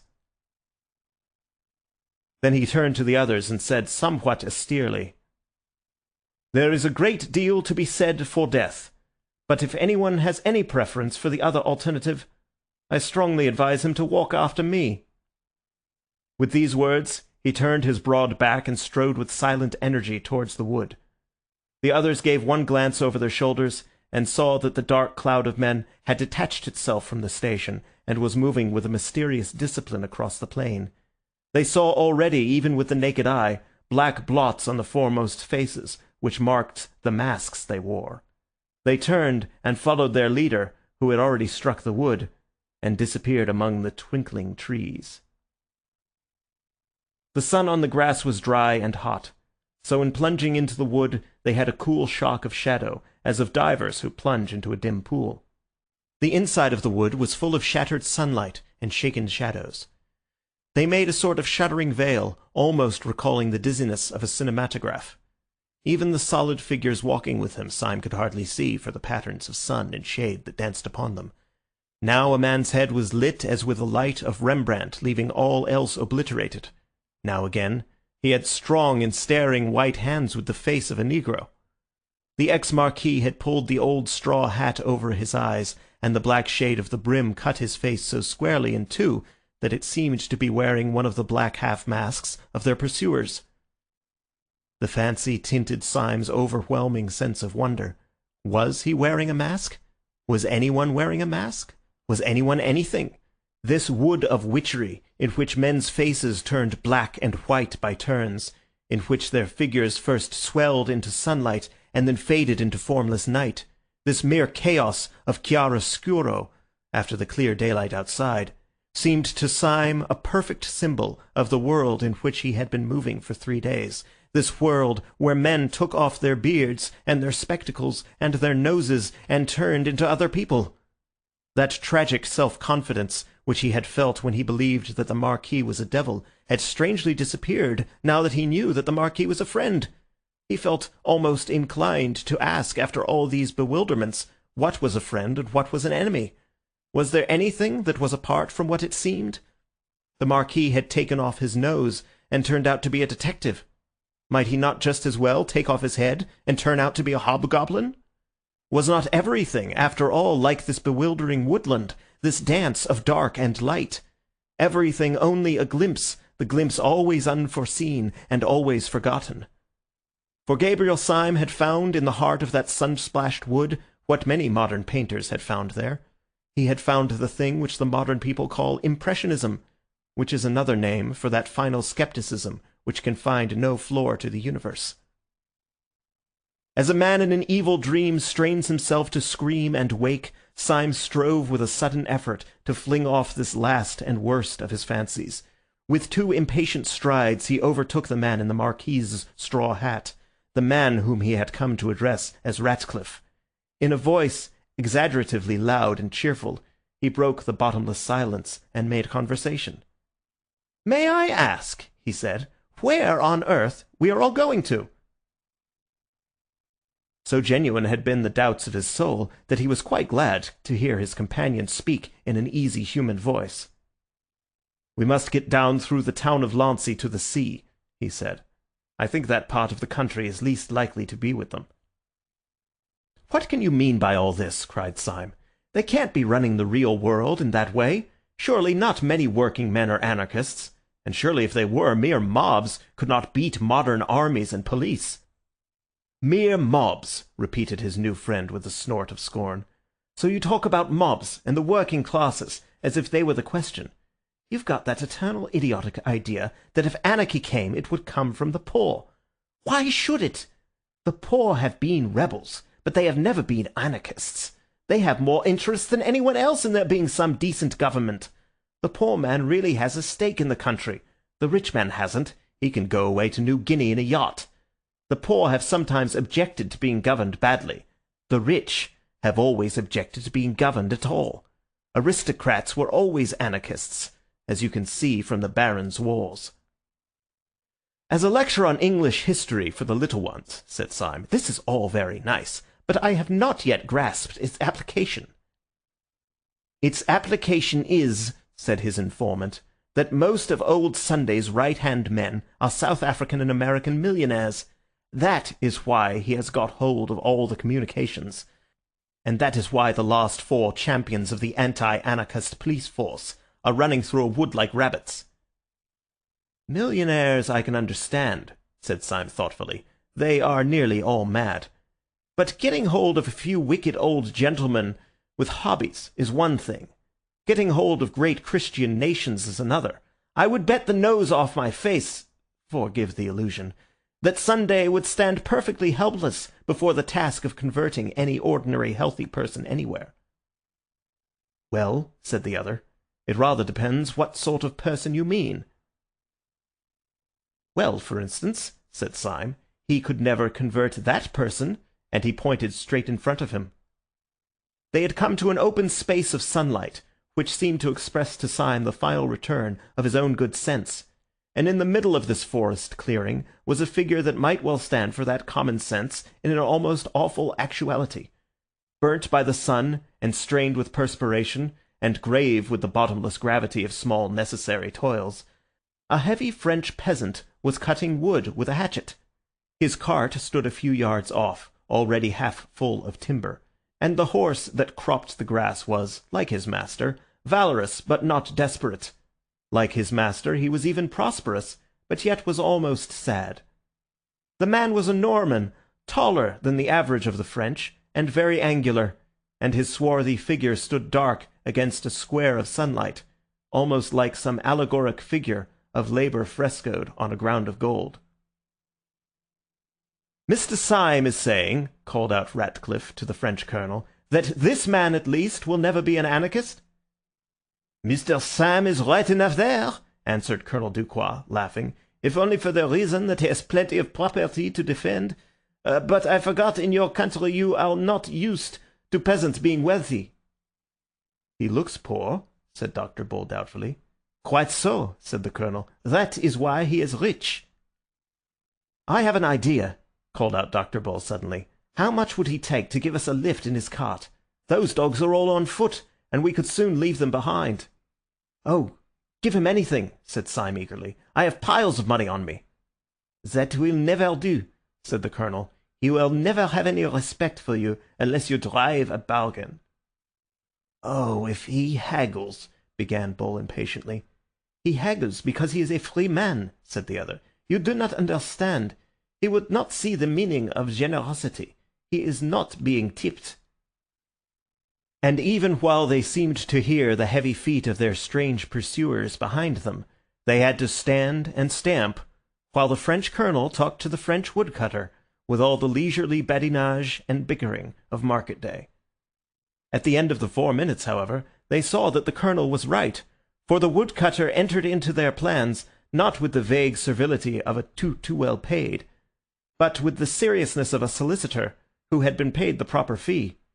He told them that the best thing they could do was to make their way down to the little inn on the hills above Lancy, where the innkeeper, an old soldier who had become devout in his latter years, would be certain to sympathize with them, and even to take risks in their support. The whole company therefore piled themselves on top of the stacks of wood, and went rocking in the rude cart down the other and steeper side of the woodland. Heavy and ramshackle as was the vehicle, it was driven quickly enough, and they soon had the exhilarating impression of distancing altogether those, whoever they were, who were hunting them. For after all, the riddle as to where the anarchists had got all these followers was still unsolved. One man's presence had sufficed for them. They had fled at the first sight of the deformed smile of the secretary. Syme every now and then looked back over his shoulder at the army on their track. As the wood grew first thinner and then smaller with distance, he could see the sunlit slopes beyond it and above it, and across these was still moving the square black mob like one monstrous beetle. In the very strong sunlight, and with his own very strong eyes, which were almost telescopic, Syme could see this mass of men quite plainly. He could see them as separate human figures, but he was increasingly surprised by the way in which they moved as one man, They seemed to be dressed in dark clothes and plain hats, like any common crowd out of the streets, but they did not spread and sprawl and trail by various lines to the attack, as would be natural in an ordinary mob. They moved with a sort of dreadful and wicked woodenness, like a staring army of automatons. Syme pointed this out to Ratcliffe. "Yes," replied the policeman, "that's discipline. That's Sunday. He is perhaps 500 miles off, but the fear of him is on all of them like the finger of God. Yes, they are walking regularly, and you bet your boots that they are talking regularly, yes, and thinking regularly. But the one important thing for us is that they are disappearing regularly." Syme nodded. It was true that the black patch of the pursuing men was growing smaller and smaller as the peasant belaboured his horse. The level of the sunlit landscape, though flat as a whole, fell away on the farther side of the wood in billows of heavy slope towards the sea, in a way not unlike the lower slopes of the Sussex Downs. The only difference was that in Sussex the road would have been broken and angular like a little brook, but here the white French road fell sheer in front of them like a waterfall. Down this direct descent the cart clattered at a considerable angle, and in a few minutes, the road growing yet steeper, they saw below them the little harbour of Lancy and a great blue arc of the sea. The travelling cloud of their enemies had wholly disappeared from the horizon. The horse and cart took a sharp turn round a clump of elms, and the horse's nose nearly struck the face of an old gentleman who was sitting on the benches outside the little café of Le Soleil d'Or. The peasant grunted an apology and got down from his seat. The others also descended one by one and spoke to the old gentleman with fragmentary phrases of courtesy, for it was quite evident from his expansive manner that he was the owner of the little tavern. He was a white-haired, apple-faced old boy, with sleepy eyes and a grey moustache, stout, sedentary, and very innocent, of a type that may often be found in France, but is still commoner in Catholic Germany. Everything about him, his pipe, his pot of beer, his flowers, and his beehive, suggested an ancestral peace. Only when his visitors looked up as they entered the inn parlour, they saw the sword upon the wall. The colonel, who greeted the innkeeper as an old friend, passed rapidly into the inn parlour, and sat down, ordering some ritual refreshment. The military decision of his action interested Syme, who sat next to him, and he took the opportunity when the old innkeeper had gone out of satisfying his curiosity. "May I ask you, Colonel," he said in a low voice, "why we have come here?" Colonel Ducroix smiled behind his bristly white moustache. "For two reasons, sir," he said, "and I will give first not the most important, but the most utilitarian. We came here because this is the only place within 20 miles in which we can get horses." "Horses?" repeated Syme, looking up quickly. "Yes," replied the other. "If you people are really to distance your enemies, it is horses or nothing for you, unless, of course, you have bicycles and motor cars in your pocket." "And where do you advise us to make for?" asked Syme doubtfully. "Beyond question," replied the colonel. "You had better make all haste to the police station beyond the town. My friend, whom I seconded under somewhat deceptive circumstances, seems to me to exaggerate very much the possibilities of a general rising. But even he would hardly maintain, I suppose, that you are not safe with the gendarmes." Syme nodded gravely. Then he said abruptly, "And your other reason for coming here?" "My other reason for coming here," said Ducroix soberly, "is that it is just as well to see a good man or two when one is possibly near to death." Syme looked up at the wall and saw a crudely painted and pathetic religious picture. Then he said, "You are right," and then almost immediately afterwards, "Has anyone seen about the horses?" "Yes," answered Ducroix. "You may be quite certain that I gave orders the moment I came in. These enemies of yours gave no impression of hurry, but they were really moving wonderfully fast, like a well-trained army. I had no idea that the anarchists had so much discipline. You have not a moment to waste." Almost as he spoke, the old innkeeper with the blue eyes and white hair came ambling into the room, and announced that 6 horses were saddled outside. By Ducroix's advice, the 5 others equipped themselves with some portable form of food and wine, and keeping their dueling swords as the only weapons available, they clattered away down the steep white road. The 2 servants, who had carried the Marquis's luggage when he was a marquis, were left behind to drink at the café by common consent, and not at all against their own inclination. By this time the afternoon sun was slanting westward, and by its rays Syme could see the sturdy figure of the old innkeeper growing smaller and smaller, but still standing and looking after them quite silently, the sunshine in his silver hair. Syme had a fixed, superstitious fancy, left in his mind by the chance phrase of the colonel, that this was indeed, perhaps, the last honest stranger whom he should ever see upon the earth. He was still looking at this dwindling figure, which stood as a mere grey blot touched with a white flame against the great green wall of the steep down behind him. And as he stared over the top of the down behind the innkeeper, there appeared an army of black-clad and marching men. They seemed to hang above the good man and his house like a black cloud of locusts. The horses had been saddled none too soon. End of chapter 11. The Man Who Was Thursday, A Nightmare, by G.K. Chesterton. Chapter 12. The Earth in Anarchy. Urging the horses to a gallop, without respect to the rather rugged descent of the road, the horsemen soon regained their advantage over the men on the march, and at last the bulk of the first buildings of Lancy cut off the sight of their pursuers.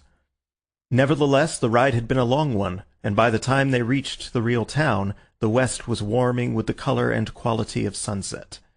The colonel suggested that, before making finally for the police station, they should make the effort, in passing, to attach to themselves one more individual who might be useful. 4 out of the 5 rich men in this town, he said, are common swindlers. I suppose the proportion is pretty equal all over the world. The 5th is a friend of mine, and a very fine fellow, and what is even more important from our point of view, he owns a motor car. I am afraid, said the professor in his mirthful way, looking back along the white road on which the black crawling patch might appear at any moment, I am afraid we have hardly time for afternoon calls.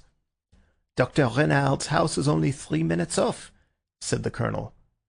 Our danger, said Dr. Bull, is not 2 minutes off. Yes, said Syme. If we ride on fast, we must leave them behind, for they are on foot. He has a motor car, said the colonel. But we may not get it, said Bull. Yes, he is quite on your side. But he might be out. Hold your tongue, said Syme suddenly. What is that noise? For a second, they all sat as still as equestrian statues, and for a second, for 2 or 3 or 4 seconds, heaven and earth seemed equally still. Then all their ears, in an agony of attention, heard along the road that indescribable thrill and throb that means only one thing: horses. The colonel's face had an instantaneous change, as if lightning had struck it, and yet left it scatheless. They have done us, he said, with brief military irony. Prepare to receive cavalry. Where can they have got the horses? Asked Syme, as he mechanically urged his steed to a canter. The colonel was silent for a little, then he said in a strained voice, I was speaking with strict accuracy when I said that the Soleil d'Or was the only place where one could get horses within 20 miles. No, said Syme violently. I don't believe he'd do it, not with all that white hair. He may have been first, said the colonel gently. They must be at least 100 strong, for which reason we are all going to see my friend Renard, who has a motor car. With those words he swung his horse suddenly round a street corner, and went down the street with such thundering speed that the others, though already well at the gallop, had difficulty in following the flying tail of his horse. Dr. Renard inhabited a high and comfortable house at the top of a steep street, so that when the riders alighted at his door, they could once more see the solid green ridge of the hill, with the white road across it standing up above all the roofs of the town. They breathed again to see that the road as yet was clear, and they rang the bell. Dr. Renard was a breaming, brown-bearded man, a good example of that silent but very busy professional class which France has preserved even more perfectly than England. When the matter was explained to him, he pooh-poohed the panic of the ex-marquis altogether. He said with the solid French scepticism that there was no conceivable probability of a general anarchist rising. "Anarchy," he said, shrugging his shoulders. "It is childishness." "Et ça!" cried out the colonel suddenly, pointing over the other's shoulder. "And that is childishness, isn't it?" They all looked round and saw a curve of black cavalry come sweeping over the top of the hill with all the energy of Attila. Swiftly as they rode, however, the whole rank still kept well together, and they could see the black vizards of the first line as level as a line of uniforms. But although the main black square was the same, though travelling faster, there was now one sensational difference which they could see clearly upon the slope of the hill, as if upon a slanted map. The bulk of the riders were in one block, but one rider flew far ahead of the column, and with frantic movements of hand and heel urged his horse faster and faster, so that one might have fancied that he was not the pursuer but the pursued. But even at that great distance they could see something so fanatical, so unquestionable in his figure, that they knew it was the secretary himself. "I am sorry to cut short a cultured discussion," said the colonel, "but can you lend me your motor car now in 2 minutes?" "I have a suspicion that you are all mad," said Dr. Renard, smiling sociably. "But God forbid that madness should in any way interrupt friendship. Let us go round to the garage." Dr. Renard was a mild man with monstrous wealth. His rooms were like the Musée de Cluny, and he had 3 motor cars. These, however, he seemed to use very sparingly, having the simple tastes of the French middle class, and when his impatient friends came to examine them, it took them some time to assure themselves that one of them even could be made to work. This with some difficulty they brought round into the street before the doctor's house. When they came out of the dim garage, they were startled to find that twilight had already fallen with the abruptness of night in the tropics. Either they had been longer in the place than they imagined, or some unusual canopy of cloud had gathered over the town. They looked down the steep streets and seemed to see a slight mist coming up from the sea. "It is now or never," said Dr. Bull. "I hear horses." "No," corrected the professor. "A horse." And as they listened, it was evident that the noise, rapidly coming nearer on the rattling stones, was not the noise of the whole cavalcade, but that of the one horseman who had left it far behind, the insane secretary. Syme's family, like most of those who end in the simple life, had once owned a motor, and he knew all about them. He had leapt at once into the chauffeur's seat, and with flushed face was wrenching and tugging at the disused machinery. He bent his strength upon one handle, and then said quite quietly, "I am afraid it's no go." As he spoke, there swept round the corner a man rigid on his rushing horse, with the rush and rigidity of an arrow. He had a smile that thrust out his chin as if it were dislocated. He swept alongside of the stationary car into which his company had crowded, and laid his hand on the front. It was the secretary, and his mouth went quite straight in the solemnity of triumph. Syme was leaning hard upon the steering wheel, and there was no sound but the rumble of the other pursuers riding into the town. Then there came quite suddenly a scream of scraping iron, and the car leapt forward. It plucked the secretary clean out of his saddle, as a knife is whipped out of its sheath, trailed him kicking terribly for 20 yards, and left him flung flat upon the road far in front of his frightened horse. As the car took the corner of the street with a splendid curve, they could just see the other anarchists filling the street and raising their fallen leader. "I can't understand why it has grown so dark," said the professor at last in a low voice. "Going to be a storm, I think," said Dr. Bull. "I say, it's a pity we haven't got a light on this car, if only to see by." "We have," said the colonel, and from the floor of the car he fished up a heavy, old-fashioned, carved iron lantern with a light inside it. It was obviously an antique, and it would seem as if its original use had been in some way semi-religious, for there was a rude moulding of a cross upon one of its sides. "Where on earth did you get that?" asked the professor. "I got it where I got the car," answered the colonel, chuckling, "from my best friend. While our friend here was fighting with his steering wheel, I ran up the front steps of the house and spoke to Renard, who was standing in his own porch, you will remember. I suppose I said there's no time to get a lamp. He looked up, blinking amiably at the beautiful arched ceiling of his own front hall. From this was suspended, by chains of exquisite ironwork, this lantern, one of the 100 treasures of his treasure house. By sheer force, he tore the lamp out of his own ceiling, shattering the painted panels and bringing down 2 blue vases with his violence. Then he handed me the iron lantern, and I put it in the car. Was I not right when I said that Dr. Renard was worth knowing?" "You were," said Syme seriously, and hung the heavy lantern over the front. There was a certain allegory of their whole position in the contrast between the modern automobile and its strange ecclesiastical lamp. Hitherto they had passed through the quietest part of the town, meeting at once 1 or 2 pedestrians who could give them no hint of the peace or the hostility of the place. Now, however, the windows in the houses began one by one to be lit up, giving a greater sense of habitation and humanity. Dr. Bull turned to the new detective who had led their flight, and permitted himself one of his natural and friendly smiles. "These lights make one feel more cheerful." Inspector Ratcliffe drew his brows together. "There is only one set of lights that make me more cheerful," he said, "and they are those lights of the police station which I can see beyond the town. Please God we may be there in 10 minutes. Then all Bull's boiling good sense and optimism broke suddenly out of him. "Oh, this is all raving nonsense!" he cried. "If you really think that ordinary people in ordinary houses are anarchists, you must be madder than an anarchist yourself. If we turned and fought these fellows, the whole town would fight for us." "No," said the other, with an immovable simplicity. "The whole town would fight for them. We shall see." While they were speaking, the Professor had leant forward with sudden excitement. "What is that noise?" he said. "Oh, the horses behind us, I suppose," said the Colonel. "I thought we had got clear of them." "The horses behind us? No," said the Professor. "It is not horses, and it is not behind us." Almost as he spoke, across the end of the street before them, 2 shining and rattling shapes shot past.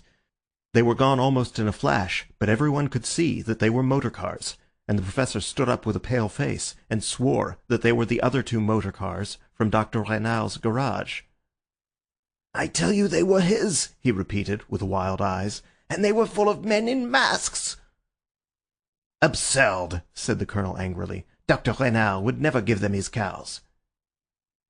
"He may have been forced," said Ratcliffe quietly. "The whole town is on their side." "You still believe that?" asked the Colonel incredulously. "You will all believe it soon," said the other with a hopeless calm. There was a puzzled pause for some little time, and then the Colonel began again abruptly. "No, I can't believe it. The thing is nonsense. The plain people of a peaceable French town—" He was cut short by a bang and a blaze of light which seemed close to his eyes. As the car sped on, it left a floating patch of white smoke behind it, and Syme had heard a shot shriek past his ear. "My God!" said the Colonel. "Someone has shot at us." "It need not interrupt conversation," said the gloomy Ratcliffe. "Pray resume your remarks, Colonel. You were talking, I think, about the plain people of a peaceable French town." The staring Colonel was long past minding satire. He rolled his eyes all round the street. "It is extraordinary," he said. "Most extraordinary." "A fastidious person," said Syme, "might even call it unpleasant. However, I suppose those lights out in the field beyond this street are the gendarmerie. We shall soon get there." "No," said Inspector Ratcliffe, "we shall never get there." He had been standing up and looking keenly ahead of him. Now he sat down and smoothed his sleek hair with a weary gesture. "What do you mean?" asked Bull sharply. "I mean that we shall never get there," said the pessimist placidly. "They have 2 rows of armed men across the road already. I can see them from here. The town is in arms, as I said it was. I can only wallow in the exquisite comfort of my own exactitude." And Ratcliffe sat down comfortably in the car and lit a cigarette, but the others rose excitedly and stared down the road. Syme had slowed down the car as their plans became doubtful, and he brought it finally to a standstill, just at the corner of a side street that ran down very steeply to the sea. The town was mostly in shadow, but the sun had not sunk. Wherever its level light could break through, it painted everything a burning gold. Up this side street the last sunset light shone as sharp and narrow as the shaft of artificial light at the theatre. It struck the car of the five friends and lit it like a burning chariot, but the rest of the street, especially the two ends of it, was in the deepest twilight, and for some seconds they could see nothing. Then Syme, whose eyes were the keenest, broke into a little bitter whistle and said, "It is quite true. There is a crowd or an army or some such thing across the end of that street." "Well, if there is," said Bull impatiently, "it must be something else, a sham fight or the mayor's birthday or something. I cannot and will not believe that plain jolly people in a place like this walk about with dynamite in their pockets. Get on a bit, Syme, and let us look at them." The car crawled about 100 yards farther, and then they were all startled by Dr. Bull breaking into a high crow of laughter. "Why, you silly mugs," he cried. "What did I tell you? That crowd's as law-abiding as a cow, and if it weren't, it's on our side." "How do you know?" asked the Professor, staring. "You blind bat!" cried Bull. "Don't you see who is leading them?" They peered again, and then the Colonel, with a catch in his voice, cried out, "Why, it's Renard!" There was indeed a rank of dim figures running across the road, and they could not be clearly seen. But far enough in front to catch the accident of the evening light was stalking up and down the unmistakable Dr. Renard, in a white hat, stroking his long brown beard, and holding a revolver in his left hand. "What a fool I've been!" exclaimed the Colonel. "Of course, the dear old boy has turned out to help us." Dr. Bull was bubbling over with laughter, swinging the sword in his hand as carelessly as a cane. He jumped out of the car and ran across the intervening space, calling out, "Dr. Renard! Dr. Renard!" An instant after, Syme thought his own eyes had gone mad in his head, for the philanthropic Dr. Renard had deliberately raised his revolver and fired twice at Bull, so that the shots rang down the road. Almost at the same second as the puff of white cloud went up from this atrocious explosion, a long puff of white cloud went up also from the cigarette of the cynical Ratcliffe. Like all the rest, he turned a little pale, but he smiled. Dr. Bull, at whom the bullets had been fired, just missing his scalp, stood quite still in the middle of the road without a sign of fear, and then turned very slowly and crawled back to his car and climbed in with 2 holes through his hat. "Well," said the cigarette smoker slowly, "what do you think now?" "I think," said Dr. Bull with precision, "that I am lying in bed at number 217 Peabody Buildings, and that I shall soon wake up with a jump. Or if that's not it, I think that I am sitting in a small cushioned cell in Hanwell, and that the doctor can't make much of my case. But if you want to know what I don't think, I'll tell you. I don't think what you think. I don't think, and I never shall think, that the mass of ordinary men are a pack of dirty modern thinkers. No, sir, I'm a Democrat, and I still don't believe that Sunday could convert one average navvy or counter-jumper. No, I may be mad, but humanity isn't." Syme turned his bright blue eyes on Bull with an earnestness which he did not commonly make clear. "You are a very fine fellow," he said. "You can believe in sanity which is not merely your sanity, and you're right enough about humanity, about peasants and people like that jolly old innkeeper. But you're not right about Renard. I suspected him from the first. He's rationalistic, and what's worse, he's rich. When duty and religion are really destroyed, it will be by the rich." "They are really destroyed now," said the man with the cigarette, and rose with his hands in his pockets. "The devils are coming on." The men in the motor car looked anxiously in the direction of his dreamy gaze, and they saw that the whole regiment at the end of the road was advancing upon them, Dr. Renard marching furiously in front, his beard flying in the breeze. The Colonel sprang out of the car with an intolerant exclamation. "Gentlemen," he cried, "the thing is incredible. It must be a practical joke. If you knew Renard as I do, it's like calling Queen Victoria a dynamiter. If you had got the man's character into your head—" "Dr. Bull," said Syme sardonically, "has at least got it into his hat." "I tell you it can't be!" cried the Colonel, stamping. "Renard shall explain it. He shall explain it to me." And he strode forward. "Don't be in such a hurry," drawled the smoker. "He will very soon explain it to all of us." But the impatient Colonel was already out of earshot, advancing towards the advancing enemy. The excited Dr. Renard lifted his pistol again, but perceiving his opponent, hesitated, and the Colonel came face to face with him, with frantic gestures of remonstrance. "It is no good," said Syme. He will never get anything out of that old heathen. I vote we drive bang through the thick of them, bang as the bullets went through Bull's hat. We may all be killed, but we must kill a tidy number of them." "I won't have it," said Dr. Bull, growing more vulgar in the sincerity of his virtue. "The poor chaps may be making a mistake. Give the Colonel a chance." "Shall we go back, then?" asked the Professor. "No," said Ratcliffe in a cold voice. "The street behind us is held too. In fact, I seem to see there another friend of yours, Syme." Syme spun round smartly and stared backwards at the track which they had travelled. He saw an irregular body of horsemen gathering and galloping towards them in the gloom. He saw above the foremost saddle the silver gleam of a sword, and then as it grew nearer, the silver gleam of an old man's hair. The next moment, with shattering violence, he had swung the motor round and sent it dashing down the steep side street to the sea, like a man that desired only to die. "What the devil is up?" cried the Professor, seizing his arm. "The morning star has fallen," said Syme, as his own car went down in the darkness like a falling star. The others did not understand his words, but when they looked back at the street above, they saw the hostile cavalry coming round the corner and down the slopes after them, and foremost of all rode the good innkeeper, flushed with the fiery innocence of the evening light. "The world is insane," said the Professor, and buried his face in his hands. "No," said Dr. Bull in adamantine humility, "it is I." "What are we going to do?" asked the Professor. "At this moment," said Syme with a scientific detachment, "I think we are going to smash into a lamp-post." The next instant the automobile had come with a catastrophic jar against an iron object. The instant after that, 4 men had crawled out from under a chaos of metal, and a tall, lean lamp-post that had stood up straight on the edge of the Marine Parade stood out, bent and twisted, like the branch of a broken tree. "Well, we smashed something," said the Professor with a faint smile. "That's some comfort." "You're becoming an anarchist," said Syme, dusting his clothes with his instinct of daintiness. "Everyone is," said Ratcliffe. As they spoke, the white-haired horseman and his followers came thundering from above, and almost at the same moment a dark string of men ran shouting along the seafront. Syme snatched a sword and took it in his teeth. He stuck 2 others under his armpits, took a 4th in his left hand and the lantern in his right, and leapt off the high parade onto the beach below.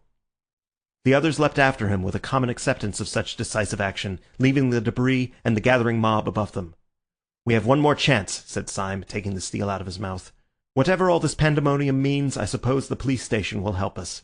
We can't get there, for they hold the way, but there's a pier or breakwater runs out into the sea just here, which we could defend longer than anything else, like Horatius and his bridge. We must defend it till the gendarmerie turn out. Keep after me." They followed him as he went crunching down the beach, and in a second or two their boots broke not on the sea gravel, but on broad flat stones. They marched down a long low jetty, running out in one arm into the dim boiling sea, and when they came to the end of it, they felt that they had come to the end of their story. They turned and faced the town. That town was transfigured with uproar. All along the high parade from which they had just descended was a dark and roaring stream of humanity, with tossing arms and fiery faces, groping and glaring towards them. The long dark line was dotted with torches and lanterns, but even where no flame lit up a furious face, they could see in the farthest figure, in the most shadowy gesture, an organized hate. It was clear that they were the accursed of all men, and they knew not why. 2 or 3 men looking little and black like monkeys leapt over the edge as they had done, and dropped onto the beach. These came ploughing down the deep sand, shouting horribly, and strove to wade into the sea at random. The example was followed, and the whole black mass of men began to run and drip over the edge like black treacle. Foremost among the men on the beach, Syme saw the peasant who had driven their cart. He splashed into the surf on a huge cart-horse, and shook his axe at them. "The peasant!" cried Syme. "They have not risen since the Middle Ages." "Even if the police do come now," said the Professor mournfully, "they can do nothing with this mob." "Nonsense!" said Bull desperately. "There must be some people left in the town who are human." "No," said the hopeless inspector. "The human being will soon be extinct. We are the last of mankind." "It may be," said the Professor absently.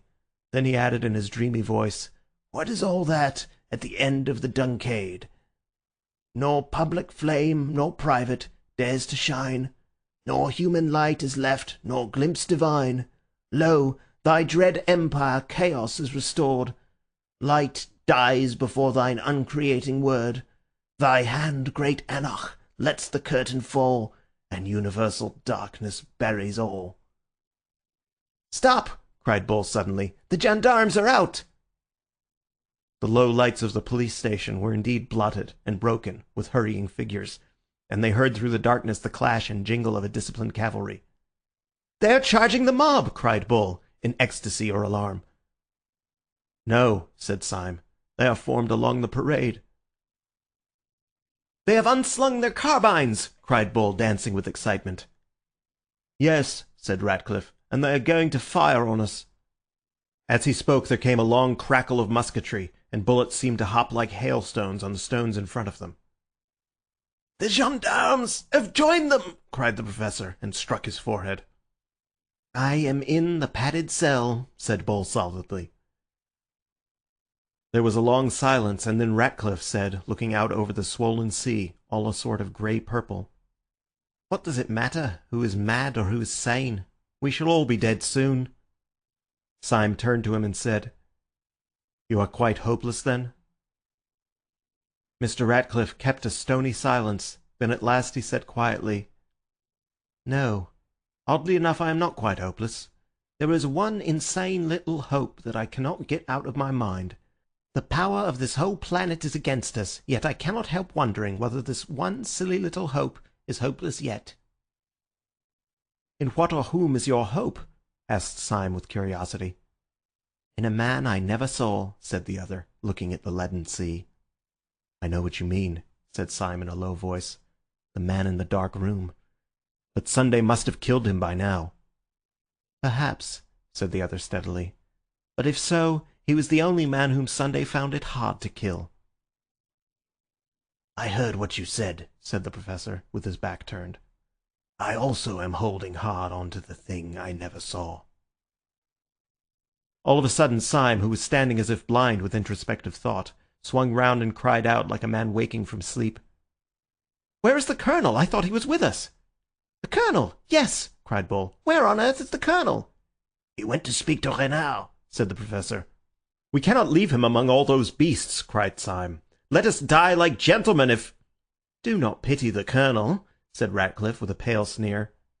"He is extremely comfortable. He is—" "No, no, no!" cried Syme in a kind of frenzy. "Not the Colonel too! I will never believe it!" "Will you believe your eyes?" asked the other, and pointed to the beach. Many of the pursuers had waded into the water shaking their fists, but the sea was rough, and they could not reach the pier. 2 or 3 figures, however, stood on the beginning of the stone footway and seemed to be cautiously advancing down it. The glare of a chance lantern lit up the faces of the 2 foremost.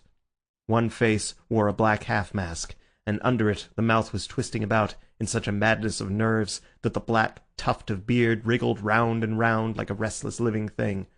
The other was the red face and white moustache of Colonel Ducroix. They were in earnest consultation. "Yes, he is gone too," said the Professor, and sat down on a stone. "Everything's gone. I'm gone. I can't trust my own bodily machinery. I feel as if my own hand might fly up and strike me." "When my hand flies up," said Syme, "it will strike somebody else," and he strode along the pier towards the Colonel, the sword in one hand and the lantern in the other. As if to destroy the last hope or doubt, the Colonel, who saw him coming, pointed his revolver at him and fired. The shot missed Syme, but struck his sword, breaking it short at the hilt. Syme rushed on and swung the iron lantern above his head. "Judas before Herod!" he said, and struck the Colonel down upon the stones. Then he turned to the secretary, whose frightful mouth was almost foaming now, and held the lamp high with so rigid and arresting a gesture that the man was, as it were, frozen for a moment, and forced to hear. "Do you see this lantern?" cried Syme in a terrible voice. "Do you see the cross carved on it, and the flame inside? You did not make it. You did not light it. Better men than you, men who could believe and obey, twisted the entrails of iron and preserved the legend of fire. There is not a street you walk on, there is not a thread you wear, that was not made as this lantern was, by denying your philosophy of dirt and rats. You can make nothing, you can only destroy. You will destroy mankind, you will destroy the world, let that suffice you.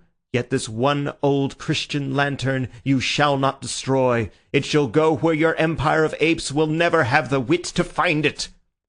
He struck the secretary once with the lantern so that he staggered, and then whirling it twice round his head, sent it flying far out into sea, where it flared like a roaring rocket and fell. "Swords!" shouted Syme, turning his flaming face to the three behind him. "Let us charge these dogs, for our time has come to die." His three companions came after him, sword in hand. Syme's sword was broken, but he rent a bludgeon from the fist of a fisherman, flinging him down. In a moment they would have flung themselves upon the face of the mob and perished, when an interruption came. The secretary, ever since Syme's speech, had stood with his hand to his stricken head as if dazed. Now he suddenly pulled off his black mask. The pale face thus peeled in the lamplight revealed not so much rage as astonishment. He put up his hand with an anxious authority. "There is some mistake," he said. "Mr. Syme, I hardly think you understand your position. I arrest you in the name of the law." "Of the law?" said Syme, and dropped his stick. "Certainly," said the secretary. "I am a detective from Scotland Yard." And he took a small blue card from his pocket. "And what do you suppose we are?" asked the professor, and threw up his arms. "You," said the secretary stiffly, "are, as I know for a fact, members of the Supreme Anarchist Council. Disguised as one of you, Dr. Bull tossed his sword into the sea. "There never was any Supreme Anarchist Council," he said. "We were all a lot of silly policemen looking at each other, and all these nice people who have been peppering us with shot thought we were the dynamiters. I knew I couldn't be wrong about the mob," he said, beaming over the enormous multitude, which stretched away to the distance on both sides. "Vulgar people are never mad. I'm vulgar myself, and I know. I am now going on shore to stand a drink to everybody here." End of chapter 12. The Man Who Was Thursday, A Nightmare, by G.K. Chesterton. Chapter 13. The Pursuit of the President. Next morning 5 bewildered but hilarious people took the boat for Dover. The poor old colonel might have had some cause to complain, having been first forced to fight for 2 factions that didn't exist, and then knocked down with an iron lantern. But he was a magnanimous old gentleman, and being much relieved that neither party had anything to do with dynamite, he saw them off on the pier with great geniality. The 5 reconciled detectives had 100 details to explain to each other. The secretary had to tell Syme how they had come to wear masks originally in order to approach the supposed enemy as fellow conspirators. Syme had to explain how they had fled with such swiftness through a civilized country. But above all these matters of detail which could be explained, rose the central mountain of the matter that they could not explain. What did it all mean? If they were all harmless officers, what was Sunday? If he had not seized the world, what on earth had he been up to? Inspector Ratcliffe was still gloomy about this. "I can't make head or tail of old Sunday's little game any more than you can," he said. "But whatever else Sunday is, he isn't a blameless citizen. Damn it, do you remember his face?" "I grant you," answered Syme, "that I have never been able to forget it."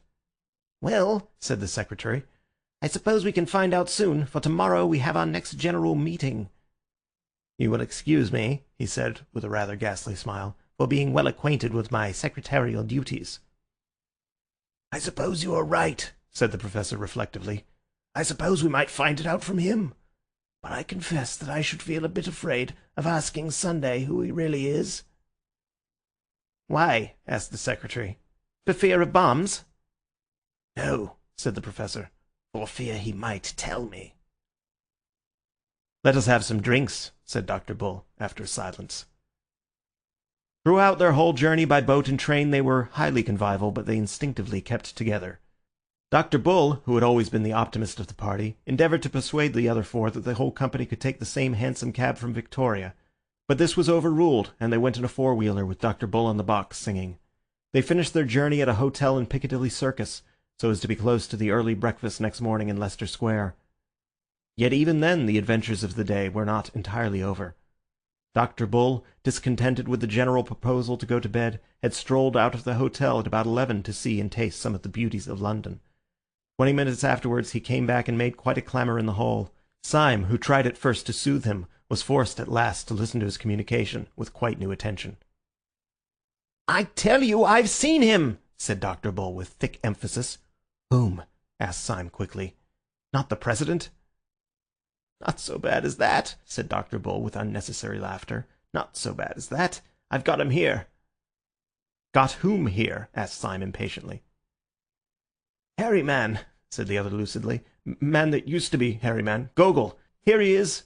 And he pulled forward by a reluctant elbow the identical young man who 5 days before had marched out of the council with thin red hair and a pale face, the first of all the sham anarchists who had been exposed.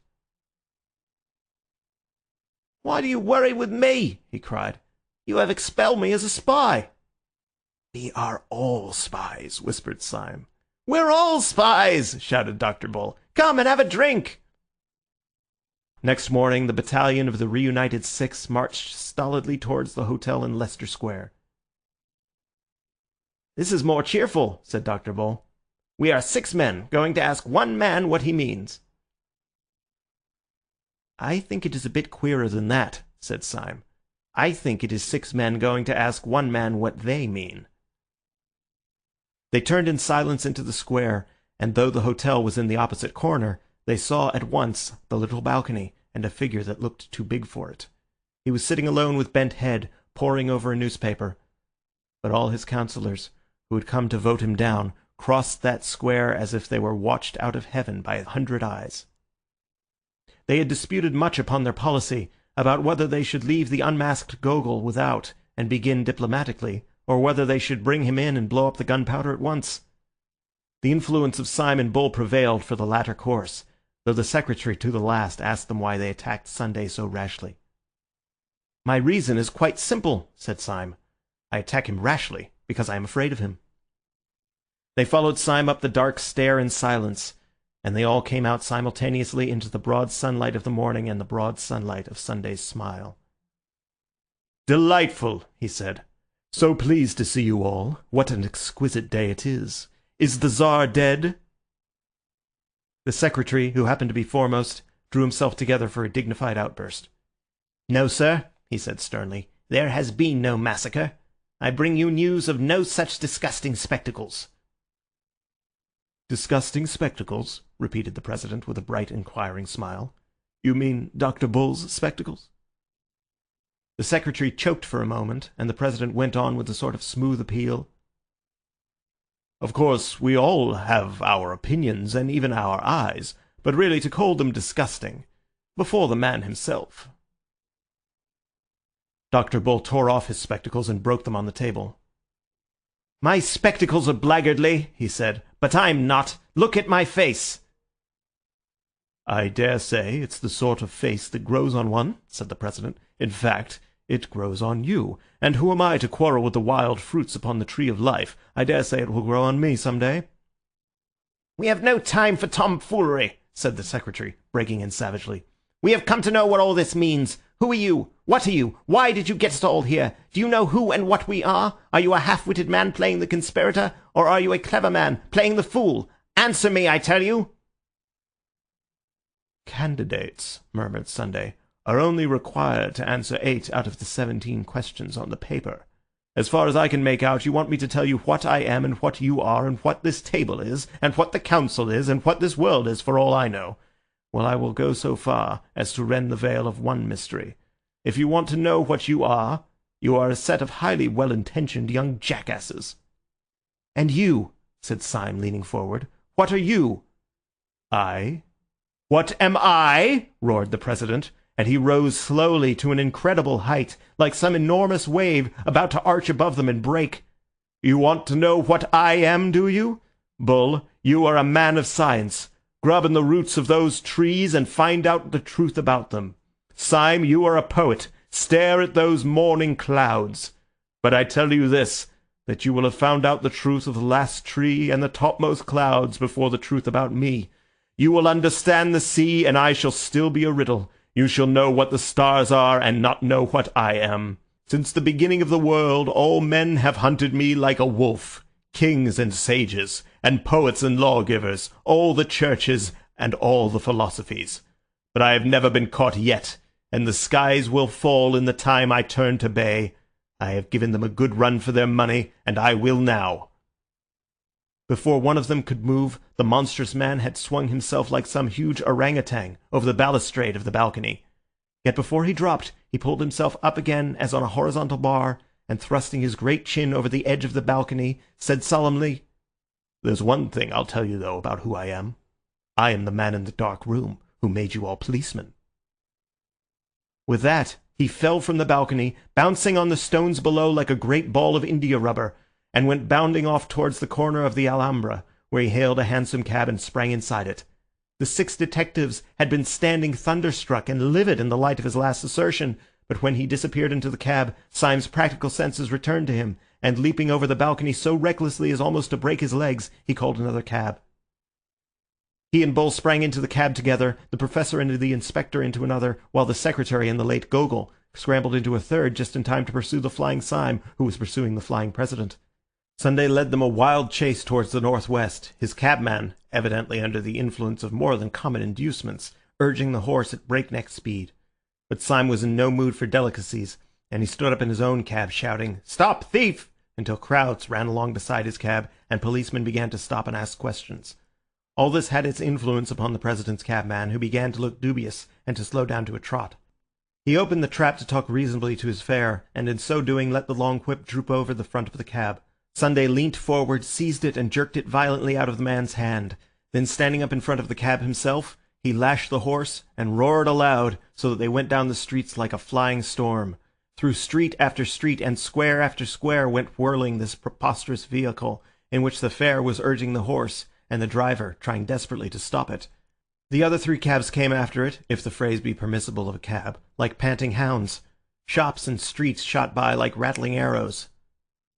At the highest ecstasy of speed, Sunday turned round on the splashboard where he stood, and sticking his great grinning head out of the cab, with white hair whistling in the wind, he made a horrible face at his pursuers, like some colossal urchin.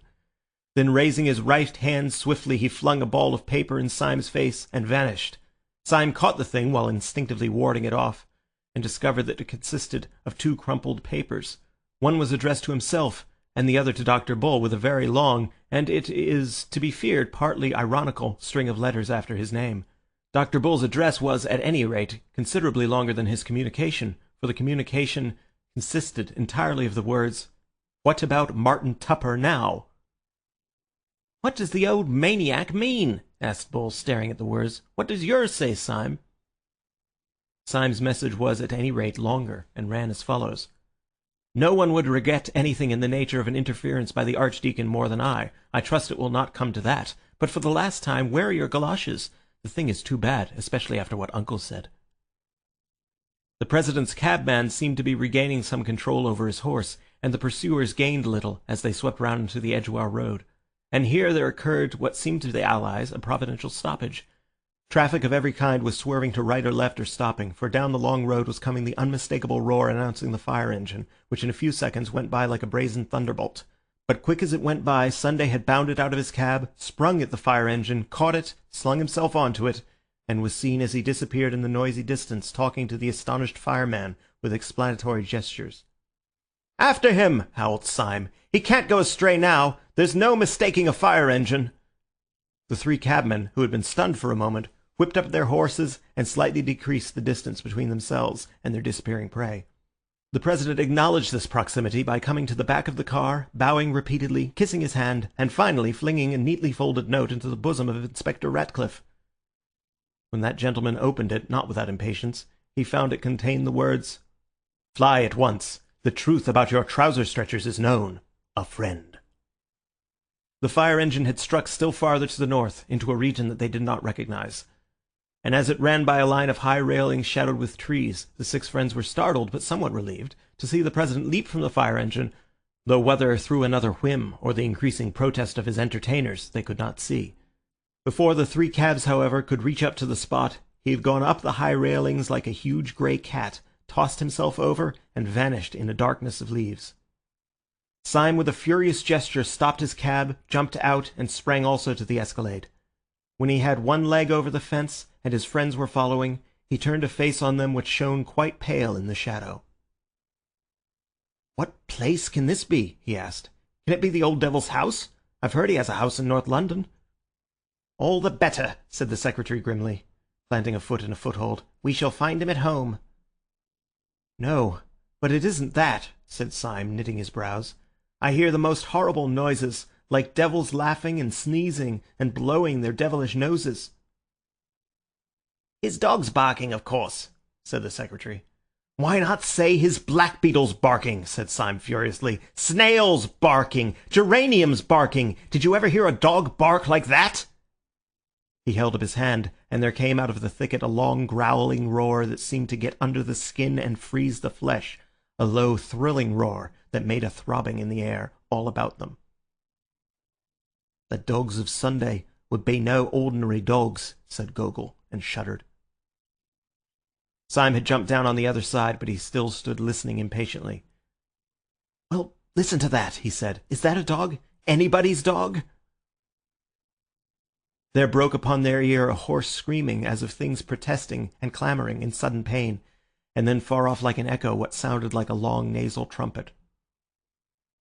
"Well, his house ought to be hell," said the secretary. "And if it is hell, I'm going in." And he sprang over the tall railings almost with one swing. The others followed.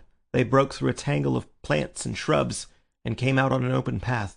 Nothing was in sight, but Dr. Bull suddenly struck his hands together. "Why, you asses!" he cried. "It's the zoo!" As they were looking round wildly for any trace of their wild quarry, a keeper in uniform came running along the path with a man in plain clothes. "Has it come this way?" gasped the keeper. "Has what?" asked Syme. "The elephant!" cried the keeper. "An elephant has gone mad and run away." "He has run away with an old gentleman," said the other stranger breathlessly. "A poor old gentleman with white hair." "What sort of old gentleman?" asked Syme with great curiosity. "A very large and fat old gentleman in light grey clothes," said the keeper eagerly. "Well," said Syme, "if he's that particular kind of old gentleman, if you're quite sure that he's a large and fat old gentleman in grey clothes, you may take my word for it that the elephant has not run away with him. He has run away with the elephant. The elephant is not made by God that could run away with him if he did not consent to the elopement, and by thunder, there he is." There was no doubt about it this time. Clean across the space of grass, about 200 yards away, with a crowd screaming and scampering vainly at his heels, went a huge grey elephant at an awful stride, with his trunk thrown out as rigid as a ship's bowsprit, and trumpeting like the trumpet of doom. On the back of the bellowing and plunging animal sat President Sunday, with all the placidity of a sultan, but goading the animal to a furious speed with some sharp object in his hand. "Stop him!" screamed the populace. "He'll be out of the gate!" "Stop a landslide!" said the keeper. "He is out of the gate!" And even as he spoke, a final crash and roar of terror announced that the great grey elephant had broken out of the gates of the Zoological Gardens and was careening down Albany Street like a new and swift sort of omnibus. "Great Lord!" cried Bull. "I never knew an elephant could go so fast. Well, it must be hansom cabs again if we are to keep him in sight." As they raced along to the gate out of which the elephant had vanished, Syme felt a glaring panorama of the strange animals in the cages which they passed. Afterwards he thought it queer that he should have seen them so clearly. He remembered especially seeing pelicans with their preposterous pendant throats. He wondered why the pelican was the symbol of charity, except it was that it wanted a good deal of charity to admire a pelican. He remembered a hornbill, which was simply a huge yellow beak with a small bird tied on behind it. The whole gave him a sensation, the vividness of which he could not explain, that nature was always making quite mysterious jokes. Sunday had told him that they would understand him when they had understood the stars. He wondered whether even the archangels understood the hornbill. The 6 unhappy detectives flung themselves into cabs and followed the elephant, sharing the terror which he spread through the long stretch of the streets. This time Sunday did not turn round, but offered them the solid stretch of his unconscious back, which maddened them, if possible, more than his previous mockeries. Just before they came to Baker Street, however, he was seen to throw something far up into the air, as a boy does a ball meaning to catch it again. But at their rate of racing it fell far behind, just by the cab containing Gogol, and in faint hope of a clue or for some impulse unexplainable, he stopped his cab so as to pick it up. It was addressed to himself and was quite a bulky parcel. On examination, however, its bulk was found to consist of 33 pieces of paper of no value wrapped one round the other. When the last covering was torn away, it reduced itself to a small slip of paper on which was written, "The word, I fancy, should be pink." The man once known as Gogol said nothing, but the movements of his hands and feet were like those of a man urging a horse to renewed efforts. Through street after street, through district after district, went the prodigy of the flying elephant, calling crowds to every window and driving the traffic left and right. And still through all this insane publicity the three cabs toiled after it until they came to be regarded as part of a procession, and perhaps the advertisement of a circus. They went at such a rate that distances were shortened beyond belief, and Syme saw the Albert Hall in Kensington when he thought that he was still in Paddington. The animal's place was even more fast and free through the empty, aristocratic streets of South Kensington, and he finally headed towards that part of the skyline where the enormous wheel of Earl's Court stood up in the sky. The wheel grew larger and larger, till it filled heaven like the wheel of stars. The beast outstripped the cabs. They lost him round several corners, and when they came to one of the gates of the Earl's Court exhibition, they found themselves finally blocked. In front of them was an enormous crowd. In the midst of it was an enormous elephant, heaving and shuddering, as such shapeless creatures do. But the president had disappeared. "Where has he gone to?" asked Syme, slipping to the ground. "Gentlemen rushed into the exhibition, sir," said an official in a dazed manner. Then he added in an injured voice, "Funny gentleman, sir. Asked me to hold his horse and gave me this." He held out with distaste a piece of folded paper addressed to the Secretary of the Central Anarchist Council. The secretary, raging, rent it open, and found written inside it, "When the herring runs a mile, let the secretary smile. When the herring tries to fly, let the secretary die." Rustic proverb. "Why, the eternal crikey," began the secretary. "Did you let the man in? Do people commonly come to your exhibition riding on mad elephants? Do—" "Look!" shouted Syme suddenly. "Look over there!" "Look at what?" asked the secretary savagely. "Look at the captive balloon," said Syme, and pointed in a frenzy. "Why the blazes should I look at a captive balloon?" demanded the secretary. "What is there queer about a captive balloon?" "Nothing," said Syme, "except that it isn't captive." They all turned their eyes to where the balloon swung and swelled above the exhibition on a string, like a child's balloon. A second afterwards the string came into just under the car, and the balloon, broken loose, floated away with the freedom of a soap bubble. "10,000 devils!" shrieked the secretary. "He's got into it!" And he shook his fists at the sky. The balloon, borne by some chance wind, came right above them, and they could see the great white head of the president peering over the side and looking benevolently down on them. "God bless my soul," said the professor, with the elderly manner that he could never disconnect from his bleached beard and parchment face. "God bless my soul, I seem to fancy that something fell on the top of my hat." He put up a trembling hand and took from that shelf a piece of twisted paper, which he opened absently, only to find it inscribed with a true lover's knot and the words, "Your beauty has not left me indifferent. From Little Snowdrop." There was a short silence, and then Syme said, biting his beard, "I'm not beaten yet. The blasted thing must come down somewhere. Let's follow it." End of chapter 13.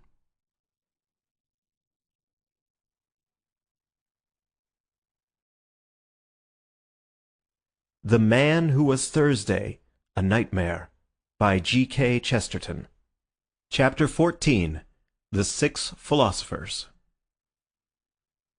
Across green fields and breaking through blooming hedges toiled six draggled detectives about 5 miles out of London. The optimist of the party had at first proposed that they should follow the balloon across South England in hansom cabs. But he was ultimately convinced of the persistent refusal of the balloon to follow the roads, and the still more persistent refusal of the cabmen to follow the balloon.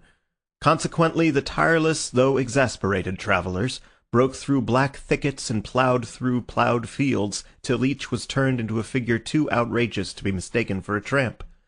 Those green hills of Surrey saw the final collapse and tragedy of the admirable light grey suit in which Syme had set out from Saffron Park. His silk hat was broken over his nose by a swinging bough, his coat-tails were torn to the shoulder by arresting thorns, the clay of England was splashed up to his collar, but he still carried his yellow beard forward with a silent and furious determination, and his eyes were still fixed on that floating ball of gas, which in the full flush of sunset seemed coloured like a sunset cloud. "After all," he said, "it is very beautiful." "It is singularly and strangely beautiful," said the Professor. "I wish the beastly gas-bag would burst." "No," said Dr. Bull, "I hope it won't. It might hurt the old boy." "Hurt him?" said the vindictive Professor. "Hurt him? Not as much as I'd hurt him if I could get up with him, little snowdrop." "I don't want him hurt somehow," said Dr. Bull. "What?"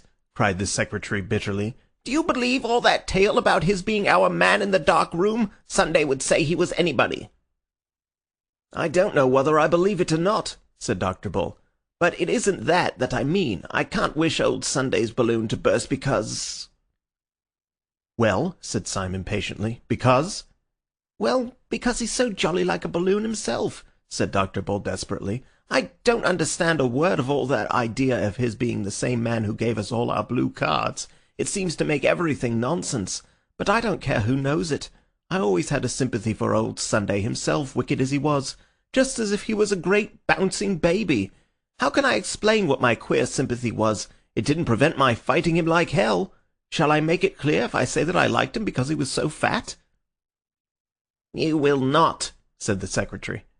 "I've got it now. It was because he was so fat and so light, just like a balloon. We always think of fat people as heavy, but he could have danced against a sylph. I see now what I mean. Moderate strength is shown in violence. Supreme strength is shown in levity. It was like the old speculations. What would happen if an elephant could leap up in the sky like a grasshopper?" "Our elephant," said Syme, looking upwards, "has leapt into the sky like a grasshopper." "And somehow," concluded Bull, "that's why I can't help liking old Sunday. No, it's not an admiration of force or any silly thing like that. There is a kind of gaiety in the thing, as if he were bursting with some good news. Haven't you sometimes felt it on a spring day? You know nature plays tricks, but somehow that day proves they are good-natured tricks. I have never read the Bible myself, but that part they laugh at is literal truth. Why leap ye high hills? The hills do leap, at least they try to. Why do I like Sunday? How can I tell you? Because he's such a bounder." There was a long silence, and then the Secretary said in a curious, strained voice, "You do not know Sunday at all. Perhaps it is because you are better than I, and do not know hell. I was a fierce fellow, and a trifle morbid from the first. The man who sits in darkness, and who chose us all, chose me because I had all the crazy look of a conspirator, because my smile went crooked, and my eyes were gloomy even when I smiled. But there must have been something in me that answered to the nerves in all these anarchic men, for when I first saw Sunday, he expressed to me not your airy vitality, but something both gross and sad in the nature of things. I found him smoking in a twilight room, a room with brown blind down, infinitely more depressing than the genial darkness in which our master lives. He sat there on a bench, a huge heap of a man, dark and out of shape. He listened to all my words without speaking or even stirring. I poured out my most passionate appeals and asked my most eloquent questions. Then after a long silence, the thing began to shake, and I thought it was shaken by some secret malady. It shook like a loathsome and living jelly. It reminded me of everything I had ever read about the base bodies that are the origin of life, the deep-sea lumps in protoplasm. It seemed like the final form of matter, the most shapeless and the most shameful. I could only tell myself from its shudderings that it was something at least that such a monster could be miserable. And then it broke upon me that the bestial mountain was shaking with a lonely laughter, and the laughter was at me. Do you ask me to forgive him that? It is no small thing to be laughed at by something at once lower and stronger than oneself." "Surely you fellows are exaggerating wildly," cut in the clear voice of Inspector Ratcliffe.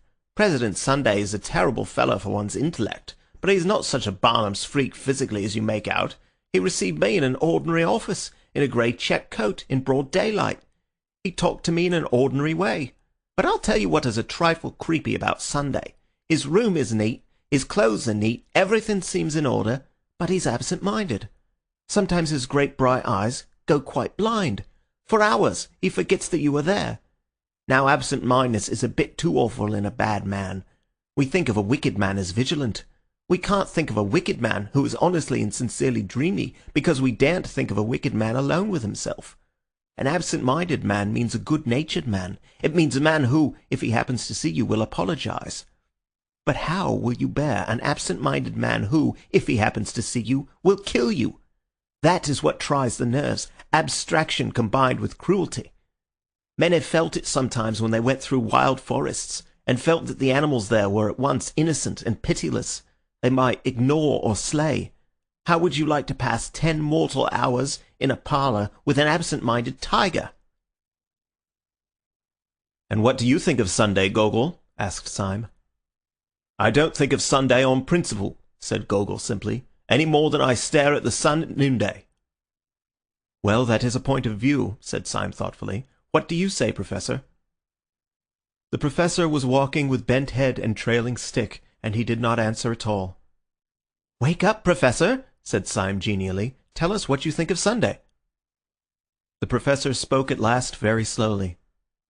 "I think something," he said, "that I cannot say clearly.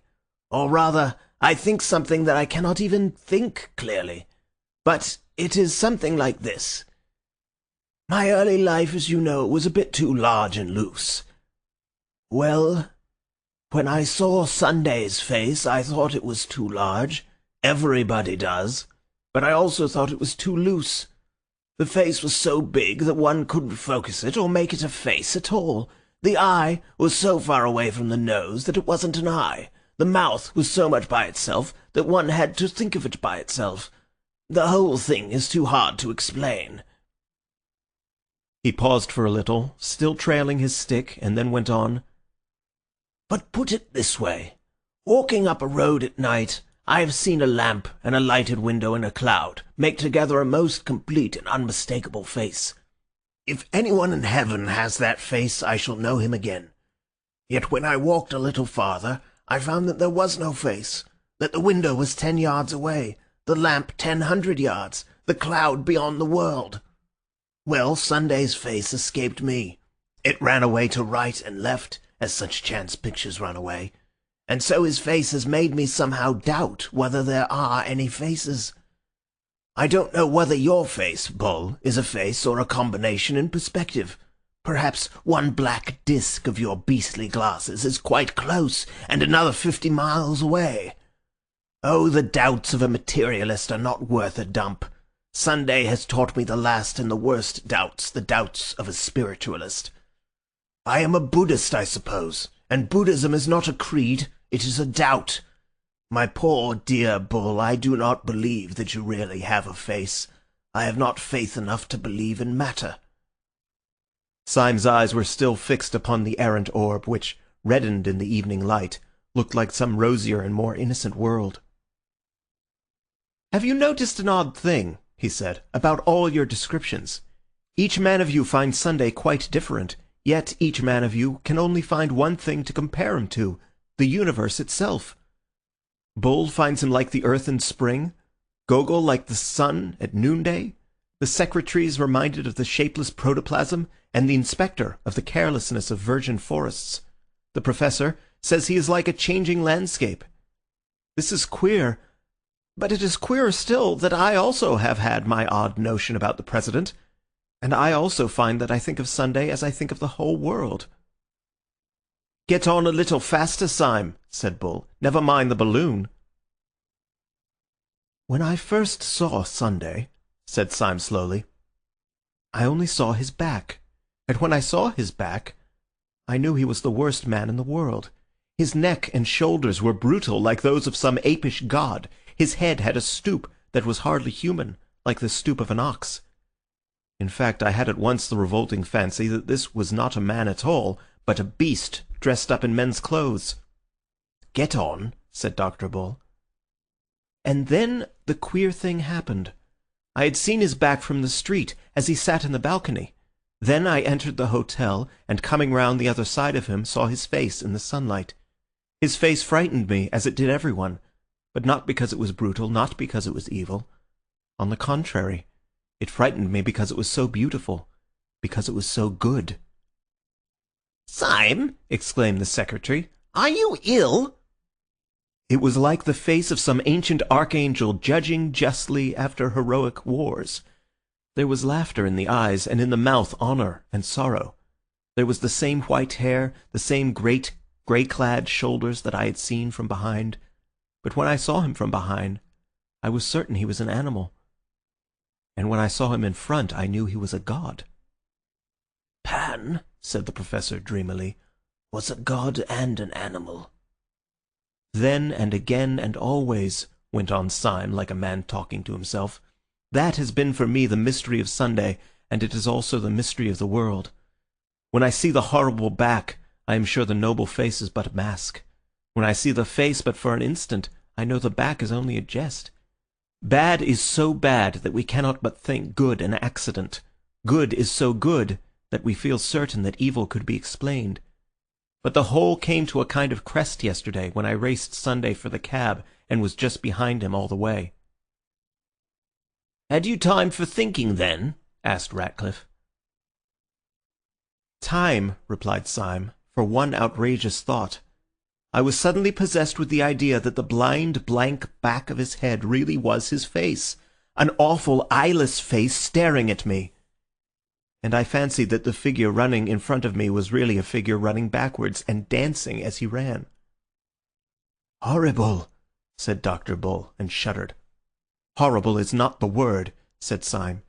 It was exactly the worst instant of my life. And yet 10 minutes afterwards, when he put his head out of the cab and made a grimace like a gargoyle, I knew that he was only like a father playing hide-and-seek with his children. It is a long game, said the secretary, and frowned at his broken boots. Listen to me, cried Syme with extraordinary emphasis. Shall I tell you the secret of the whole world? It is that we have only known the back of the world. We see everything from behind, and it looks brutal. That is not a tree, but the back of a tree. That is not a cloud, but the back of a cloud. Can you not see that everything is stooping and hiding a face? If we could only get round in front. Look, cried out Bull clamorously. The balloon is coming down. There was no need to cry out to Syme, who had never taken his eyes off it. He saw the great luminous globe suddenly stagger in the sky, right itself, and then sink slowly behind the trees like a setting sun.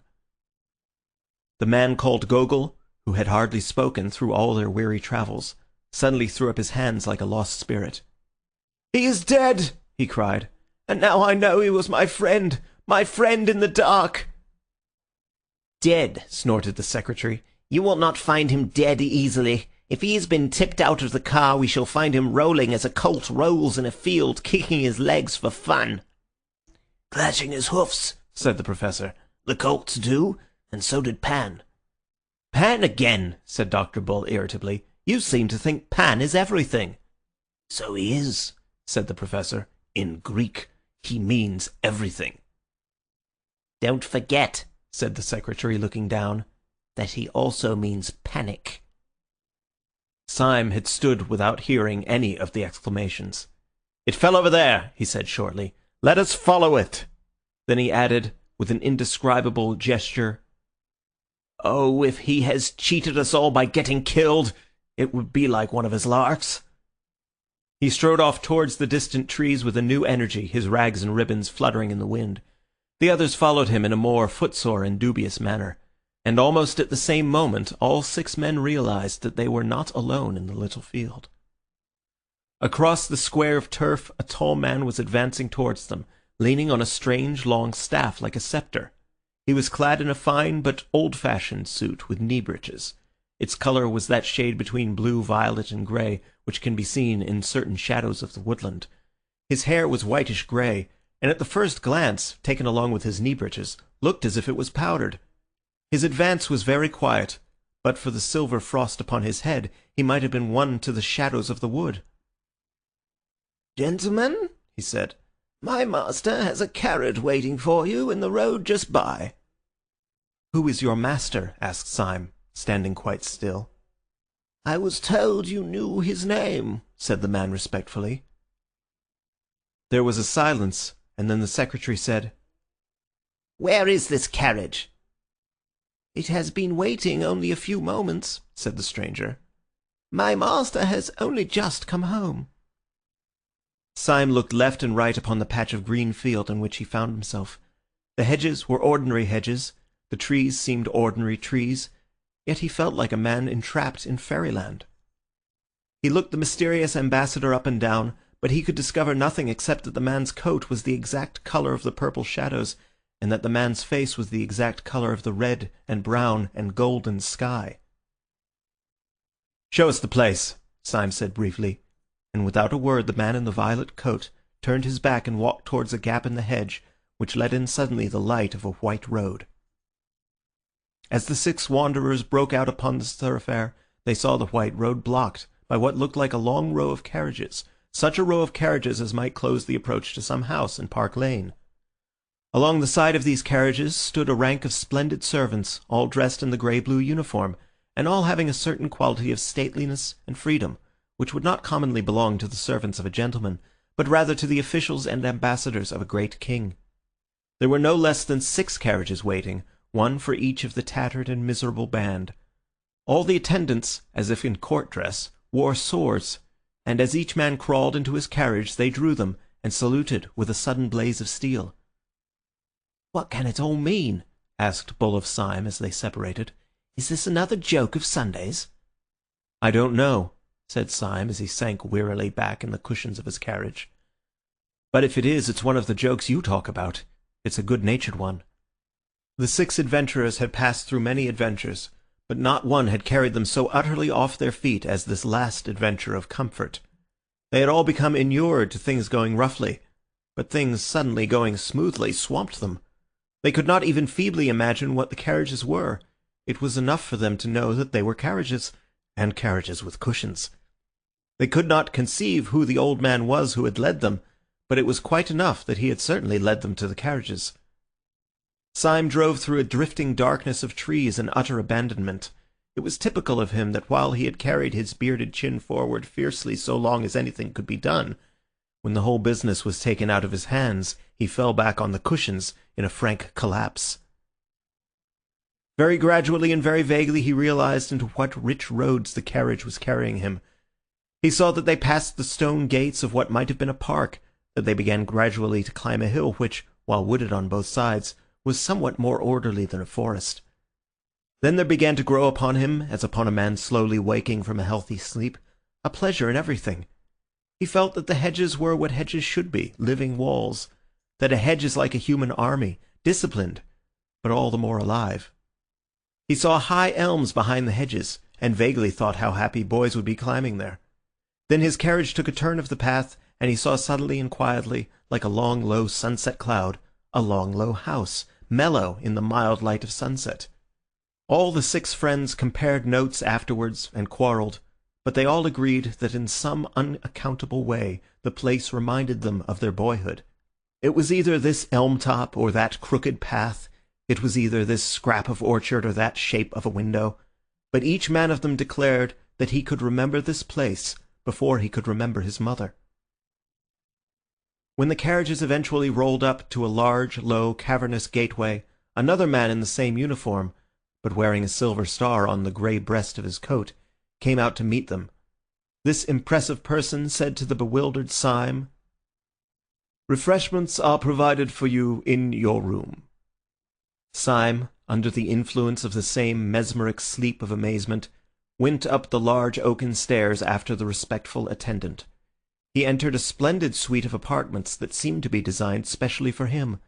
He walked up to a long mirror with the ordinary instinct of his class, to pull his tie straight or to smooth his hair, and there he saw the frightful figure that he was, blood running down his face from where the bough had struck him, his hair standing out like yellow rags of rank grass, his clothes torn into long wavering tatters. At once the whole enigma sprang up, simply as the question of how he had got there, and how he was to get out again. Exactly at the same moment a man in blue, who had been appointed as his valet, said very solemnly, "I've put out your clothes, sir." "Clothes?" said Syme sardonically. "I have no clothes except these," and he lifted 2 long strips of his frock coat in fascinating festoons, and made a movement as if to twirl, like a ballet girl. "My master asks me to say," said the attendant, "that there is a fancy dress ball tonight, and that he desires you to put on the costume that I have laid out. Meanwhile, sir, there is a bottle of Burgundy and some cold pheasant, which he hopes you will not refuse, as it is some hours before supper." "Cold pheasant is a good thing," said Syme reflectively, "and Burgundy is a spanking good thing. But really I do not want either of them so much as I want to know what the devil all this means, and what sort of costume you have got laid out for me. Where is it?" The servant lifted off a kind of ottoman, a long peacock blue drapery, rather of the nature of a domino, on the front of which was emblazoned a large golden sun, and which was splashed here and there with flaming stars and crescents. "You're to be dressed as Thursday, sir," said the valet somewhat affably. "Dressed as Thursday," said Syme in meditation. "It doesn't sound a warm costume." "Oh, yes, sir," said the other eagerly. "The Thursday costume is quite warm, sir. It fastens up to the chin." "Well, I don't understand anything," said Syme, sighing. "I have been used so long to uncomfortable adventures that comfortable adventures knock me out. Still, I may be allowed to ask why I should be particularly like Thursday in a green frock spotted all over with the sun and the moon. Those orbs, I think, shine on other days. I once saw the moon on Tuesday, I remember." "Beg pardon, sir," said the valet. "Bible also provided for you." And with a respectful and rigid finger he pointed out a passage in the first chapter of Genesis. Syme read it, wondering. It was that in which the fourth day of the week is associated with the creation of the sun and moon. Here, however, they reckoned from a Christian Sunday. "This is getting wilder and wilder," said Syme, as he sat down in a chair. "Who are these people who provide cold pheasant and Burgundy and green clothes and Bibles? Do they provide everything?" "Yes, sir, everything," said the attendant gravely. "Shall I help you on with your costume?" "Oh, hitch the bally thing on," said Syme impatiently. But though he affected to despise the mummery, he felt a curious freedom and naturalness in his movements as the blue and gold garment fell about him, and when he found that he had to wear a sword, it stirred a boyish dream. As he passed out of the room, he flung the folds across his shoulder with a gesture. His sword stood out at an angle, and he had all the swagger of a troubadour. For these disguises did not disguise, but reveal. End of chapter 14. The Man Who Was Thursday, A Nightmare, by G.K. Chesterton. Chapter 15. The Accuser. As Syme strode along the corridor, he saw the secretary standing at the top of a great flight of stairs. The man had never looked so noble. He was draped in a long robe of starless black, down the centre of which fell a band or broad stripe of pure white like a single shaft of light. The whole looked like some very severe ecclesiastical vestment. There was no need for Syme to search his memory or the Bible in order to remember that the first day of creation marked the mere creation of light out of darkness. The vestment itself would alone have suggested the symbol, and Syme felt also how perfectly this pattern of pure white and black expressed the soul of the pale and austere secretary, with his inhuman veracity and his cold frenzy, which made him so easily make war on the anarchists, and yet so easily pass for one of them. Syme was scarcely surprised to notice that, amid all the ease and hospitality of their new surroundings, this man's eyes were still stern. No smell of ale or orchards could make the secretary cease to ask a reasonable question.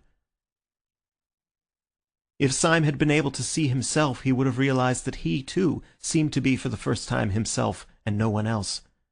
For if the secretary stood for that philosopher who loves the original and formless light, Syme was a type of the poet who seeks always to make the light in special shapes, to split it up into sun and star.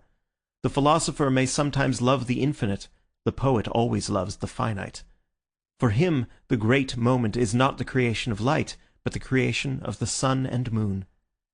As they descended the broad stairs together, they overtook Ratcliffe, who was clad in spring green like a huntsman, and the pattern upon whose garment was a green tangle of trees. For he stood for that third day on which the earth and green things were made, and his square, sensible face, with its not unfriendly cynicism, seemed appropriate enough to it. They were led out of another broad and low gateway into a very large old English garden, full of torches and bonfires, by the broken light of which a vast carnival of people were dancing in motley dress.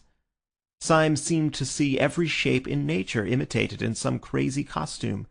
There was a man dressed as a windmill with enormous sails, a man dressed as an elephant, a man dressed as a balloon.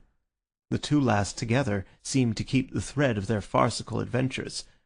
Syme even saw with a queer thrill one dancer dressed like an enormous hornbill with a beak twice as big as himself. The queer bird which had fixed itself on his fancy like a living question while he was rushing down the long road at the zoological gardens. There were 1,000 other such subjects, however. There was a dancing lamp-post, a dancing apple-tree, a dancing ship. One would have thought that the untamable tune of some mad musician had set all the common objects of field and street dancing like an eternal jig. And long afterwards, when Syme was middle-aged and at rest, he could never see one of those particular objects, a lamp-post or an apple-tree or a windmill, without thinking that it was a strayed reveller from that revel of masquerade. On one side of this lawn, alive with dancers, was a sort of green bank, like the terrace in such old-fashioned gardens. Along this, in a kind of crescent, stood 7 great chairs, the thrones of the 7 days. Gogol and Dr. Bull were already in their seats. The professor was just mounting to his. Gogol, or Tuesday, had his simplicity well symbolized by a dress designed upon the division of the waters, a dress that separated upon his forehead and fell to his feet, grey and silver like a sheet of rain. The professor, whose day was that on which the birds and fishes, the ruder forms of life, were created, had a dress of dim purple, over which sprawled google-eyed fishes and outrageous tropical birds, the union in him of unfathomable fancy and of doubt. Dr. Bull, the last day of creation, wore a coat covered with heraldic animals in red and gold, and on his crest a man rampant. He lay back in his chair with a broad smile, the picture of an optimist in his element. One by one the wanderers ascended to the bank and sat in their strange seats. As each of them sat down, a roar of enthusiasm rose from the carnival, such as that with which crowds receive kings. Cups were clashed, and torches shaken, and feathered hats flung in the air. The men for whom these thrones were reserved were men crowned with some extraordinary laurels. But the central chair was empty. Syme was on the left hand of it, and the secretary on the right. The secretary looked across the empty throne at Syme and said, compressing his lips, "We do not know yet that he is not dead in a field." Almost as Syme heard the words, he saw on the sea of human faces in front of him a frightful and beautiful alteration, as if heaven had opened behind his head. But Sunday had only passed silently along the front like a shadow, and had sat in the central seat. He was draped plainly in a pure and terrible white, and his hair was like a silver flame on his forehead. For a long time, it seemed for hours, that huge masquerade of mankind swayed and stamped in front of them to marching and exultant music. Every couple dancing seemed a separate romance. It might be a fairy dancing with a pillar box, or a peasant girl dancing with the moon. But in each case, it was somehow as absurd as Alice in Wonderland, yet as grave and kind as a love story. At last, however, the thick crowd began to thin itself. Couples strolled away into the garden walks, or began to drift towards that end of the building where stood smoking, in huge pots like fish kettles, some hot and scented mixtures of old ale or wine. Above all these, upon a sort of black framework on the roof of the house, roared in its iron basket a gigantic bonfire, which lit up the land for miles. It flung the homely effect of firelight over the face of vast forests of grey or brown, and it seemed to fill with warmth even the emptiness of upper night. Yet this also, after a time, was allowed to grow fainter. The dim groups gathered more and more round the great cauldrons, or passed, laughing and clattering, into the inner passages of that ancient house. Soon there were only some 10 loiterers in the garden, soon only 4. Finally, the last stray merrymaker ran into the house whooping to his companions. The fire faded, and the slow, strong stars came out. And the 7 strange men were left alone, like 7 stone statues on their chairs of stone. Not one of them had spoken a word. They seemed in no haste to do so, but heard in silence the hum of insects and the distant song of one bird. Then Sunday spoke, but so dreamily that he might have been continuing a conversation rather than beginning one. "We will eat and drink later," he said. "Let us remain together a little, we who have loved each other so sadly and have fought so long. I seem to remember only centuries of heroic war, in which you were always heroes, epic on epic, Iliad on Iliad, and you always brothers in arms, whether it was but recently, for time is nothing, or at the beginning of the world. I sent you out to war. I sat in the darkness where there is not any created thing, and to you I was only a voice commanding valor and an unnatural virtue. You heard the voice in the dark, and you never heard it again. The sun in heaven denied it, the earth and sky denied it, all human wisdom denied it, and when I met you in the daylight, I denied it myself." Syme stirred sharply in his seat, but otherwise there was silence, and the incomprehensible went on. "But you were men. You did not forget your secret honor, though the whole cosmos turned an engine of torture to tear it out of you. I knew how near you were to hell. I know how you, Thursday, crossed swords with King Satan, and how you, Wednesday, named me in the hour without hope."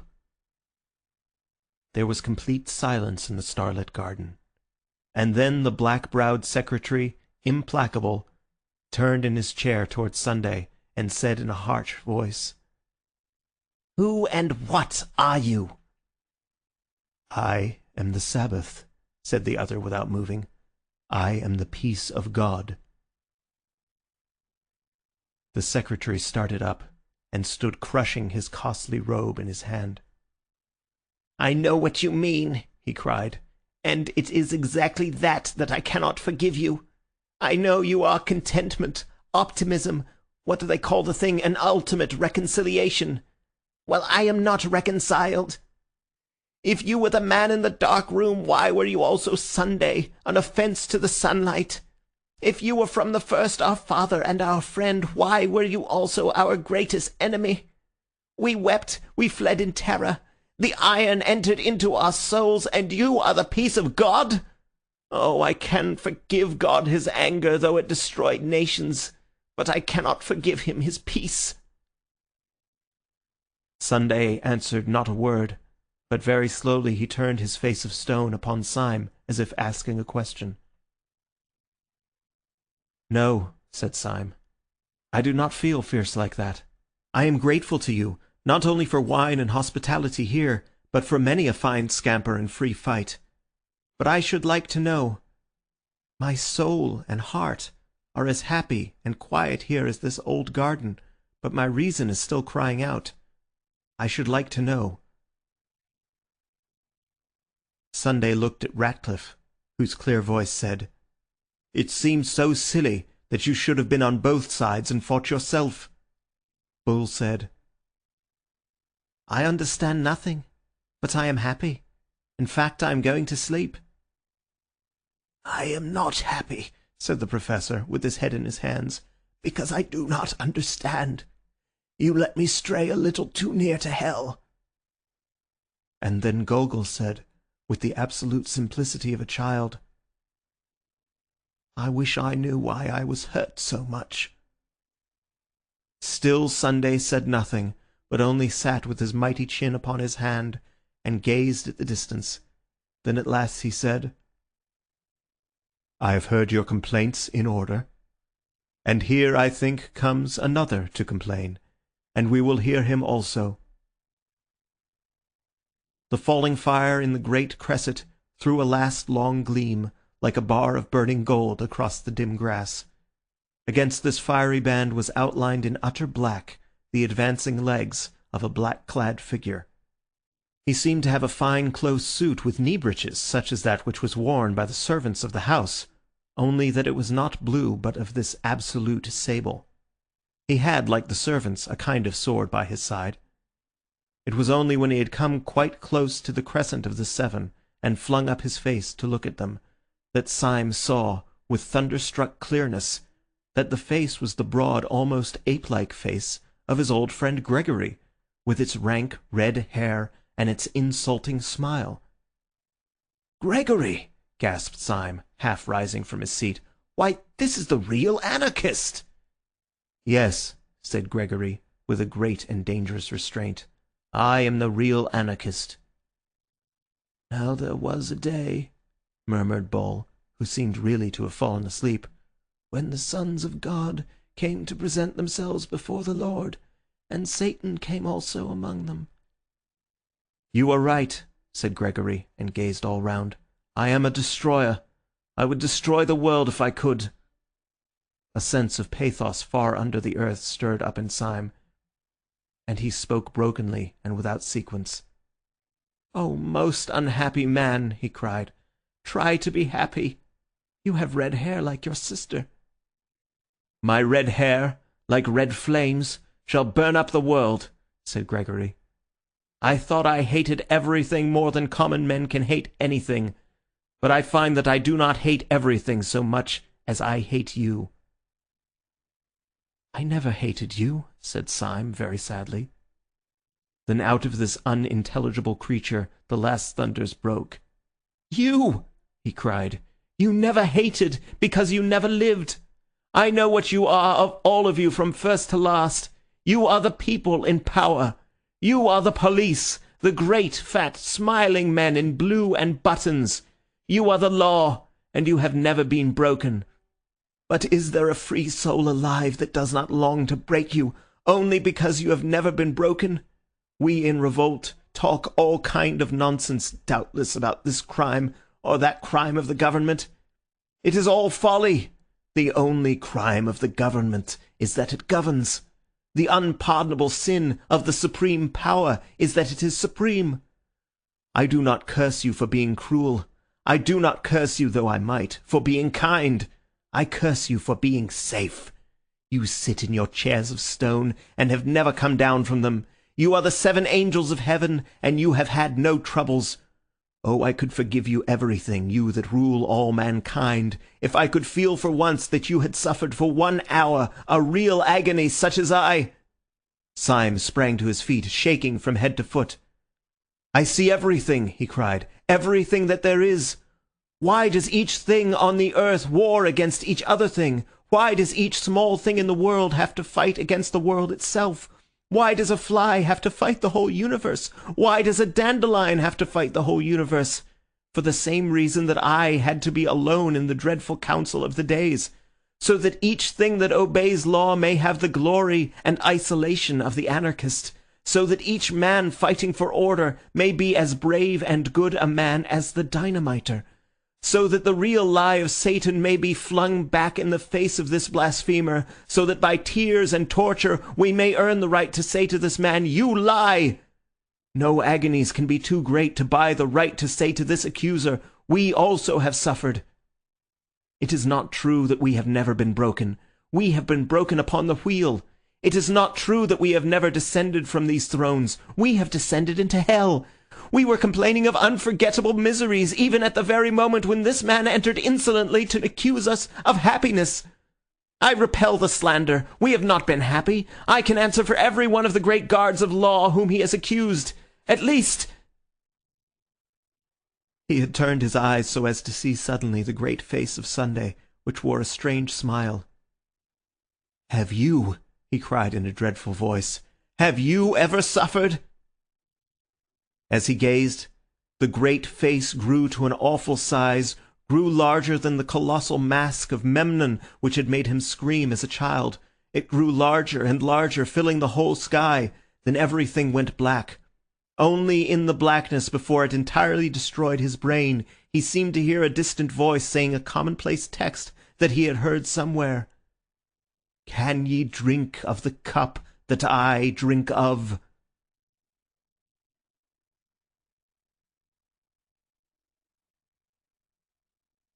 When men in books awake from a vision, they commonly find themselves in some place in which they might have fallen asleep.